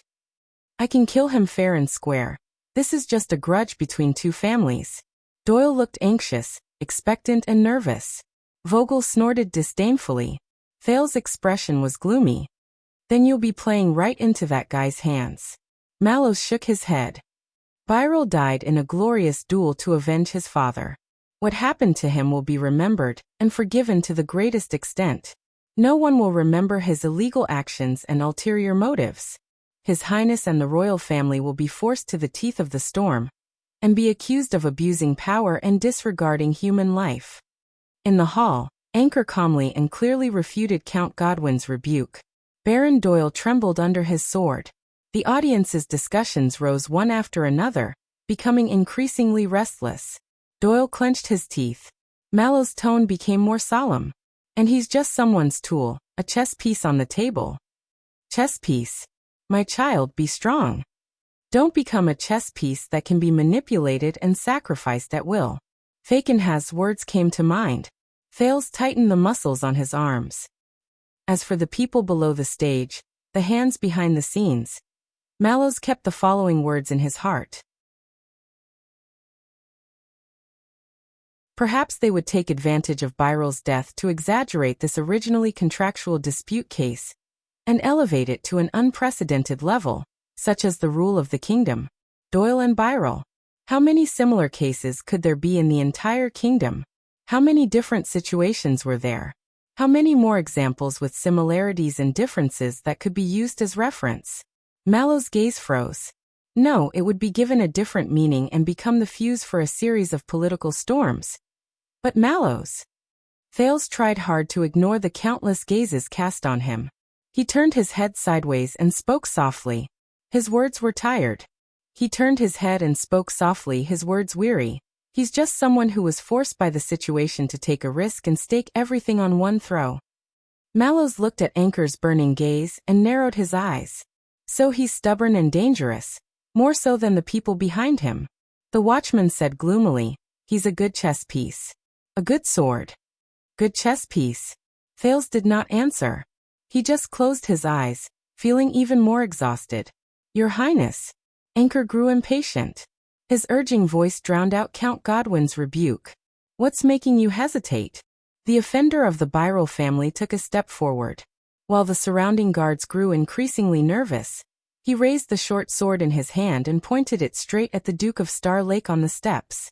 Hesitation towards justice, or confusion towards the Empire's traditions? Anchor glared at Doyle, who was beside Thales. Or is it that you would rather protect your vassals and your personal guards because you are not close to them? Doyle's expression changed. Anger surged. Is there no other way?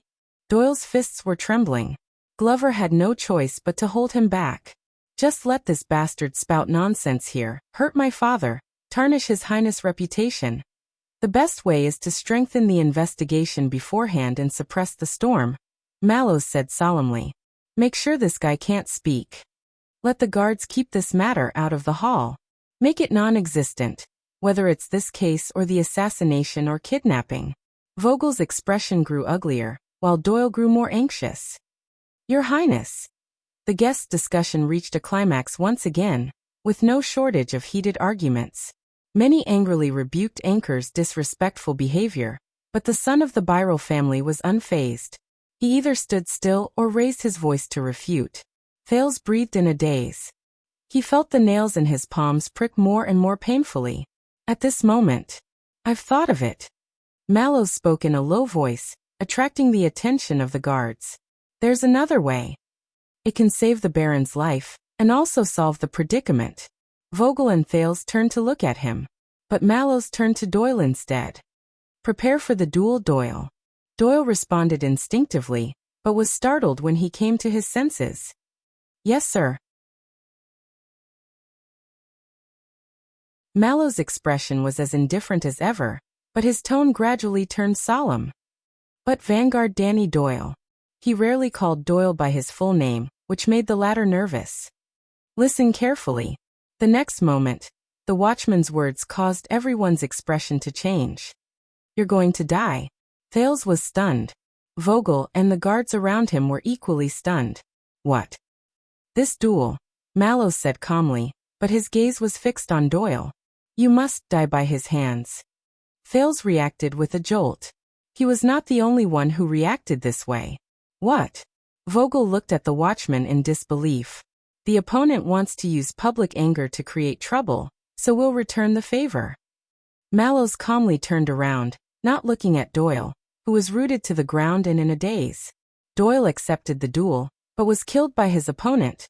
This way, regardless of the reason, the Birrell family is naturally in the wrong for causing a disturbance at the banquet, using foreign evil methods to brutally kill their own countrymen. Everyone will only remember your family's humiliation, and His Highness Thales being forced to do so. After the incident, the royal family can act as the mediator to uphold justice, occupy the moral high ground, and quell the fallout. Under everyone's astonished gaze, Mallows was nonchalant as he recounted his terrifying proposal. His Highness doesn't know about it. He is impartial. Doyle did not evade responsibility and took it upon himself. End of story. There was silence among the guards. Die. Doyle stood rooted to the ground, unable to regain his senses. Only Vogel got over his initial shock and frowned in doubt. But this way, the Doyle family. The son fought for his father with honor, died in the duel, and preserved the royal family's reputation. Mallows stared at the old baron who collapsed on the ground. The father shirked his responsibility and died of murder, causing the kingdom to descend into chaos. This concerns the bigger picture. They know what to choose. Thales saw Doyle tremble slightly, and he looked absent-minded. It was as if the former Doyle had disappeared. No, Thales said subconsciously. There must be a better way. But at this moment, neither Vogel nor Mallows seemed to care about what he said. But after that, Vogel folded his arms, as if seriously considering the possibilities and pros and cons of this solution. The 7 Jadestar attendants, their attitude towards the royal family. Doyle raised his head in a daze. There are pros and cons, but that's not something you and I can comment on. It's the consideration of His Majesty and the Lords at the Imperial Conference, Mallows said calmly. It was exactly the same as the day Thales returned to Eternal Star City and suggested for him to stay in the carriage. In the game of chess, Birel is just a pawn, the 7 Jadestar attendants are also pawns, you and I are also pawns. We can only choose the path with the least losses. Thales froze in a daze. Pawns. Pawns again. Pawns at the mercy of others. Is it worth it? Thales asked softly, but Mallows was still discussing with Vogel, and did not notice him. So Vanguard Doyle, how much do you want to save your father's life, save your family, save His Highness from his current predicament? Vogel asked the speechless Doyle softly. This was the first time he faced Doyle directly and addressed him by his name and title. Doyle shuddered again. But Vogel pressed on. So much so that you're willing to die for it. Doyle looked up. His tone was terrified and his breathing was rapid and uneasy. No one knew what he was going to say. That guy's positioning is lax, Glover suddenly said. Sir, let me circle to the back. I'm confident I can kill him with one strike. Doyle looked at his partner, color returning to his eyes. But Mallows calmly interrupted them. This is the only way. Someone has set up an unsolvable game of chess, and we can only make the most rational and concise choice. The watchman looked at the absent-minded Doyle. Sacrifice the pawn. He then looked at the incredulous Thales. Protect the king. The guards fell silent again. Thales closed his eyes and unclenched his fists. Sacrifice the pawn. Protect the king. Who's the pawn? Who's the king? But in the hall, Anchor was clearly tired of Count Godwin and the rest's pestering, and did not want to drag on any longer. Your Highness, is it worth it? Thales opened his eyes abruptly and interrupted him loudly. The Duke of Star Lake spoke angrily, drawing the hall's attention back to him. Is it worth it? The Duke of Star Lake took a step forward, and looked at the troublemaker at his banquet with a complicated gaze. His tone was full of double indignation and injustice. Anchor Birel. No matter who instigated you, are they and their schemes worth it for you to willingly become a pawn and exchange your life for it? Anchor was stunned for a moment. Not only him, but the guards were also stunned for a moment. A few seconds later, the hostage-taker laughed out loud. Instigated. Anchor first glanced hatefully at the disheveled old baron, then said coldly, You don't believe it, do you? Whenever something like this happens, you think it's a political conspiracy, an ulterior motive, a scheme of interests. Anchor sneered and pointed his short sword at the crowd around him, causing a commotion among the guests. Just like most of the arrogant, indifferent, cold-blooded, ignorant, self-righteous, and hypocritical fools who think they're smart, self-righteous yet selfish, hypocritical, look on from the sidelines. Thales furrowed his brows. Why bother? There's always another way, they say. Ulterior motives, attention-seeking, they also say. This isn't that simple, it must be a conspiracy, they still say. Just like you now. Anchor said bleakly. You don't believe what I've done. It's already the last and most desperate choice of me, a man of flesh and blood. For a moment, Thales thought he understood the meaning in Anchor's eyes. But this feeling quickly drifted away, and Anchor's gaze became unfamiliar again. Thales was silent for a moment. Then where did you get your weapon? The prince said in a low voice. The banquet's security is very strict. You couldn't have brought it in alone. Anchor was stunned. He looked at the short sword in his hand, smiled sheepishly at first, then his gaze turned cold. For those who have suffered injustice and have no way out, Your Highness. Anchor Birel looked at Thales again, his tone sad but determined. Weapons of resistance are everywhere. Within reach. He ignored Count Godwin's furious roar, and pressed the blade against the Baron's neck again. "Your Highness, make a choice for me. Murder or duel?" Thales gulped. Doyle's expression tensed. His dazed eyes regained focus, reflecting the struggle within. Mallow's gaze fell on Thales from the side, but it was more lethal than anyone else's gaze in the hall at that moment. Sacrificing a pawn? Protecting the king? Anchor, Doyle, and Mallows all focused their gazes on him, and Thales felt his mouth go dry. But in the next second, another high-pitched and shrill female voice cut through the air. "Bulsh * T choice. Bulsh * T Byral." Everyone was shocked. They turned to look and found that it was Baroness Doyle, who had struggled free from the crowd and was in a sorry state, but had a fierce expression on her face. Her breathing was shaky, her heavy makeup had long been ruined, and her gorgeous clothes were in disarray. But she still gritted her teeth and raised her finger, pointing at the hostage-taker. "You little brat who's still wet behind the ears. What else do you know other than playing around with swords and debauchery in some broken tower thousands of miles away? Don't you know what kind of scum your father is?" Anchor was stunned and then frowned. Like a person who had been struck by extreme fear, the Baroness' expression contorted. "Before I married into the Doyle family, my ex-husband was a merchant from Crocaw City. I know better than anyone what kind of filth your father is. Byral. Ha, that son of a B*** Tisich. He was a first-class scoundrel knight when he was young, frivolous and vain, even resorting to trickery in a knight's tournament." The Baroness' expression was full of contempt and disgust. Ambitious, headstrong, short-sighted, and insatiable. If not for his dog *T luck of having 4 cousins and 2 brothers all dead after the bloody year, how could he have been the Baron of Crocaw City? Anchor was taken aback, and did not know how to react. "You. As a suzerain, your father only knows how to levy taxes and drain the goose that lays the golden eggs. Under his rule, Crocaw City's labor period was extended, taxes and fees were added, but the punishments were harsh and never forgiven. As a result, industries withered, the people were resentful, the bureaucracy was corrupt, and bribery was rampant." Anchor was exasperated. No, but the Baroness was obviously furious, and did not give him a chance to speak.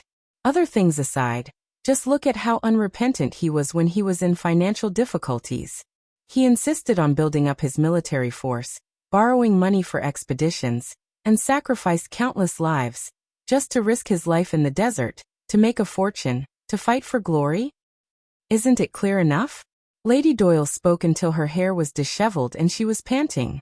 But her sharp voice became smoother, and Thales could even hear a hint of a western desert bumpkin accent that was obviously cultivated since childhood.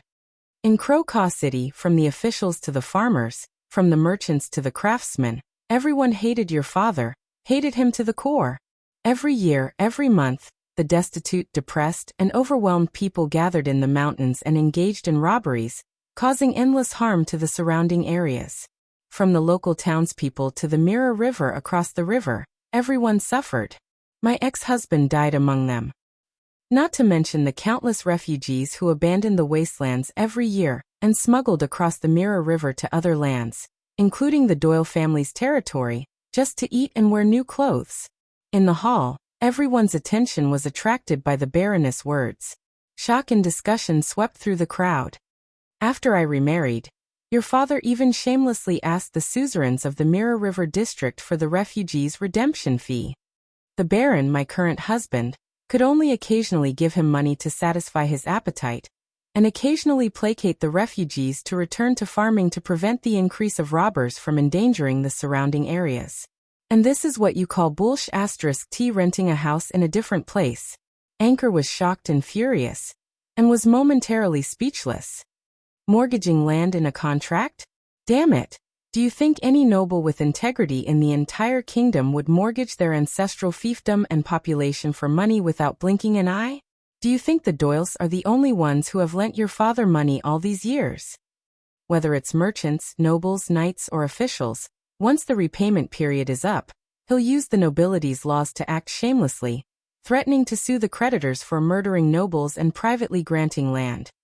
He's much more experienced than you in this kind of bullying, treacherous, shameless, and despicable act. Anchor gripped his sword, trembling. His face turned pale amidst the discussion. The Baroness shouted indignantly. In the face of such a shameless suzerain, the Byril vassals were divided, but dared not voice their anger.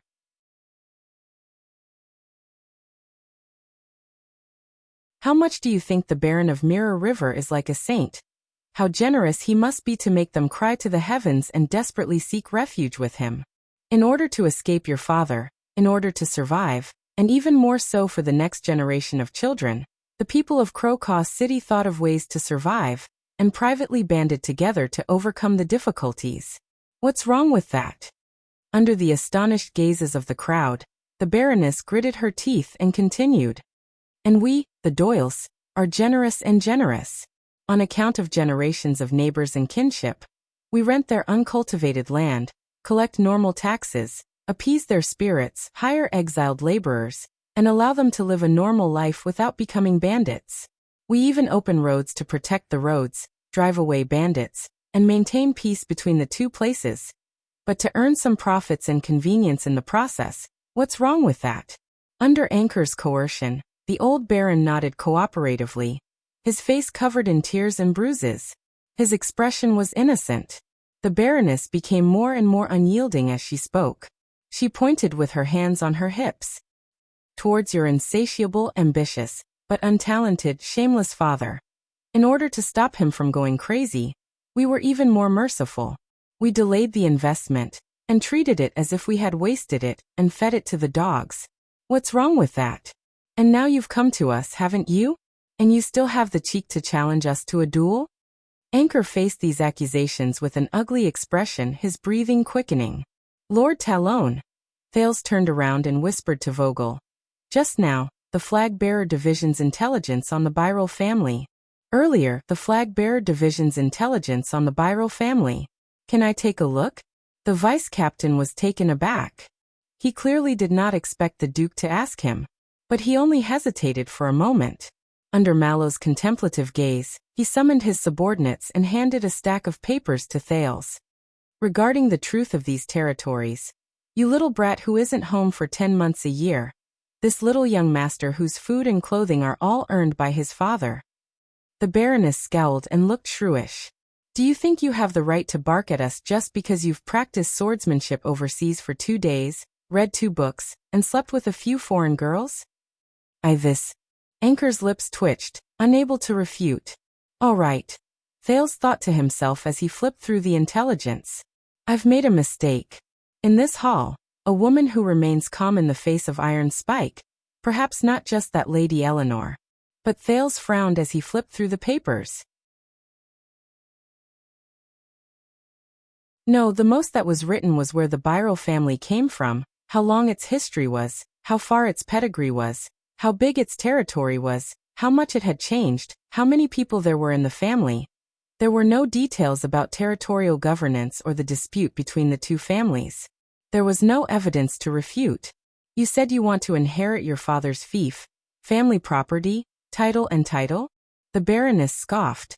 Then why don't you King inherit all the sins your father has committed against his vassals, his people, his neighbors, the kingdom, everyone, the sins he has accumulated, the evil he has done, the harm he has done, the lives he has owed, the blood he has stained. Byril's little brat. After the Baroness screamed, she collapsed to the ground, drenched in sweat, and was held up by several female relatives. Thales frowned. The entire hall was silent. It seemed that everyone was stunned by the Baroness's performance. Even Doyle's expression froze. Doyle, right? Vogel addressed Doyle by his nickname. He looked at the Baroness in the middle of the hall with a complicated expression. Your father married a good wife. Doyle stared at his stepmother in a daze. Glover was as expressionless as ever, but he pressed down on his shoulder from the side. You know, Doyle looked absent-minded, as if he was talking to himself. When my father wanted to remarry, all these years, my attitude towards her has not been very good. Mallows did not say anything. He merely sighed softly. But Thales was as solemn as ever. He knew that it was not over. A few seconds later, the hall was once again drowned in a torrent of discussion. Everyone was fiercely discussing the latest news that the Baroness had just revealed. Anchor turned his head with difficulty and noticed that the guests' gazes had changed. They began to look at him more. At the son of the Birel family. No. Apart from panic, he was also a little embarrassed and angry. Listen up, little brat. Baroness Doyle caught her breath. As she watched the guests discuss among themselves, she became more confident and arrogant. She did not care about her disheveled appearance and snorted coldly. I don't care whose connections you have, whose orders you have to harm our family. You have tarnished His Highness' reputation. The Baroness pointed directly at the person holding her husband hostage and shouted angrily. But if you dare, go ahead and try. Anchor shuddered violently. Instead, the expression of old Baron Doyle, who was being held hostage, changed as he said in horror, "That dear." The high-spirited Baroness lowered her gaze and revealed a ruthless expression. "Shut up." The old Baron shuddered and obediently shut his mouth. The Baroness glared fiercely at the troubled Anchor and gritted her teeth. "But I swear, little brat of Birel. I swear to the setting sun, to the bright moon, to the dark night, to the desert god, to my grandaunt, to everything. If my husband suffers even the slightest bit of harm tonight," her expression was vicious, "I will give it my all for the rest of my life. I will make your remaining brothers, sisters, friends, and relatives suffer all the torture you can imagine in the most painful, cruel, and terrifying way. I will make them cry in the end, begging me to kill them." As soon as she said that, everyone's expression changed, including Anchor. But the Baroness apparently did not notice. Ignoring the old Baron who was hurriedly signaling her with his eyes, she waved her arms and roared. "I will make sure that your family line ends without descendants. Just like the fate you were meant to have." The guests burst into an uproar. Thales, Mallows, Vogel and the rest frowned. *T. As expected, when it comes to lying and quibbling, you're still the best.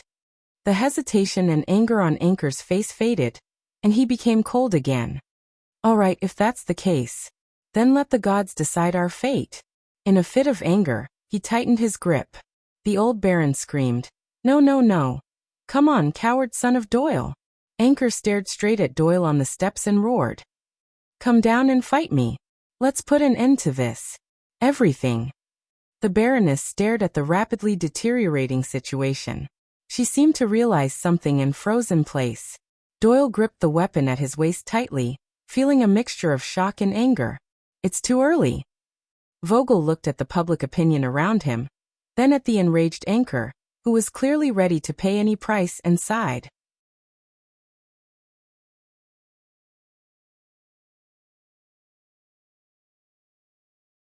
Chapter 558.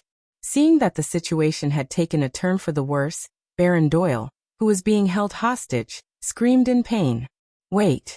We can still talk." But the enraged Anchor was in no mood to listen to pleas. He grabbed the old Baron's neck and choked the latter's words. "I've had enough of your family's viciousness and hypocrisy, Doyle." The hostage-taker bellowed, regardless of gender or age. Behind Thales, the hesitant Doyle's eyes widened and his arms trembled. Praka had no choice but to rush forward and help Glover hold him down. Despite being the captain, Mallows remained silent and only sized up the hostage-taker with a cold gaze. The old Baron's breathing became visibly labored and his face quickly flushed red, eliciting a scream from the Baroness. "Ah! You cold-blooded bastard! You dare touch my man, I swear I'll..." Seeing that the situation was dire, Count Godwin hurriedly gestured for the ladies to hold the Baroness down and pull her back into the crowd to prevent her from further provoking the hostage-taker. Fear and worry spread. The guests began to discuss among themselves again, and it was the guards who managed to maintain order. "You, Doyle's son." Anchor's hair stood on end. He was furious as he pointed his sword at Doyle on the steps. "Don't hide behind a woman anymore. Get down here." Thales looked at the crazed Anchor from afar with a heavy heart. "That man. He's desperate," Thales said silently. "Hysterical. All for a duel. But he was just a pawn. His existence was to complete a small step in someone's chess game." Thales felt even more sorrowful at the thought. The guard separating the crowd from the assassin tensed up. But Anchor seemed to retain his last shred of rationality. He did not kill, nor did he draw his sword hastily. He only glared at Doyle. "We'll settle this. Like a man. Son of AB*TCH. Doyle instinctively wanted to charge down but was stopped by the well-prepared Praka and Glover. "Let go of me. At least she gained some advantage. People's perception has been shaken." Vogel ignored Doyle's loss of composure. He looked at the crowd around him and frowned. "If we kill him now, maybe." "No." Mallows stared at Anchor and shook his head. "Our audience is not just in this hall, but the entire kingdom. They are as stupid as ever and only care about the result.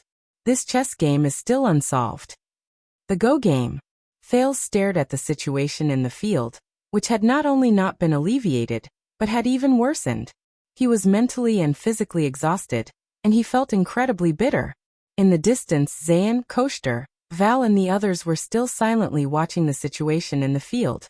They had no intention of intervening. Lady Eleanor, Lozano, Adrian, Patterson, Stone, and the other guests from the 7 Jadestar attendants' family seemed to feel the same way. They locked their gazes on the prince and waited for his reaction. Then, Vogel frowned and leaned toward Doyle. "Have you thought it through, Vanguard Doyle?" Vogel repeated Mallow's words in a low voice. "Sacrifice the pawn." When he heard the vice-captain's words, Doyle shuddered slightly, and his emotions changed. "Duel then die," Vogel said calmly, like an emotionless machine. Doyle's angry struggle lessened. Doyle stared blankly at his father, who was being held hostage. With a last glimmer of hope, he turned to Thales and Mallows as if asking for help. But the prince only pursed his lips and said nothing. What could he do? Tell Doyle not to move, and let Anchor kill his father? Let Doyle fight a duel, and then deliberately die by his opponent's sword? What else could he do other than sacrifice the pawn? Think. At the side, Mallows watched the prince's twitching eyebrows and remained silent. "Now you are the only one who can save your father and resolve this stalemate," Vogel said coldly in Doyle's ear. "Realize this early." Doyle turned back stiffly, his gaze filled with despair. "Duel die." He stared in the direction of Anchor and the old baron, but his eyes were dazed. He kept muttering, "Duel die, duel die, duel die." Thales turned his head away, unable to bear it.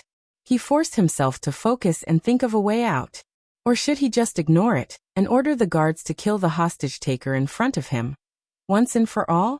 As for the aftermath, forget it. As long as he gets through this unbearable hardship and pain, who cares about the aftermath? Let his father clean up the mess? No, I can't. Thales' mind was in a mess. Glover could not bear to see his colleague like this. He pressed down on Doyle's shoulder from behind and said sternly, "Doyle, pull yourself together." But Doyle subconsciously shook off his hand. As long as I die in the duel," Doyle said absent-mindedly. "Father can be saved? The problem will be solved?" Thales could not bear it anymore, but just as he was about to speak, Mallows suddenly said, "It's not that simple." The guards looked at him in unison. The watchman's gaze was still fixed on Anchor, whose face was contorted. From just now until now, this Anchor's gaze has always been unwavering in the face of death. "I think he probably has the same goal as you." Mallows calmly stated his conclusion to Doyle at a moderate pace. "He also wants to die in your hands in the duel." Doyle's dazed gaze suddenly shifted. Thales frowned and looked at Anchor. "Yes, that's the only way," Vogel said gloomily. "To bring the greatest benefits." Mallows nodded. "See, as their pawn he's the same." He looked at Doyle with a profound gaze. "Sacrifice the pawn." The watchman glanced at Thales again. "General." Thales closed his eyes. "Sacrifice the pawn." "General. Sacrifice whose pawn? Whose army will it be?" Doyle was still breathing absent-mindedly, occasionally mumbling to himself. But Anchor was already impatient. "Answer me. Doyle's son. Do you have the guts to fight me fair and square?" The hostage-taker's rage and the old baron's cries of pain further agitated the crowd, inciting gasps and uproar. "Or I can start with this old varmint's limbs. Let's see how much blood he can bleed." Watching Anchor move the blade to the Baron's wrist, Thale's heart clenched. This is bad. All right. Seeing that Doyle was in a state of panic and confusion, Vogel scoffed at Mallows in dissatisfaction. If you don't want to dirty your hands, watchman, then I'll do it. He turned to his subordinates. Gather the flag-bearer division, choose 4 people, the best snipers. But the next moment, a loud and sonorous voice interrupted them. Duke Thales. The banquet hall fell silent. Everyone turned to look at the person who spoke. It was Doyle.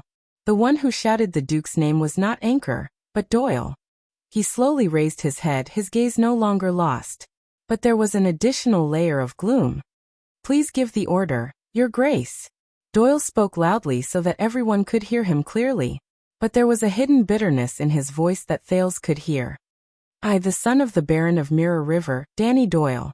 Under the gaze of the entire hall, Doyle took a step forward and gritted his teeth.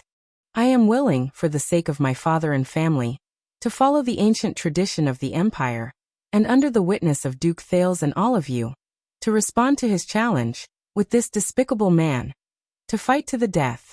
Thales looked at his personal guard in disbelief, and then at Mallows. But the latter seemed to have expected it, and responded indifferently. Doyle glared at Anchor, whose face was full of provocation and desire, and tried his best not to look at his dumbfounded father. I am willing to defend our dignity and reputation. Doyle spoke mechanically, as if his mouth did not belong to him. As long as you let my father go. After saying these words, Doyle, who was drenched in cold sweat, swayed as if he had deflated, until Glover steadied him. The guests were silent at first, then a small commotion broke out. The sound of debate once again drowned the hall. Very good, very good. There are still men in the Doyle family after all. Anchor, who received a response, looked at the soulless Doyle and smiled. But Thales could not feel any happiness or satisfaction from it. There was only a different kind of desolation. Thales gritted his teeth. Doyle. Vice Captain Vogel pursed his lips and looked at Doyle with a complicated gaze. Mallows was silent as well, but his expression was much calmer. No, no, no. In the hall, the old Baron, who was being held hostage by Anchor, could no longer care about his pain and disheveled state. He shouted in exasperation. Brat, what are you doing? Doyle snapped out of his daze, glanced at his father, and forced a weak smile. The old Baron looked at his wife in horror. My dear, stop him, stop him. But the Baroness was also frightened. She looked around in panic, but all she received was sympathy. Your Highness? Is anyone there? Anyone?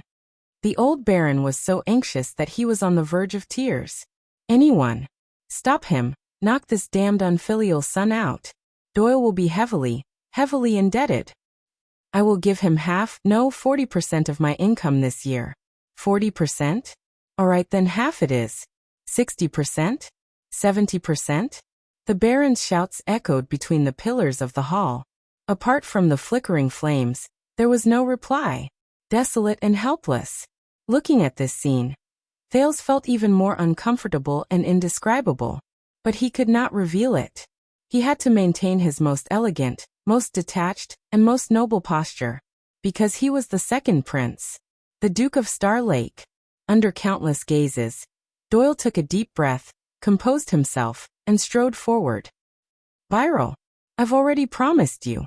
Doyle roared angrily at Anchor. Now let go of my father, I'll play with you. Let's settle our scores. Anchor smiled. He did not let go of the old Baron, but turned to Thales. Duke Thales, Your Highness? The initiator and the receiver of the duel are both present, and only the noble witness remains. Anchor's gaze was a mixture of desire and anticipation, despair and madness. Doyle also turned around and looked at Thales with a rare gloominess in his eyes. The old Baron stared at him and shook his head frantically, his eyes pleading. The royal guards looked at him, their expressions subdued and restrained, making no sense of his demands. Your Highness. Vogel quietly stood beside him. This is proper justice, a necessary evil. Mallows sighed as well. When it's time to end, a pawn should be sacrificed. Thales clenched his fists. Sacrifice pawn. Damn it, sacrifice pawn again. Pawn. The guests in the hall stared at him menacingly and aggressively, filled with all sorts of emotions. At this moment, countless gazes converged on the prince aggressively, waiting for his response. Zayn's gaze was contemplative, Koshter's expression was murderous like the autumn wind, and Val stared fixedly at Thales, his emotions indiscernible. The 7 Jade Star attendants stared at him intently, as if the prince's next decision was an irrefutable oracle. No one knew that at this moment, what the expressionless Thales wanted to do the most was to sit in his chair, bury his head, close his eyes, and ignore all gazes and voices. Leave all the troublesome matters to his subordinates. This way, he might be able to use the inviolable majesty of the royal family to fool his anxious and helpless moment. But he could not. Because he was the second prince. He could not. He was the Duke of Star Lake. Your Highness, make the announcement. Doyle's words were rather weak, like a terminally ill patient whose hope was dashed. Let it come, the sooner the better. Save you the trouble. Thales was expressionless, but his heart was bitter. All right. The sooner the better. Save me the trouble. Finally, after a few seconds, to Thales it felt like a lifetime. The Duke of Star Lake maintained his most upright and noble posture, slowly rose, and raised his voice. Anchor Byral. The moment his voice rang, everyone in the hall, from the officials to the bureaucrats, from the nobles to the merchants, carefully listened to the words of the returning prince, displaying, at least on the surface, the uniform deference and obedience. In the name of Constellation's Duke of Star Lake, the second prince, Thales Jadestar. The Duke's voice was incredibly deep, and people could not help but feel respect for him. However, only those who had been with Thales for a long time would notice that at that moment, the prince's voice was much hoarser and gloomier than usual, much more tired. In accordance with the long-standing tradition of the Empire, I hereby grant you permission to initiate a duel to the death against another noble, against Danny Doyle, in order to avenge your bloodkin. Doyle lowered his head and exhaled a long breath. Thales' expression was gloomy as he stared darkly at the long-awaited anchor. And I will personally witness its outcome. I guarantee its fairness and propriety. Is that enough? The Duke's words were met with silence in the hall, until a few seconds later, Anchor's equally tired voice rang out. Thank you, Your Highness, thank you.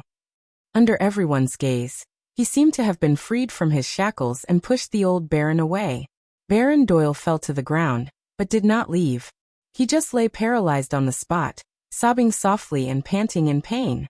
The guards took the opportunity to step forward and help the Baron away. A few people hesitated on whether to take the opportunity to attack the hostage-taker, but Count Godwin sighed and shook his head, indicating that they did not have to. Whether you believe it or not, Your Highness. Anchor smiled bitterly. You and this Doyle brat, out of the hundreds of people I've met over the past few months, the two of you are the only ones who are willing to respond to my request. If it was not shocking, no one would listen. Thales recalled his words and could not help but feel dejected. Whether we live or die, Thales Jadestar, Your Highness, Your Grace. Anchor took a deep breath and knelt down on one knee with sincerity. He placed the hilt of his sword in front of his chest and bowed his head deeply. I will remember it forever. Your Grace. Thales sat down weakly and closed his eyes. I actually updated 80,000 words this month. What's wrong with me? End of this chapter.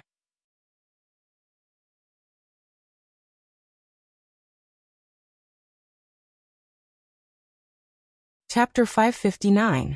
The guests in the hall maintained a rare silence, as if everyone had forgotten how to breathe after the order for the duel was issued, until Doyle suddenly reached out and picked up Thales' wine glass.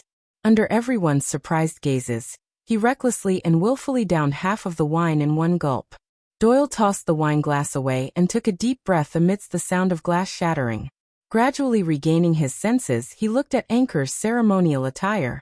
In the next second, Doyle removed the leather armor and protective gear belonging to the royal guards in an orderly manner with an expressionless face. Old leather, my sword. Praka hesitated for a moment. Under Mallow's gaze, he retrieved the confiscated weapons. This will not be a pure duel. Both sides seek defeat instead of victory, seek death instead of life. Mallows walked to Doyle's side and watched him make his final preparations. He said softly, "Are you ready?" Sitting in his seat, Thales clenched his fists. Both sides seek death. Why? Why? Doyle took off his arm guard and glanced at his superior indifferently. "My lord, commanding officer, or Tormund Jr.?" Perhaps it was because he was tipsy, or perhaps he had no scruples. He casually addressed the other party. "Do you know you're such a bastard?" Tormund Jr., Mallows frowned. "You look like you don't even give a damn about His Highness." "You're asking for a beating," Doyle said and laughed. But no one else in the guards laughed. The watchman sighed. In the Rose Branch, the follow-up thrust is a must-learn technique. It's known for its simplicity, sharpness, craftiness, and difficulty in blocking. It's hard for practitioners to change. If you find the right timing, it'll be less painful. Doyle's smile froze. He straightened his back and looked at Glover, who had been his partner for the longest time, with a desolate expression. "Zombie, I'm sorry to bother you with my trash talk, but my father told me to build a good relationship with the Glover family." Glover nodded, his face still expressionless. "I know." Doyle took a deep breath. "Also, you never go to Red Street Market." "That's why I've been meaning to ask." Doyle ignored everyone's gazes and flashed a pale smile. "Are you gay?" The guards immediately fell silent. Glover furrowed his brows, but he still replied, "No." Doyle snorted and shrugged. "All right, I want to say that it's okay even if you are. I'm very tolerant." "The Doyle family." Anchor interrupted Doyle from the center of the hall. He was at ease, completely disregarding the guards around him who were itching for a fight. "What are you waiting for?"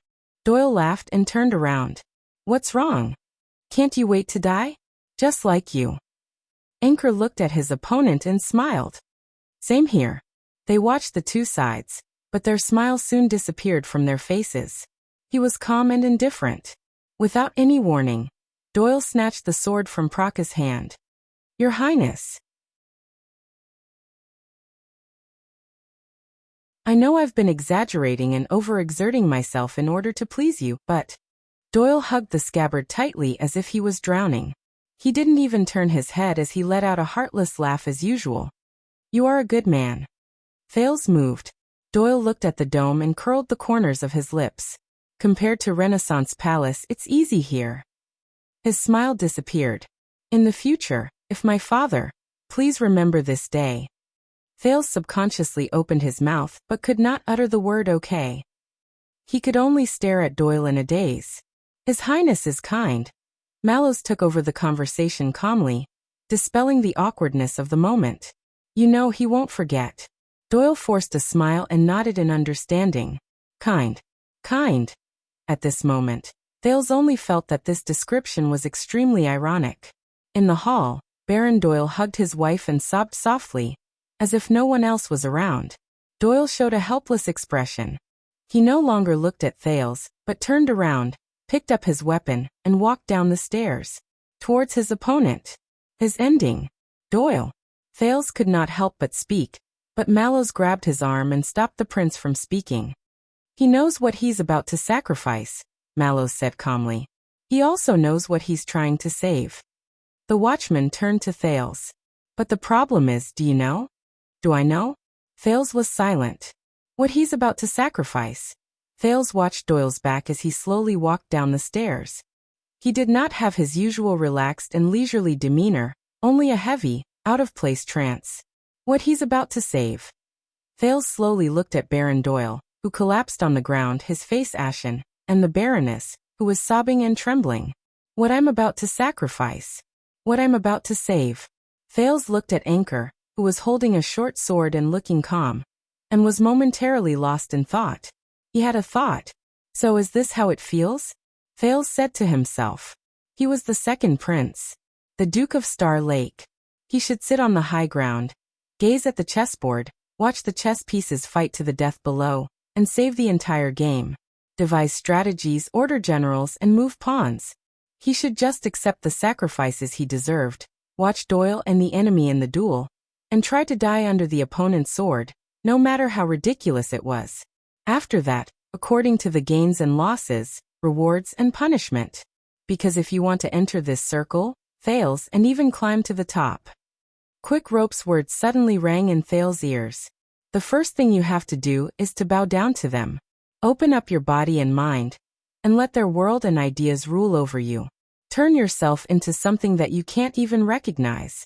Only then can you start playing this game, and only then can you play it well. Thales silently watched Doyle's back as he walked away. Remember. Vice Captain Vogel caught up to Doyle and reminded him softly. If you survive and he dies, then both His Highness and your parents' fates in the future will be terrible. Doyle's back trembled, just like how Thales stopped breathing. But unlike Thales, Doyle quickly calmed down and walked forward step by step, as if he had accepted his fate, just like a chess piece. At that moment, Thales suddenly understood. Think carefully. What did you become after you became a prince? Can you still choose your own path? Follow your heart. Thales lowered his head gently. Everyone waited for Doyle's footsteps to converge with Anchor's position. After you become a prince, are you still yourself? Are you still Thales? Or have you become something else? You're right, Mallows, Thales suddenly said faintly. Doyle, he knows what he's sacrificing.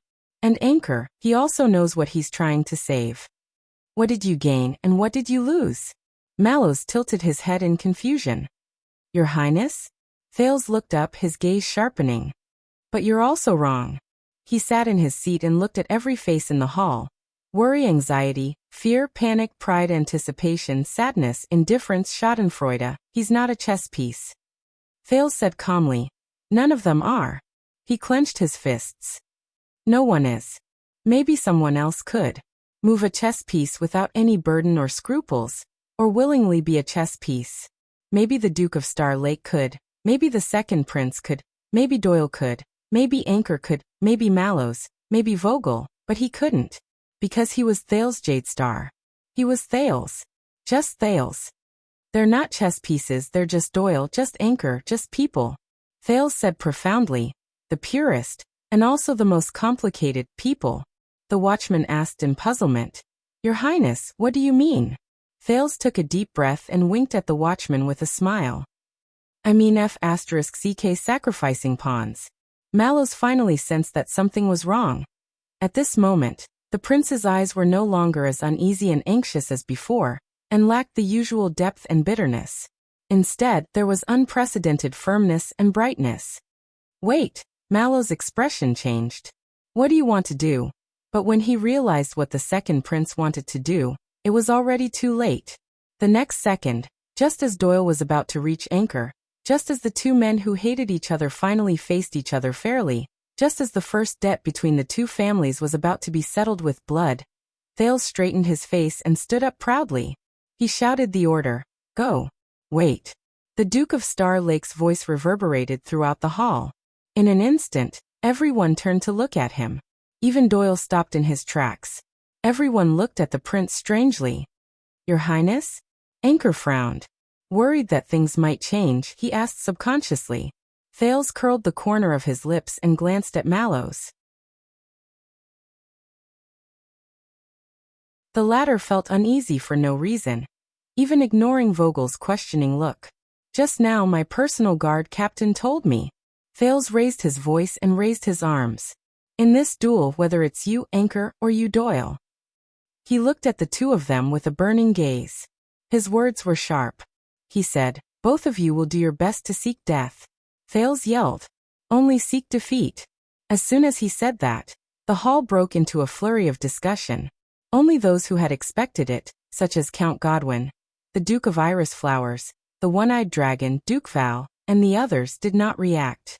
Among the royal guards, Mallows and Vogel looked at each other, but could only see shock and bewilderment in each other's eyes. What's going on? Why did he have to make this matter so grand and overt, in the eye of the storm? Anchor and Doyle looked at each other, and were equally at a loss. Use actual sacrifices in exchange for greater benefits, or smaller losses. Thales smiled. He glanced at the two of them separately, his voice bright and confident. Fight a battle where you seek defeat. Do you know how? Do you? The prince's question stirred up more and more discussion in the banquet hall. Anchor and Doyle were stunned for a few seconds before they spoke almost simultaneously. Your Highness. And the prince's smile cooled. But I don't like that. Thales roared, interrupting the two men who were caught off guard. The Northland barbarians may be barbaric. Thales raised a goblet that belonged to an unknown person and held it in the air, his gaze sharp as a knife. But they never compromise. Well, most of the time they never compromise. Thales gently let go, letting the goblet fall and shatter on the ground. He looked at the hall full of people who were either bewildered or confused, solemn or happy, and chuckled. So, I would like to add some stakes as encouragement. As soon as he said this, everyone in the hall was once again puzzled. Only Thales remained smiling. To increase motivation for the two of you. A glint flashed across his eyes as he locked onto the dueling duo in his field of vision. To ensure that this is a fight where every punch hits the flesh, every stab sees blood, brilliant, and strive for victory. An unforgettable. Thales' smile froze and his voice deepened. A duel to the death. What? In the next second, from the nobles to the guards and servants, everyone was shocked and unable to react. Thales roared angrily. Anchor Byrel. Anchor responded nervously. In the name of the Duke of Star Lake, the second prince, Thales Jadestar, I swear to the Sunset Goddess. Thales' expression was unprecedentedly solemn and cold. If you win the duel and kill your opponent. My father, His Majesty King Kessel, Thales said coldly. He and I, we will fully support you to reopen the court for your family and seek justice. Anchor was shocked. Not just him, Mallows, Doyle, Vogel. When everyone came to their senses, they were all shocked and in disbelief. Anchor said in shock. You represent His Majesty? Thales sneered. Yes, the Jadestar royal family will speak up for the Byrel family. Until you're satisfied. The guests in the hall burst into an uproar, their voices rising and falling. Anchor was taken aback. He stared at Thales' expression, breathing erratically and unable to control himself. Fully support. Speak up for the Byrel family. Doyle, on the other hand, looked betrayed as he stared in disbelief at the prince he once served. Vogel, who was beside Mallows, gritted his teeth and whispered in shock and anger. His Majesty. How is he representing His Majesty? Still supporting Byrel? No, that's too rash, Mallows frowned. But Thales quickly spoke again, his voice as solemn as before. But Anchor, if you lose the duel you will die. He said coldly. Then I promise on behalf of my father, on behalf of the Jadestar royal family. The Byrel family controversy. A cold glint flashed in Thales' eyes. It ends here. The meaning of this sentence was unclear. The guests were puzzled for a while, until Anchor, whose expression kept changing, tried to speak. Your Highness, I don't understand. But Thales immediately raised his voice, interrupting everyone's thoughts. As the price for witnessing your glorious duel, as punishment for your disrespect and overstepping your boundaries. The Duke of Star Lake's voice echoed between the pillars of Mindy's hall, making everyone stand in awe. If you lose, the Byrel family case will never be overturned, retried, or objected to. Thales stared coldly at the increasingly bewildered Anchor, his voice cold as ice. No matter how much grievance you have, how much legal evidence, how much reason you have, the kingdom will not question any of it. And that ends here. Amidst the guests' discussion, Anchor stood rooted to the ground. He took a few seconds to understand the prince's bet. Fully support if you win the duel. Never overturn the case if you lose the duel. Anchor looked up in a daze. But my family's land, never overturn the case. I don't understand. Thales' voice was cold as he cut off his question. Anchor, you're saying that you're going to resort to a duel to recreate my legendary journey in the north? Anchor frowned. Thales snorted coldly. Since you chose to solve the problem with the ancient style of the Empire, you should enjoy the convenience of solving the problem once and for all. You have to bear the price of its barbaric backwardness. Anchor was stunned. Thales raised his head and looked around the hall at the people who were looking at him. Wherever his gaze landed, the guests lowered their heads. He said in a deep voice, "This is the truth of duels. This is the true way of the Empire and the Northlands." As he stared at the two duelists who were both stunned, Thales curled up the corners of his lips and revealed a gentle smile. With this kind of bet, you will have the motivation to win, right? Discussions rose in the hall like a buzzing bee. Everyone was trying to figure out Thales' intentions. All right, I think I understand a little. Vogel thought hard and ventured. That's not the case. That guy's path of retreat has been blocked by His Highness' tyranny of royal power. Now he must kill Doyle and cede the moral high ground to us in order to reverse the family's verdict. The vice-captain looked at Mallows in confusion.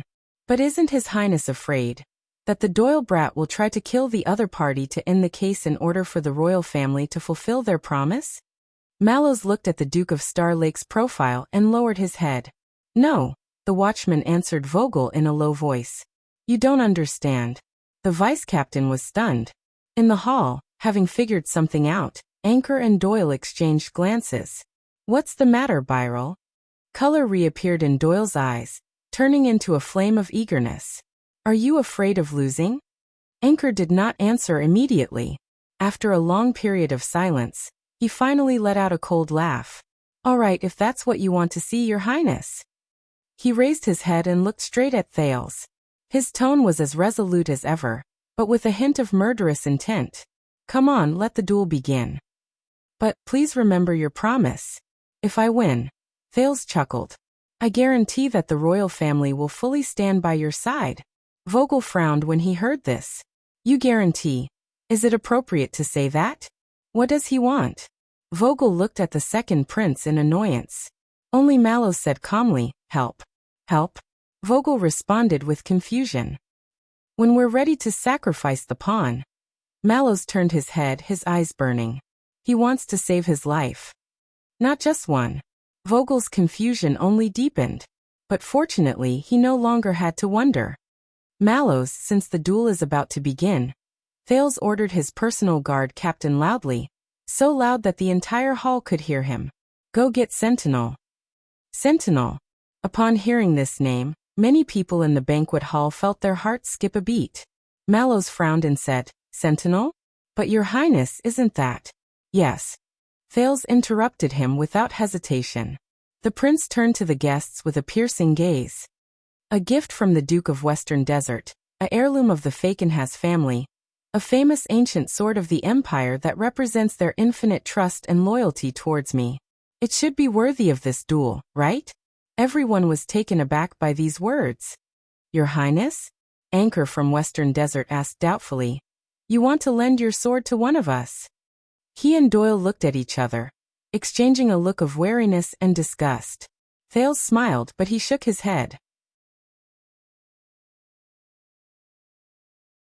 You're from Western Desert, Anchor, he looked at Birel calmly. Then you should know that the tribal leaders in the Great Desert always treat their guards as their own, as their wings. Anchor nodded skeptically, but after Thales' next words, his expression gradually changed. Challenging them in a duel is no different from challenging the leader himself, Thales said indifferently. At the same time he caused a commotion. He remembered an orc war chief he once met, and the duel rule of buy 1 + 2 and get 1 free. That left a deep impression on him. And unfortunately, Thales' expression was indifferent as he spoke calmly, drowning out the discussion. Danny Doyle happens to be my personal guard, the Duke of Star Lake.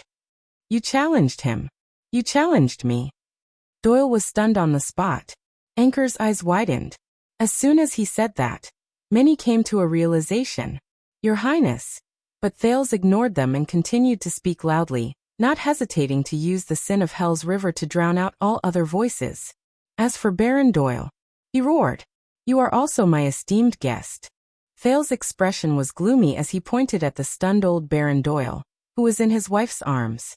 Today at my banquet, in my Mindy's hall, he shall not be threatened, harmed, or challenged.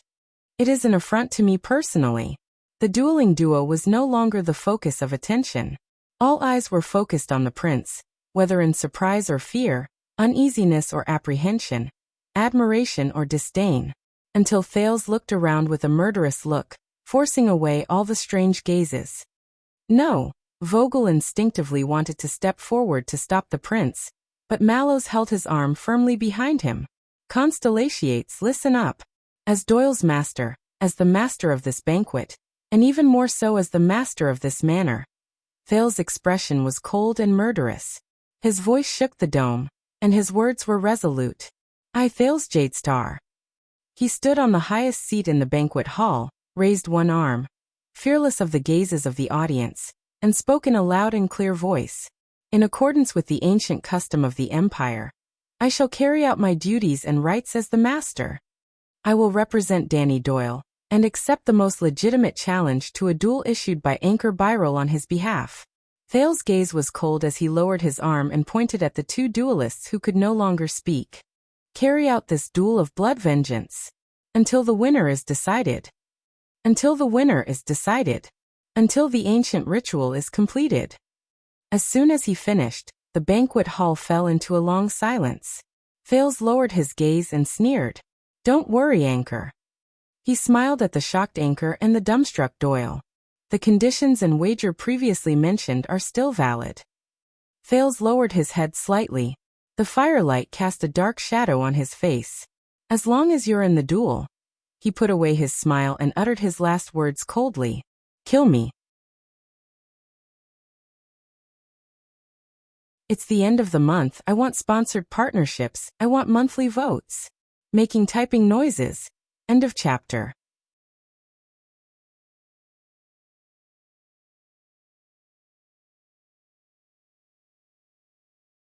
Chapter 560. In the brightly lit hall, Thales looked down from above, enduring countless shocked gazes, but only staring at the dazed Anchor, waiting for his reaction. You? After a long while, Anchor looked up in disbelief. Thales was still staring at him coldly. His posture was relaxed, but his gaze was intimidating. Like a hunter after an arrow left the bow, he confidently lowered his longbow. Your Highness, a proxy duel. Anchor finally understood what had just happened. His eyes were red and his breathing quickened. Me and you? Thales narrowed his eyes. No. Grief and pain surged from the eyes of the spoiler of the banquet as he hissed. No. In the hall, after the initial shock, everyone began to discuss what had just happened anxiously. But their voices became more restrained, and even the way they looked at the Duke of Star Lake changed. The shackled Val Arund was no longer drinking. His gaze was locked on the prince, his intentions unclear. Zayn frowned and kept turning back to ask his butler. The one-eyed dragon, Koshter, smiled faintly and was still in the mood to respond to the private inquiries of the other guests. Thales tossed aside the scenes he had glimpsed from the corner of his eye and scoffed. Why not? The young duke walked down slowly. The royal guards behind him wanted to follow, but were stopped by an unquestionable gesture from Mallows. Isn't this what you want? Thales walked out of the encirclement and slowly walked down the stairs. His voice was as sharp as a blade. A duel with the second prince himself will shock the entire kingdom. Everyone will hear about it, and you will achieve your goal of seeking justice. Such a banquet dish. Doesn't it smell good? Anchor gritted his teeth. The short sword in his hand began to tremble, and his eyes were about to burst into flames. He was not the only one in disbelief. Doyle stood rooted to the ground, watching Thales descend from the sky and walk slowly towards him. The murderous aura on Doyle's body slowly faded away, and what replaced it was confusion and bewilderment. Your Highness, you don't have to. You don't have to do it on my behalf. I can. Thales stopped in his tracks, his expression unhappy. On the other side, old Baron Doyle, after experiencing the double torture of grief and shock, showed a look of disbelief and joy. He came to his senses and desperately winked at his son. But Doyle obviously did not notice his father's actions. He stared blankly at the imposing Thales, raising and lowering the scabbard in his hand. He stuttered as if he had not fully reacted to the situation. You don't need to, I'm the guard to protect you. Then Thales cast Doyle a sideways glance, and a cold glare swept past him, causing Doyle's words to die in his mouth. I did not ask for your opinion, Danny Doyle. Thales mercilessly called out his personal guard's full name. I command you. I will fight for you. Thales looked at the crowd with a cold scowl. As a Jadestar, ordering one of the 7 Jadestar attendants. Do you have any objections? Doyle was stunned. As soon as he said that, the guests standing in front of him were stunned. They instantly became the focus of everyone's attention. The young and promising Viscount Adrian let go of his wife and looked back at Thales sternly. The old Viscount Patterson opened his blurry eyes and pushed away his two nephews who were supporting him. The graceful Lady Elainer held Luther Barney, who was playing with his head lowered, in a tight grip. She was silent. Baron Stone lowered his head slightly and glanced at the prince. His expression seemed to be sneering. Lozano Glover crossed his arms tightly, as if he was rooted to the ground, and did not move. Thales' gaze was as sharp as a blade. A second later, the 5 nobles moved one after another. They either lowered their heads and pressed their chests, or bent their knees and lifted their skirts. They were submissive and willing, but no one reacted as quickly as Baron Doyle. "No, Your Highness, no objections, no objections." Thales' eyebrows twitched. Old Doyle was seen rolling and crawling with a sobbing tone, which shocked everyone. "With you here, as the 7 Jade Star attendants, the Doyle family of Mirror River, we pledge our lives to you." The battered and sniveling old baron was about to say something when his shrewd wife quickly covered the baron's mouth and dragged him back into the crowd with Doyle. Thales exhaled. He turned back and continued to pace. The crowd below, whether it was guards, servants or guests, instinctively made way for the prince, until Thales stepped into the hall, onto the lowest ground, and stood at the same height as the tensed anchor. "As for you..." But Thales did not stop. He walked forward steadily towards the center of the hall. Anchor looked up in a daze, slightly surprised. He realized that the blade in his hand could reach the prince if he took 2 steps. Doyle, who was closest to him, was the first to react. He put down his father and rushed forward, exclaiming at the same time, "Your Highness!" The guards who followed Thales down the hall also sensed that something was wrong. Mallows frowned and raised his voice. "Your Highness, we're close enough." Count Godwin panicked. "Prince Thales, your precious body." Beside Mallows, the exasperated Vogel, who had been dealt a series of unexpected blows, ordered, "Surround them. Protect His Highness." In the hall, the startled guards and nervous royal guards moved at the same time. Their footsteps were chaotic, causing the guests to cry out in alarm, until Thales roared angrily, shocking everyone who had lost their composure. "Stop." He turned around and raised his arm, pointing at Doyle, who was charging forward. "Step back. All of you step back." The footsteps of the royal guard stopped in unison. Under everyone's watchful eyes, Thales ignored Mallow's frown and Vogel's anxiety, and turned his head back. He looked at Anchor, who had subconsciously raised his sword to defend himself. "Since my guest has the guts to come to the meeting alone and armed with a sword." Thales shifted his gaze away from Anchor's short sword and focused on Anchor's eyes. His footsteps did not stop. "Then I naturally have the guts to stand before him and look him in the eye." Anchor trembled. "Calm down." In the chaos, Mallows ignored Vogel. "Hurry and get him back." And protested angrily. "His Highness has spoken." He raised his fist and stood his ground, gesturing for the royal guards to calm down. Seeing that Mallows had openly set the tone, Vogel could only grit his teeth and shut up, glaring at the watchman's impudent actions. Finally, Thales stood in front of Anchor, facing the other man's anger and misery. "Duke Thales." Anchor lowered his short sword and glared at the Duke with resentment. "Why?" Thales' expression was calm and composed. "Why?" He snorted coldly. "Anchor Byrel. Do you think you can openly come to my territory and do whatever you want? Do you think you have my weakness, and can use it to hurt and threaten me?" Anchor tightened his grip on his sword. His gaze lingered on Thales' chest and abdomen. This made Vogel even more nervous, and he kept urging Mallows to take action, but the latter remained unmoved. As for Thales, he was equally unconcerned. "I don't know who gave you this rotten idea, but a duel?" Thales chuckled and glanced at the crowd, intentionally or otherwise. "Just because I came back from the north." Thales turned around slowly, indifferently facing the sword-wielding, emotionally unstable Anchor. "You and the people behind you. You don't know that I've been facing such predicaments and problems my entire life, struggling to survive between the last and most desperate choices." Thales swept his gaze over the guests around him before he turned his head around. He looked at Anchor, who was stunned and speechless, seemingly hesitant to take the opportunity to attack and kill the prince with his sword. Now Anchor, no matter who you are, or whose people you work for, Thales said coldly. Ignoring Anchor's blade, he continued to approach Anchor amidst the gasps of the crowd, until the distance between them was less than half an arm's length.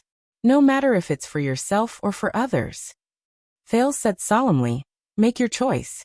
At such a close distance, Thales noticed that Anchor was trembling uncontrollably, his breathing erratic, and his expression uncertain. He was out of sorts. With his hell senses, Thales understood with a glance. In Anchor's current condition, not to mention a duel, he might not even be able to execute a proper sword technique. Choice. Anchor finally lost it and spoke angrily. Either I kill you or. His breath was so heavy that it could almost collide with Thales' face. You didn't give me a choice at all, did you? Anchor's eyes were bloodshot, his expression ferocious, and the short sword in his hand trembled uncontrollably. The onlookers could not help but break into a cold sweat for His Highness. Mallows had no choice but to hold down Vogel, who was gnashing his teeth, and never let go of his fists that restrained everyone. But Thales paused and said softly, no. The prince's tone became serious. I gave it to you. Not only did I give you a choice, I also gave you a chance. Thales looked into Anchor's eyes, which were filled with despair and desolation, and tried his best to speak sincerely. The best chance, the other option.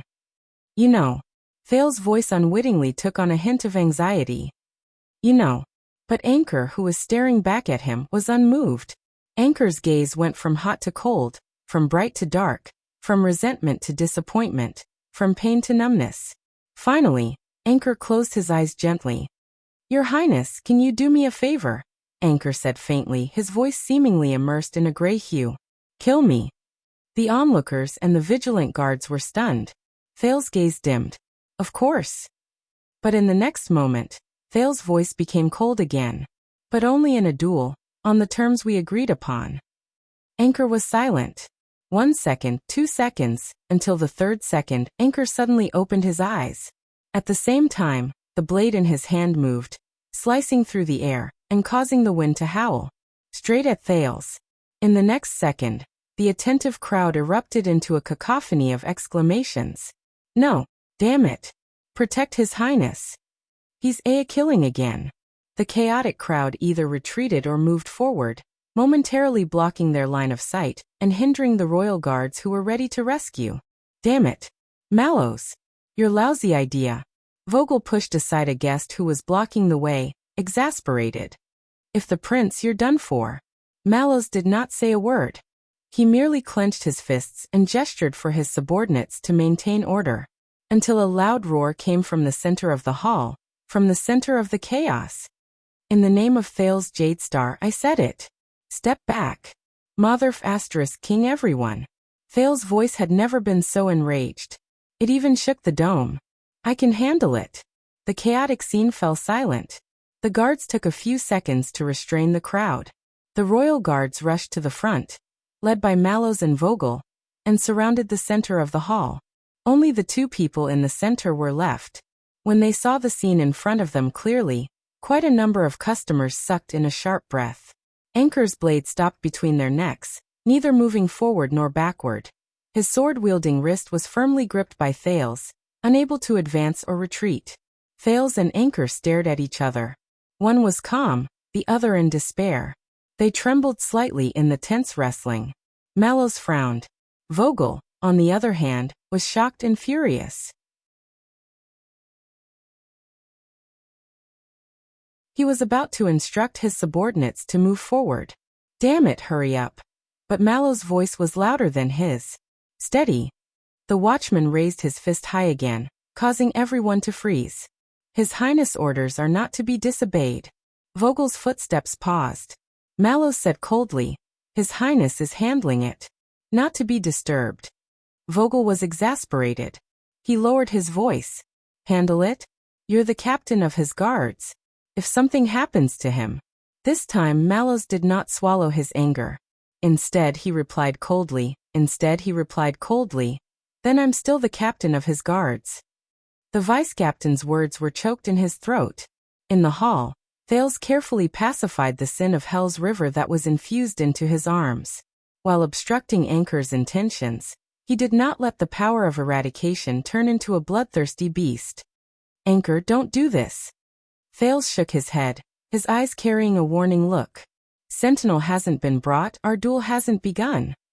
But Anchor shook his head. Let go, let them kill me. Anchor lowered his voice, his tone gloomy. I have to die, I can't walk out of here alive. Thales frowned. In that instant, he felt like he was back in the prison of bones. Right in front of him, Barney Jr. had brought the blade of the sword to his neck. Yes, Thales chased away the unpleasant memories and said firmly. But this is only the choice he gave you. He balanced the strength in his arms, not allowing Anchor to move an inch, and stared into Anchor's eyes. The person who gave you this sword, he's not worth dying for. Anchor seemed infuriated. His pupils contracted, revealing his anger. I'm not doing this for him. Thales did not back down. I know. The prince stared at the pair of eyes that alternated between anger and despair, hoping that Anchor could read his meaning. So I gave you a chance. Seize it. Thales' voice was a little anxious. Anchor was dazed for a moment. His breathing slowed down, and his pupils refocused. Why? Because I know you're not his pawn, Thales said firmly. I know what you really want. Thales tightened his grip, closing the distance between the two, and said in a volume that only they could hear. You're not here for revenge, and you're not here for personal gain. And you're not here for your father. Anchor was stunned at first, then in disbelief. How did you? Thales said coldly. Because I believe that we're the same people. The same people. Anchor's palm trembled. What? But the person who gave you the sword, Thales stared into his eyes. He's definitely not. Separated by a horizontal short sword, the two stared at each other, one determined, the other confused. Anchor's hesitation only lasted for a moment. He gritted his teeth, his eyebrows twitching. He gave me a sword, and you gave me a wager. Anchor glared at Thales. You're both forcing me to take the next step you want. Are you different from him? Thales was silent for a moment. A second later, the strength in the prince's grip weakened. He wants to be a chess player and win the game, Thales said in a low voice. Anchor sneered sarcastically. And you want to lose? Thales raised his head slowly. No. I just understand, he said tiredly, the other chess pieces. Anchor was startled. I told you, we're the same kind of people. Thales said with difficulty. Anchor Byral.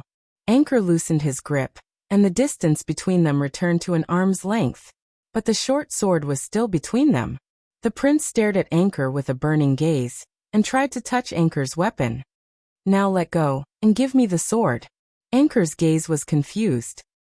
He glanced around at the royal guards, who were eyeing him as if they were facing a formidable enemy. He gritted his teeth. I can't. The chess piece can't. Thales pressed his left hand on the hilt of Anchor's sword, his gaze firm. You can. Anchor Byral, you can. Anchor hung his head. If I let go, Byral's gaze regained clarity, but then became pained. What should I do? Faced with this question, Thales was silent for a while, but he quickly looked up. I don't know, but I'll try my best. Anchor snorted, his emotions indecipherable, as if he was crying and laughing at the same time. I've tried my best. No, you haven't. Thales shook his head unquestionably. You didn't see me. He said firmly. This time, Anchor stared at him for a long time. Under Thales' gaze, Anchor's gaze went through a series of confusion, pain, torture, struggle, anger, and resentment. Finally, it returned to relief and silence. The next second, Thales felt his hand lighten, and in front of him, Anchor's body fell forward. Thud. There was a muffled thud. Under countless gazes, Anchor closed his eyes, knelt beside Thales and slumped. Thales exhaled softly, raised the short sword in his hand, and turned around with mixed feelings. It seems the duel didn't go through. He raised his voice and reverted to the uncompromising Duke of Star Lake, forcing away the sharp gazes of the onlookers. The Duke strode towards Mallows, who had his fists clenched all this time. Thales nodded. While his emotions were indescribable, he forced his tone to be the same as before. The bet hasn't been fulfilled. What a pity. Under countless surprised gazes, Mallows waved his hand. The well-prepared royal guard swarmed forward and roughly pinned Anchor, who had long since given up resisting and had a numb expression on his face, to the ground and tied him up. End of this chapter.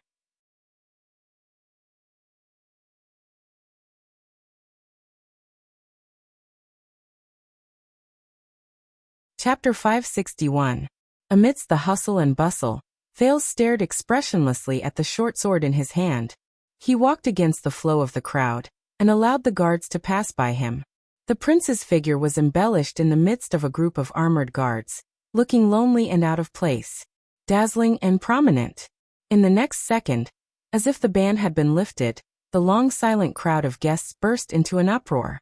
Waves of cheers, discussions, applause, and whispers rang out incessantly. Oh my God, I swear this banquet is the coolest thing I've seen this year. As expected of Jadestar, right?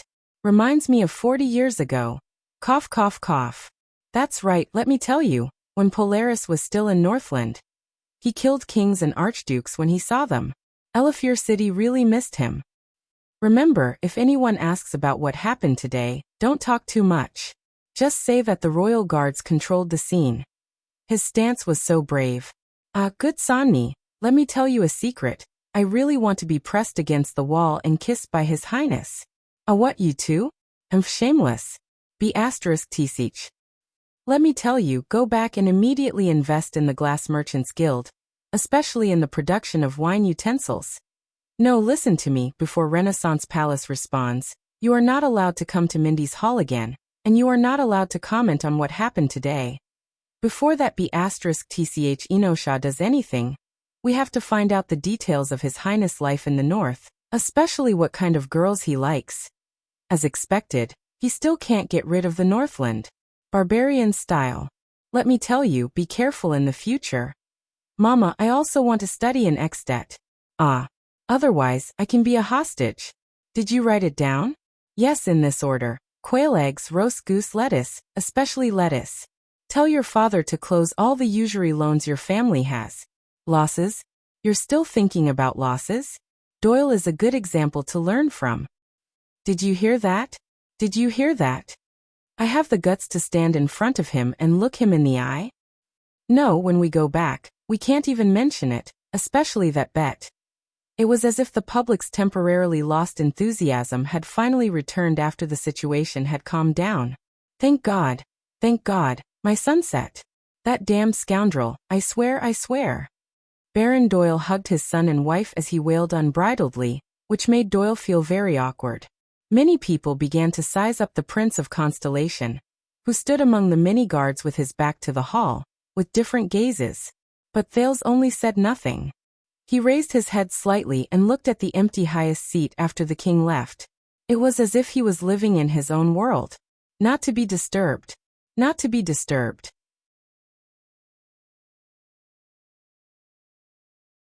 Alright, Flag-Bearer Division will take over from here.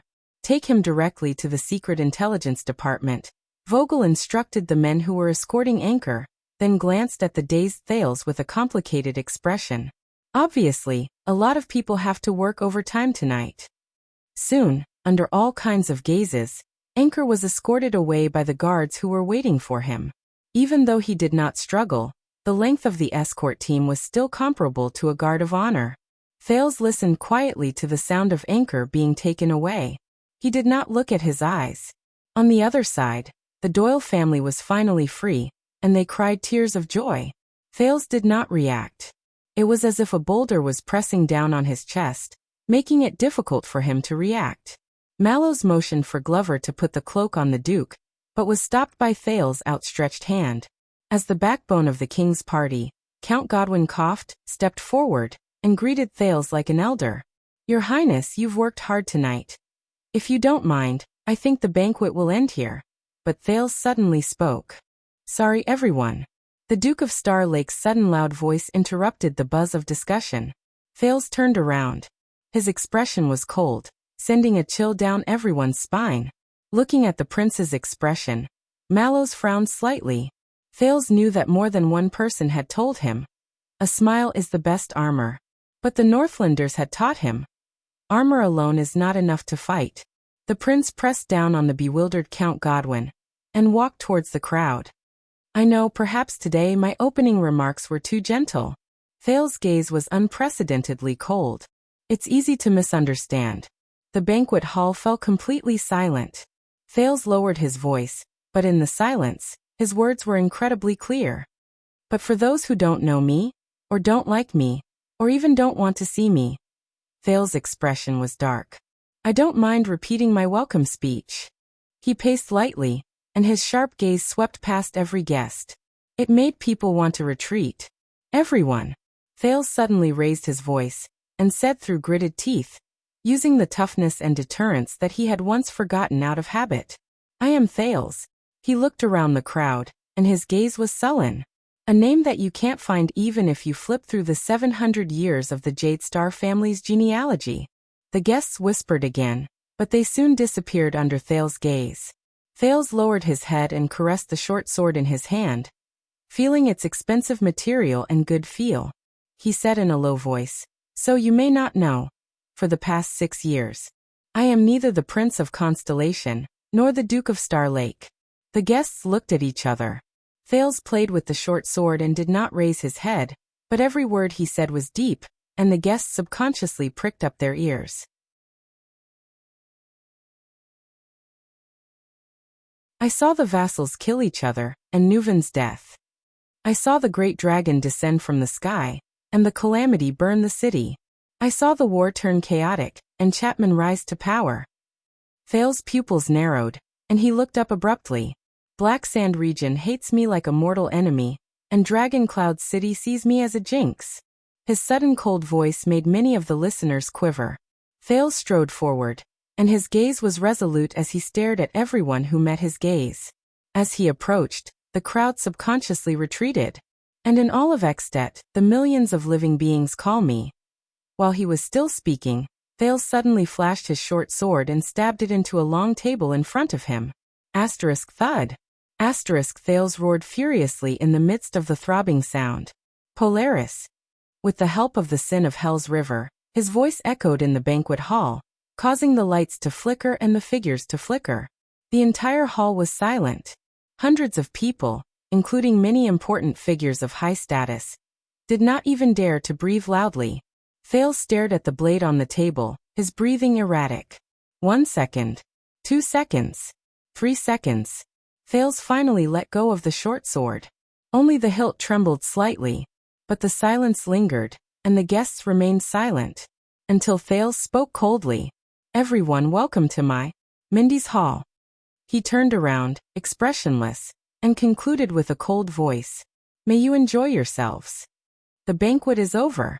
No one moved, until Mallow's side stepped forward and instructed the royal guards and the guards of Mindy's Hall to restore order and persuade the guests to leave. Vogel and Count Godwin also stepped forward and arranged for everyone to leave. Only then did the banquet hall gradually regain its liveliness. The sounds of discussion and footsteps rang out again, but in a much more orderly and low-key manner, as if deliberately avoiding the Duke of Star Lake, who was in a bad mood. Thales was still standing in the hall, and behind him was the short sword that had disrupted his banquet.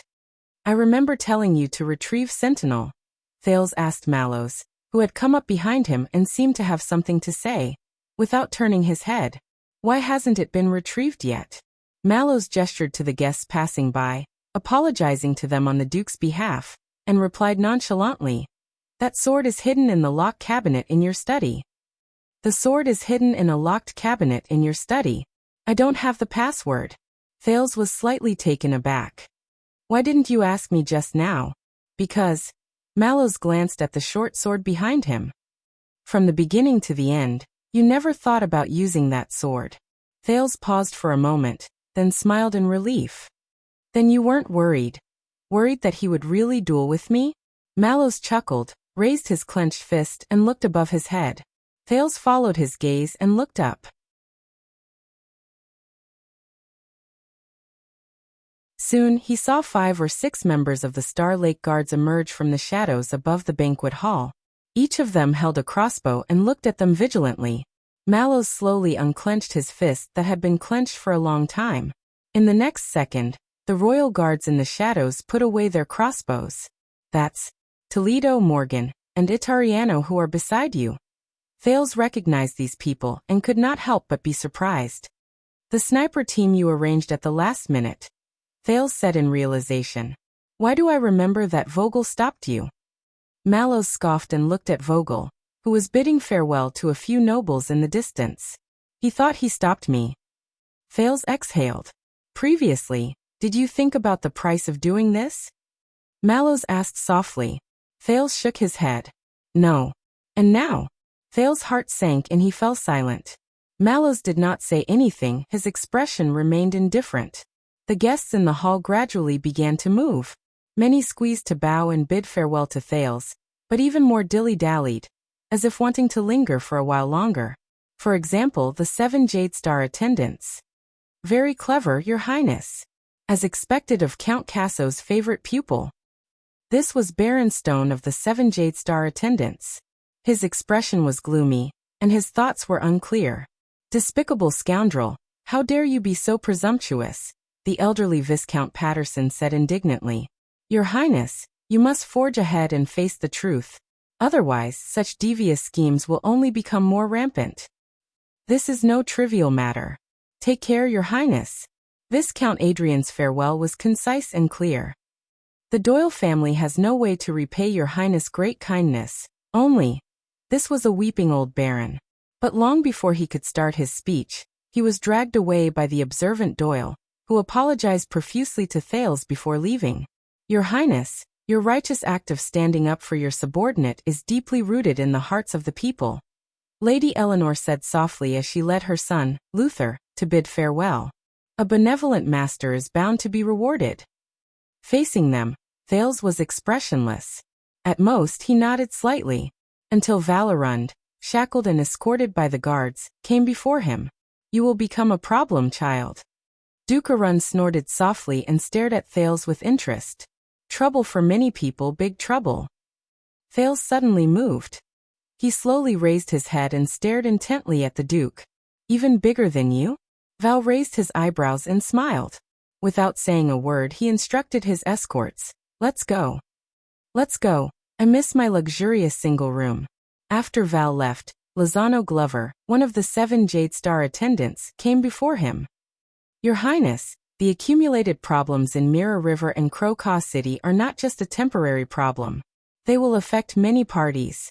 Please pay more attention when you deal with them. Thales nodded, but his heart was numb. Viscount Lozano paused for a moment. He glanced at Glover, who was coordinating the work on the other side. My younger brother, Callan, he is dull and taciturn. He often forgets to eat and sleep when he works. He does not know how to rest and rarely goes home. Lozano looked at his younger brother with a complicated gaze. Please let him come back for a vacation regularly, so that he can better serve the royal family. Thales' gaze flickered. I will. Lozano nodded, bowed and left. That's it. Thales turned around. Coaster Nanchester blinked his single eye and looked at the prince disapprovingly. No, Thales said flatly, trying not to think about the haze in the depths of his heart. This is just the beginning. Coaster snorted. I will return to Steep Forest City soon. The Duke of the Land of Cliffs curled his lips. Tonight, I brought you a few special stones from the Land of Cliffs as a gift. Find a few trustworthy people and keep them safe. Thales frowned in confusion. Why? Because they are military messenger raven directional stones, Coaster said nonchalantly. They are connected to a few military intelligence ravens that have not been recorded in the post stations, and not even the secret intelligence department knows about. Thales exhaled. Why didn't you say so earlier? Coaster snorted and shook his head. Because your banquet had not started then. He glanced at Mallows, who was arranging matters not far away. Because you did not need it then. Thales was stunned, but the one-eyed dragon left without any reluctance. The figures hurried away and said their goodbyes. Thales watched the day's unique banquet come to an end with exhaustion and apathy, until he saw one of the figures. Thales took a deep breath and recalled everything that happened tonight. He smiled. Amid the noise of the guests, Thales raised his head and called out to the figure who was about to leave. "Dear Zayn." The hall fell silent again. Many people stopped and looked over. In the crowd, the amiable Duke of Iris Flowers turned around. "Your Highness. Proper etiquette and elegant behavior." Thales looked at him and suddenly said, "You forgot something." Zayn was stunned. "Something? I don't understand." But the next moment his expression changed, because Thales turned around and, without hesitation, pulled out the short sword from the table. Clang! The metal short sword flew a few meters and hit the stone floor with an incessant clang. It caused the people around to avoid it. "The sword you brought." In front of everyone, Thales said coldly, without hiding anything. "Aren't you going to take it back?" As soon as he said that, everyone's expression changed and they were shocked. The hall fell completely silent. Zayn's eyes widened slightly as he looked at him in surprise. Thales and Zayn, amidst the countless hurrying figures, looked past the crowd without any hindrance and met in the air. Soon, the surprise faded from Zayn's gaze, leaving only coldness. It was tit for tat with Thales. As if they had a tacit understanding, after a period of fearful whispers, the remaining guests scrambled to leave in batches. Even Vogel was no exception. It was as if there was a plague in the banquet hall. Not long after, most of the guests in the hall had left. Mallows frowned and waved his hand to dismiss the equally surprised royal guards and servants. He also stepped back quietly. Zayn pondered for a few seconds before turning around and dismissing his old butler. "You know, in these 6 years," Thales chuckled, "did I learn anything from Dragon Cloud City, from the Northerners?" Duke Zayn frowned slightly. He did not speak, but his expression grew more serious. His earlier elegance and composure were nowhere to be seen. In the empty hall, Thales spoke softly. His tone gradually turned murderous. "You ked them." Thales stared at Zayn, his gaze sharpening. "And they ked you back." In the messy banquet hall, the Duke of Star Lake's voice echoed in every corner with a chilling coldness. "Only harder. More ruthless. More painful." In a split second, the banquet hall fell into a suffocating silence. Only the two men facing each other from afar, their gazes as swords, confronted each other in the air. Until Zayn sighed and sneered. "How did you find out?" Thales did not speak. He frowned, took a step back, and sat down on a chair. He stared at the short sword, his thoughts unclear. "You told me," the prince hissed. "Is that so?" Zayn's smile grew wider and wider. When, a few seconds later, Thales raised his head and looked at Zayn again. "Now, after reading the anti-epidemic news for a day, I feel overloaded. My threshold has reached its limit, and is about to be melted. I'm happier writing. What matters of the 6 dynasties have become private schemes." End of this chapter.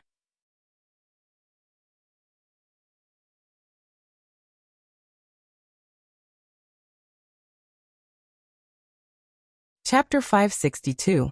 In the spacious banquet hall, Thales and Zayn faced each other from a distance. There were few figures in the distance. The guards and servants were still sending off the nervous guests, looking over cautiously but reverently from time to time. Now, Zayn's look of surprise only lasted for a second. His good manners made him keep his expression under control. The Duke of Iris Flowers did not say a word, nor did he care about the nervous gazes of a few people in the distance. He just slowly stepped over the mess and walked towards Thales. Thales stared at him coldly, until Zayn stopped and stood in front of the short sword. "So you were just a blind cat running into a dead mouse, casually bluffing, and trying your luck?" The master of Covendier looked at the short sword on the ground, unhurriedly, with a faint smile on his face. He was at ease, without the slightest loss of composure or self-awareness of having his plot exposed, just like when Thales exposed New Star's plot at the National Conference 6 years ago. This made Thales even more uneasy. "I got it out of him," Thales said without changing his expression. This sword was indeed given to him by a guest, and not some other unknown channel. The prince glanced at the few exits. Unfortunately, the banquet tonight has strict security. And there aren't many guests who don't need a personal search to enter the venue. Zayn spoke unhurriedly and cheerfully. Then why are you so sure it's me? He looked so interested that a stranger might have thought the two dukes were talking about something amusing over a cup of tea, and not a thrilling political conspiracy. Thales frowned slightly. The youth suddenly realized that compared to the young and promising Duke of South Coast from 6 years ago, Zayn's aura was much more restrained now, and his body was much stronger. He's different. Thales told himself silently. He's less lively and bright, and more somber and steady. A thought flashed through Thales' mind. His experience in Northland may have made him tougher, sharper, and more skillful than these 6 years in Constellation. What did it make Zayn like? Our discussion fell through, Thales said calmly, maintaining the shrewdness and dignity of the Duke of Star Lake. Before the banquet, Zayn's eyes moved. But in the middle of the banquet, you came over to talk about the gains and losses of politics. Thales stared straight into the man's eyes. Or to put it more bluntly, I'm just trying to find something to say. There was a short silence. Thales looked at the pillars of the hall in the distance, and watched the indistinct servants come to clean up the mess from the banquet. I know you have good self-restraint, Zayn, and I know you're thick-skinned, but it's not that good. Zayn nodded slowly. His lips curled up as if he was savoring a glass of fine wine. Can't it be that I really want to chat with you? Thales interrupted him coldly. You noticed.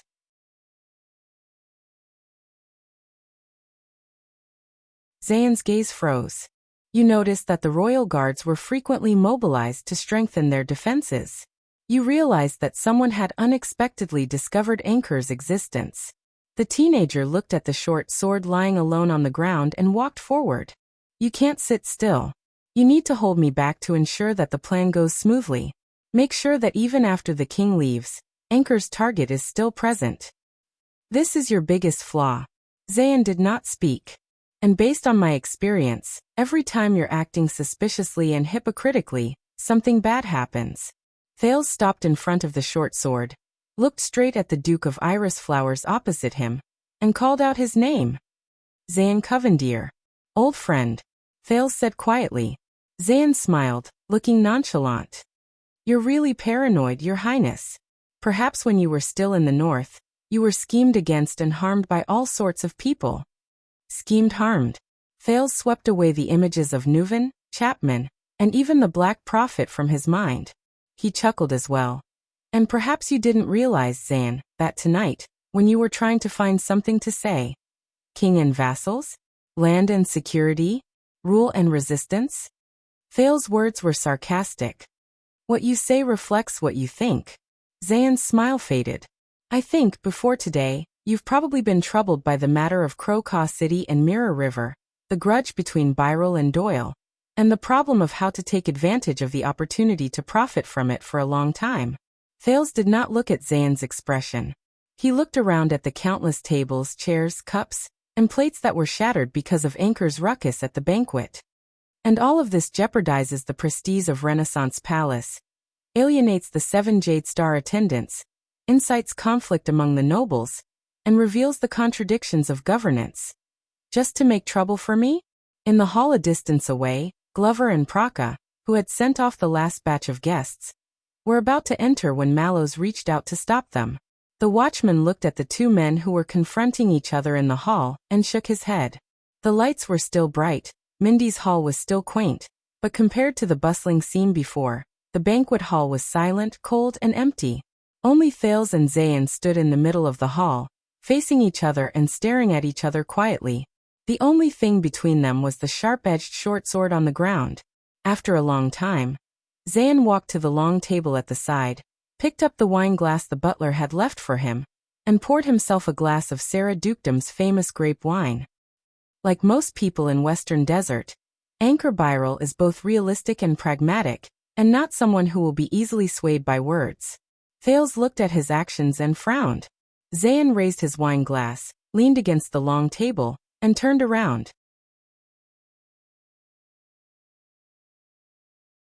How can you be so sure that he will give up and back down? He looked at Thales carefully, as if trying to match the young man in front of him with the boy from 6 years ago. Not to the extent that he will risk everything in a fit of rage, to the point where blood splatters everywhere. Anchor Byral. Thales turned his head, and a shadow flashed across his face. Just like you, he said in a low voice. Zayn swirled the wine glass in his hand and smelled the aroma. Oh, why? Thales looked at the wine glass in Zayn's hand and felt thirsty. Before he became a pawn, he was a person. He is a person, a very complicated, but also a very simple person. The Duke of Star Lake came to another long table, swept away the clutter, and casually picked up a wine glass. He did not care who had drunk it before, and simply flung it behind him, spilling the rest of the liquid inside. The wine fell to the ground, and a few drops splashed on Zayn's boots, causing the owner of Iris Flowers, who was savoring the aroma of the fruit wine, to frown. Thales picked up a jug of water, leaned against the long table and turned around. No matter who instigated him, who influenced him, and who coerced him, all his thoughts and actions ultimately originate from himself. Zayn left the spot without batting an eyelid. Did you know him before? No, Thales filled the glass, but it was written in the intelligence that Anchor has a younger brother and 3 younger sisters, all young, living in Crowcaw City. Thales' gaze froze on the wine glass in his hand. At the time, I was thinking if he died avenging his father, what would happen to them? Zayn looked at him and curled the corner of his mouth. Thud. Thales put down the jug. Single-handedly, breaking into the palace, pleading his case, and killing his enemy to avenge his father. This sounds heroic and satisfying, Thales said in a low voice. Thales said in a deep voice as he stared at his own reflection in the wine glass. But in reality, this won't solve anything. The royal family won't tolerate assassinations, and his actions will only be seen as a crime against order. As a bad example of destabilization, he will be severely punished as a warning to others. As Byral's family, they who are already in dire straits, will only be met with disaster. Zayn's smile became even more subtle, and Thales' gaze gradually froze into ice. But when I thought about how he wanted to duel Doyle, I understood. Anchor doesn't want to kill, or even seek justice. Perhaps revenge is just an excuse. Thales looked up suddenly. Under the triple pressure of his father's huge debt, the vassal's betrayal, and Doyle's scheme, the inexperienced and helpless Anchor only wanted to fight for one last guarantee for his family. To win the public's sympathy, to force the royal family to step in, and to ensure that his family safely gets through this disaster, and not go bankrupt, lose their land and destroy their family.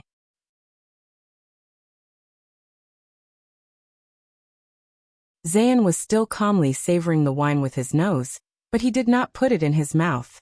The prince's tone became tense. He took the risk, not for revenge, not even for justice, but for a future.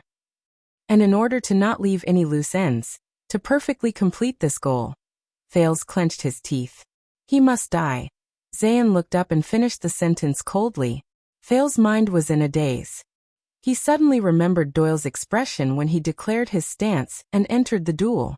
The voice of the Duke of Iris Flowers floated in the hall, ethereal yet mysterious. He can only use the most legitimate excuse of revenge and justice as an excuse, bear all the responsibility, and use his death to take away all the blame and disgust. It would be best if he died honorably, in dramatic, and legendary fashion. Like a hero. Become a perfect victim who is not subject to harsh criticism, and only leave behind nostalgia and sympathy. Zayn observed Thales' expression and said playfully, "Only in this way can the mean, vicious, selfish, and hypocritical onlookers be at ease and release their pitiful empathy. Only in this way can the royal family and the kingdom, under pressure after this sad story, have no choice but to lend a helping hand and take care of his struggling family, so that it does not fall into ruin and decline." The clear water in Thales' wine cup began to swirl slightly, like the surface of the sea where a storm was brewing. Anchor Byral. Thales was expressionless.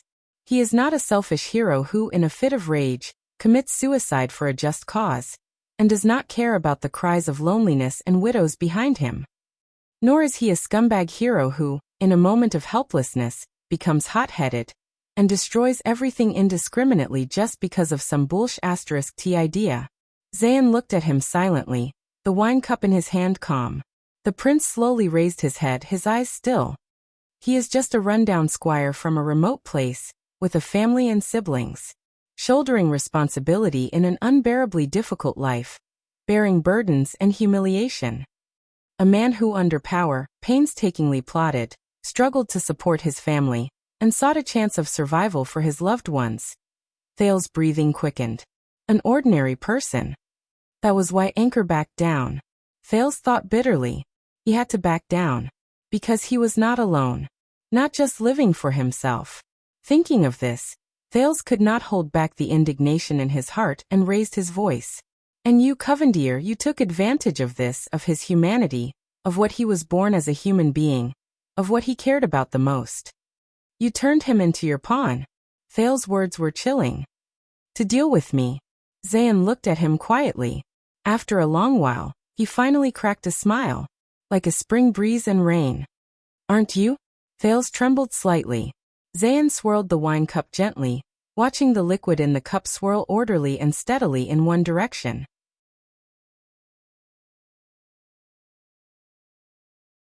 Didn't you also take advantage of this, appearing to persuade him, but actually coerce him? Zayn's smile turned cold. Thales' wine cup trembled. Not long ago when Byro came to me, Zayn's tone was casual. What I saw was a wounded, desperate, pitiful man who wanted to ask for help from the Iris Flower family, who were famous for their amiability. The eyes of the Duke of Iris Flowers flashed. He needed hope. So I gave him hope. Zayn paused and raised his eyebrows. And perhaps relief from a heavy burden. I told him that to reverse his family's fate, he could only rely on one person. A newcomer, who returned with a heaven-sent halo, and was completely different from the king on the throne and the nobles in the court. Thales clenched his teeth and stared at the water in his cup churning back and forth, creating ripples. Zayn left the long table and walked forward, approaching Thales. His tone could not help but be smug. Until you took the field for the duel. Until you used your power to cut off this hope. Regardless of victory or defeat in the duel, life or death, whether you killed the prince or never overturned the case, his family would be doomed eternally. Thales shuddered and closed his eyes. Covendier's master snorted coldly. You took advantage of his humanity, forced him to give up the duel, and even forced him to live. You were so stingy that you were not even willing to grant him the mercy of death. Only crueler than me. Thales was speechless. The Duke of South Coast leisurely strode over the short sword on the ground. Do you know what kind of future he will face when he walks out of here alive tonight? Thales' breathing stopped. Covendier came before Thales with a mysterious smile, and gently swirled his wine cup. Now who is the heartless one, your highness? Thales was silent for a very long time. He just stared at his wine cup. He watched the water in the cup go from churning to overturning, and then returned to silence. Just as Zayn's smile faded, and he was about to turn around. Aren't you going to drink? Zayn frowned. Thales raised his head, his expression indifferent as he looked at the wine cup in Covendier's hand. Perhaps a little stunned, the Duke of South Coast looked at the wine in his hand and replied cheerfully. In terms of aroma, it's worse than the ones imported from Jade City. Zayn shook his head and swirled his wine cup with a regretful expression. But if you want to drink it. No, it's not my favorite flavor. Thales did not say a word and only snorted softly. But the next moment, he suddenly raised his wine cup and poured the water in the cup into his mouth. He downed it in one gulp. The Duke of Star Lake finished drinking and soothed his dry tongue. He did not care about his poor image and inelegant behavior. He wiped the water stain from the corner of his mouth and flung it away. Water droplets splashed. Zayn silently stepped back. But Thales stood up and left the long table. Why?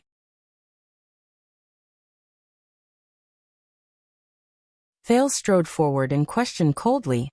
Just because I didn't agree to your conditions? To be in cahoots with you and love each other?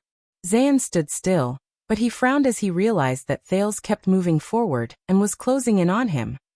Or have you already made up your mind to shed all pretense of cordiality and fight to the death with me? Thales pressed all the way to Zayn until they were less than a foot apart. All that was left was the gleaming dagger on the ground. Their gazes met and sparks seemed to fly. Zayn stared at Thales, his leisurely expression slowly disappearing. This is a warning. Thales snorted softly. Warning? Zayn curled his lips and called him by name. At the banquet, I purposely came to find you. Thales. To be honest, I'm not afraid of you finding out it's me. No, it's more like I want to be found out by you. Thales furrowed his brows. It's not just to create opportunities for Byril, Zayn sneered. Thales, it's to give you one last chance. Zayn lowered his wine cup and indifferently moved closer to the gloomy Thales. Byril's actions were all spontaneous. All I did was point out the way, give it a gentle push, and make a casual move. But even so, you can't take it anymore and are in a sorry state. He leaned close to Thales' ear and whispered like a lover, but his tone was deep and cold.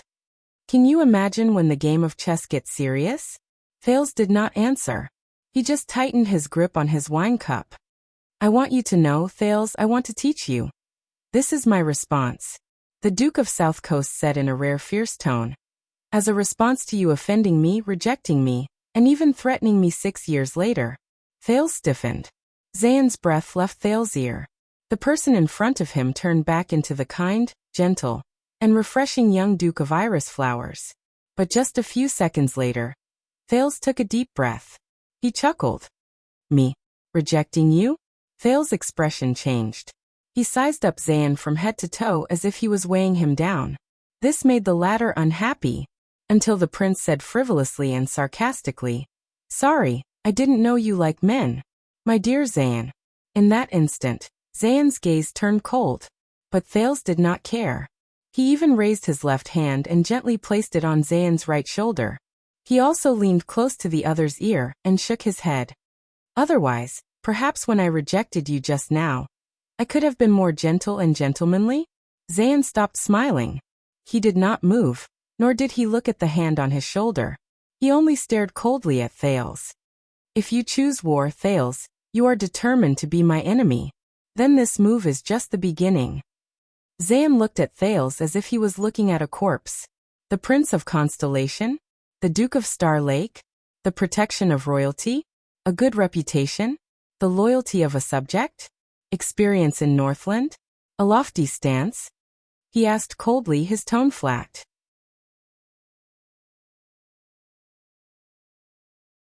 The next moment, Zayn suddenly raised his left hand and pressed down on Thales' left hand. I can destroy them. The Duke of Iris Flower's every word was laced with viciousness. One by one. Feeling the other party's grip on his wrist, Thales pursed his lips. Here, on the chessboard that I am familiar with, I can make you wish you were dead. In that moment, Zayn's gaze was so sharp that it could cut through flesh and pierce straight into the heart. When the time comes to shed all pretense of cordiality, even if I have to sacrifice everything, I can and will make you pay the most tragic price. The Duke of South Coast snorted and moved Thales' palm away. But to his surprise, not only did the silent prince not let go, but he quickly grabbed Zayn's wrist. Zayn's gaze froze. But what made him dissatisfied and even disgusted was not the action itself. Is it because of that conversation? Thales' voice rang softly. 6 years ago, when I was about to leave Eternal Star City and head north, our parting conversation. 6 years ago. Leaving Eternal Star City conversation. 1 second, 2 seconds. Zayn's gaze was confused at first.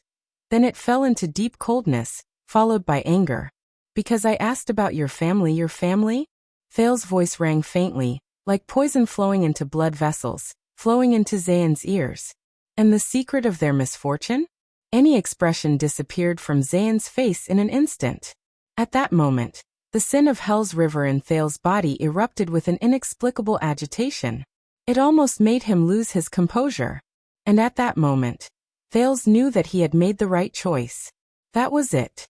Thales restrained the urge to use the power of eradication, looked at the Duke of South Coast again, and gritted his teeth. See, to a certain extent, you and Anchor aren't that different. Thales felt a counterforce trying to break free from Zayn's grip, but he still held on tightly to Zayn's wrist, refusing to let go. At least, he could not let the elegant man break free gracefully. And you ask, who is the heartless one? Thales stared at Zayn, at his expressionless face, which was as dull as a blood clansman's. That depends on you. Zayn Covendier. Silence. A deathly silence spread as the two stared at each other as if nothing had happened. In the hall, the atmosphere between the two finally dropped to a freezing point. At the periphery, the royal guards waiting for the dukes to negotiate seemed to sense something and wanted to step forward, but were all stopped by Mallows. Finally, Zayn turned his head, avoided Thales's gaze, and stopped trying to break free from the prince. But he smiled. Do you know?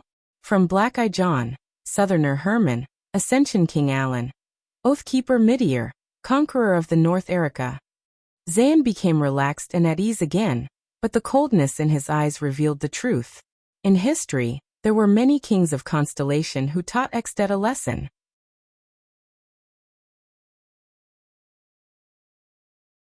And do you know what I've learned about how to deal with Northlanders? Thales furrowed his brows. Zayn no longer pushed Thales away, but pulled him closer and indifferently whispered in his ear. Before they F***ck you, you F***ck them to death. Thales' gaze turned cold. Don't imitate me. But Zayn smiled slightly. Do you think that just because you survived the Born King, you have the right to be complacent and do whatever you want? Polaris? Ha ha ha. The master of iris flowers said softly.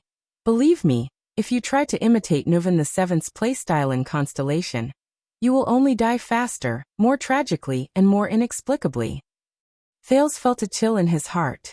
This Zayn was often more unsettling than the gloomy and sullen Duke of South Coast. The next moment, Thales' wrist shook and was flung away by Zayn with great force. Watch your hand, Your Highness. The Duke of Iris Flowers smiled, as if spring was in full swing and the grass was luxuriant. As I said, times have changed. Not like before. Thales was silent. His threat was not effective. Or, was it too effective? Zayn took a step back and nonchalantly swept his shoulder, as if it was tainted. You don't want to be F***ked to death by me, Your Highness. Before you meet a real enemy. Thales' expression changed. He slowly raised his head. So far, the only enemy I can see is you. Zayn burst out laughing as if he had heard a joke. How to choose a friend or foe is an art, Your Highness. Constellation is at peace and has a bright future. His smile remained, but his tone became more subtle. Those who can see are friends. Those who can't see are enemies. Zayn picked up the wine glass in his hand. The wine was still in the glass, and the color was new. Better to die for a friend than to die for an enemy. He smiled warmly and immediately loosened his fingers. Thales' pupils constricted. Crack. The wine glass fell to the ground and shattered into pieces, sending crystal shards everywhere. Every piece of shard reflected the lights in the hall, with a different kind of light and shadow. Zayn did not linger and turned to leave. That's my property.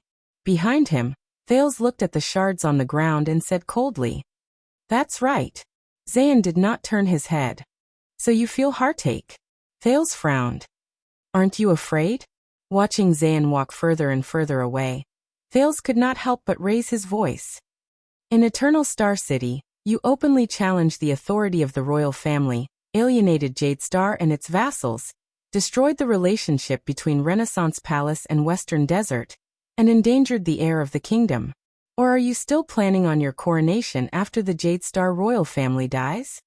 Thales stared at Zayn's back and lowered his voice. My father will not be happy. Zayn let out a cold laugh.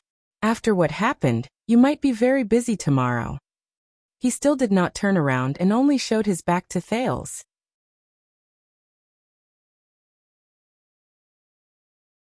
He replied loudly, but if you have time, you might as well visit Byril in prison. Thales was stunned. Believe me, His Majesty will be very happy. Zayn's voice was getting further and further away, echoing. You might be the only one who will be unhappy. Thales' heart skipped a beat. Why? Because I said this is just a warning.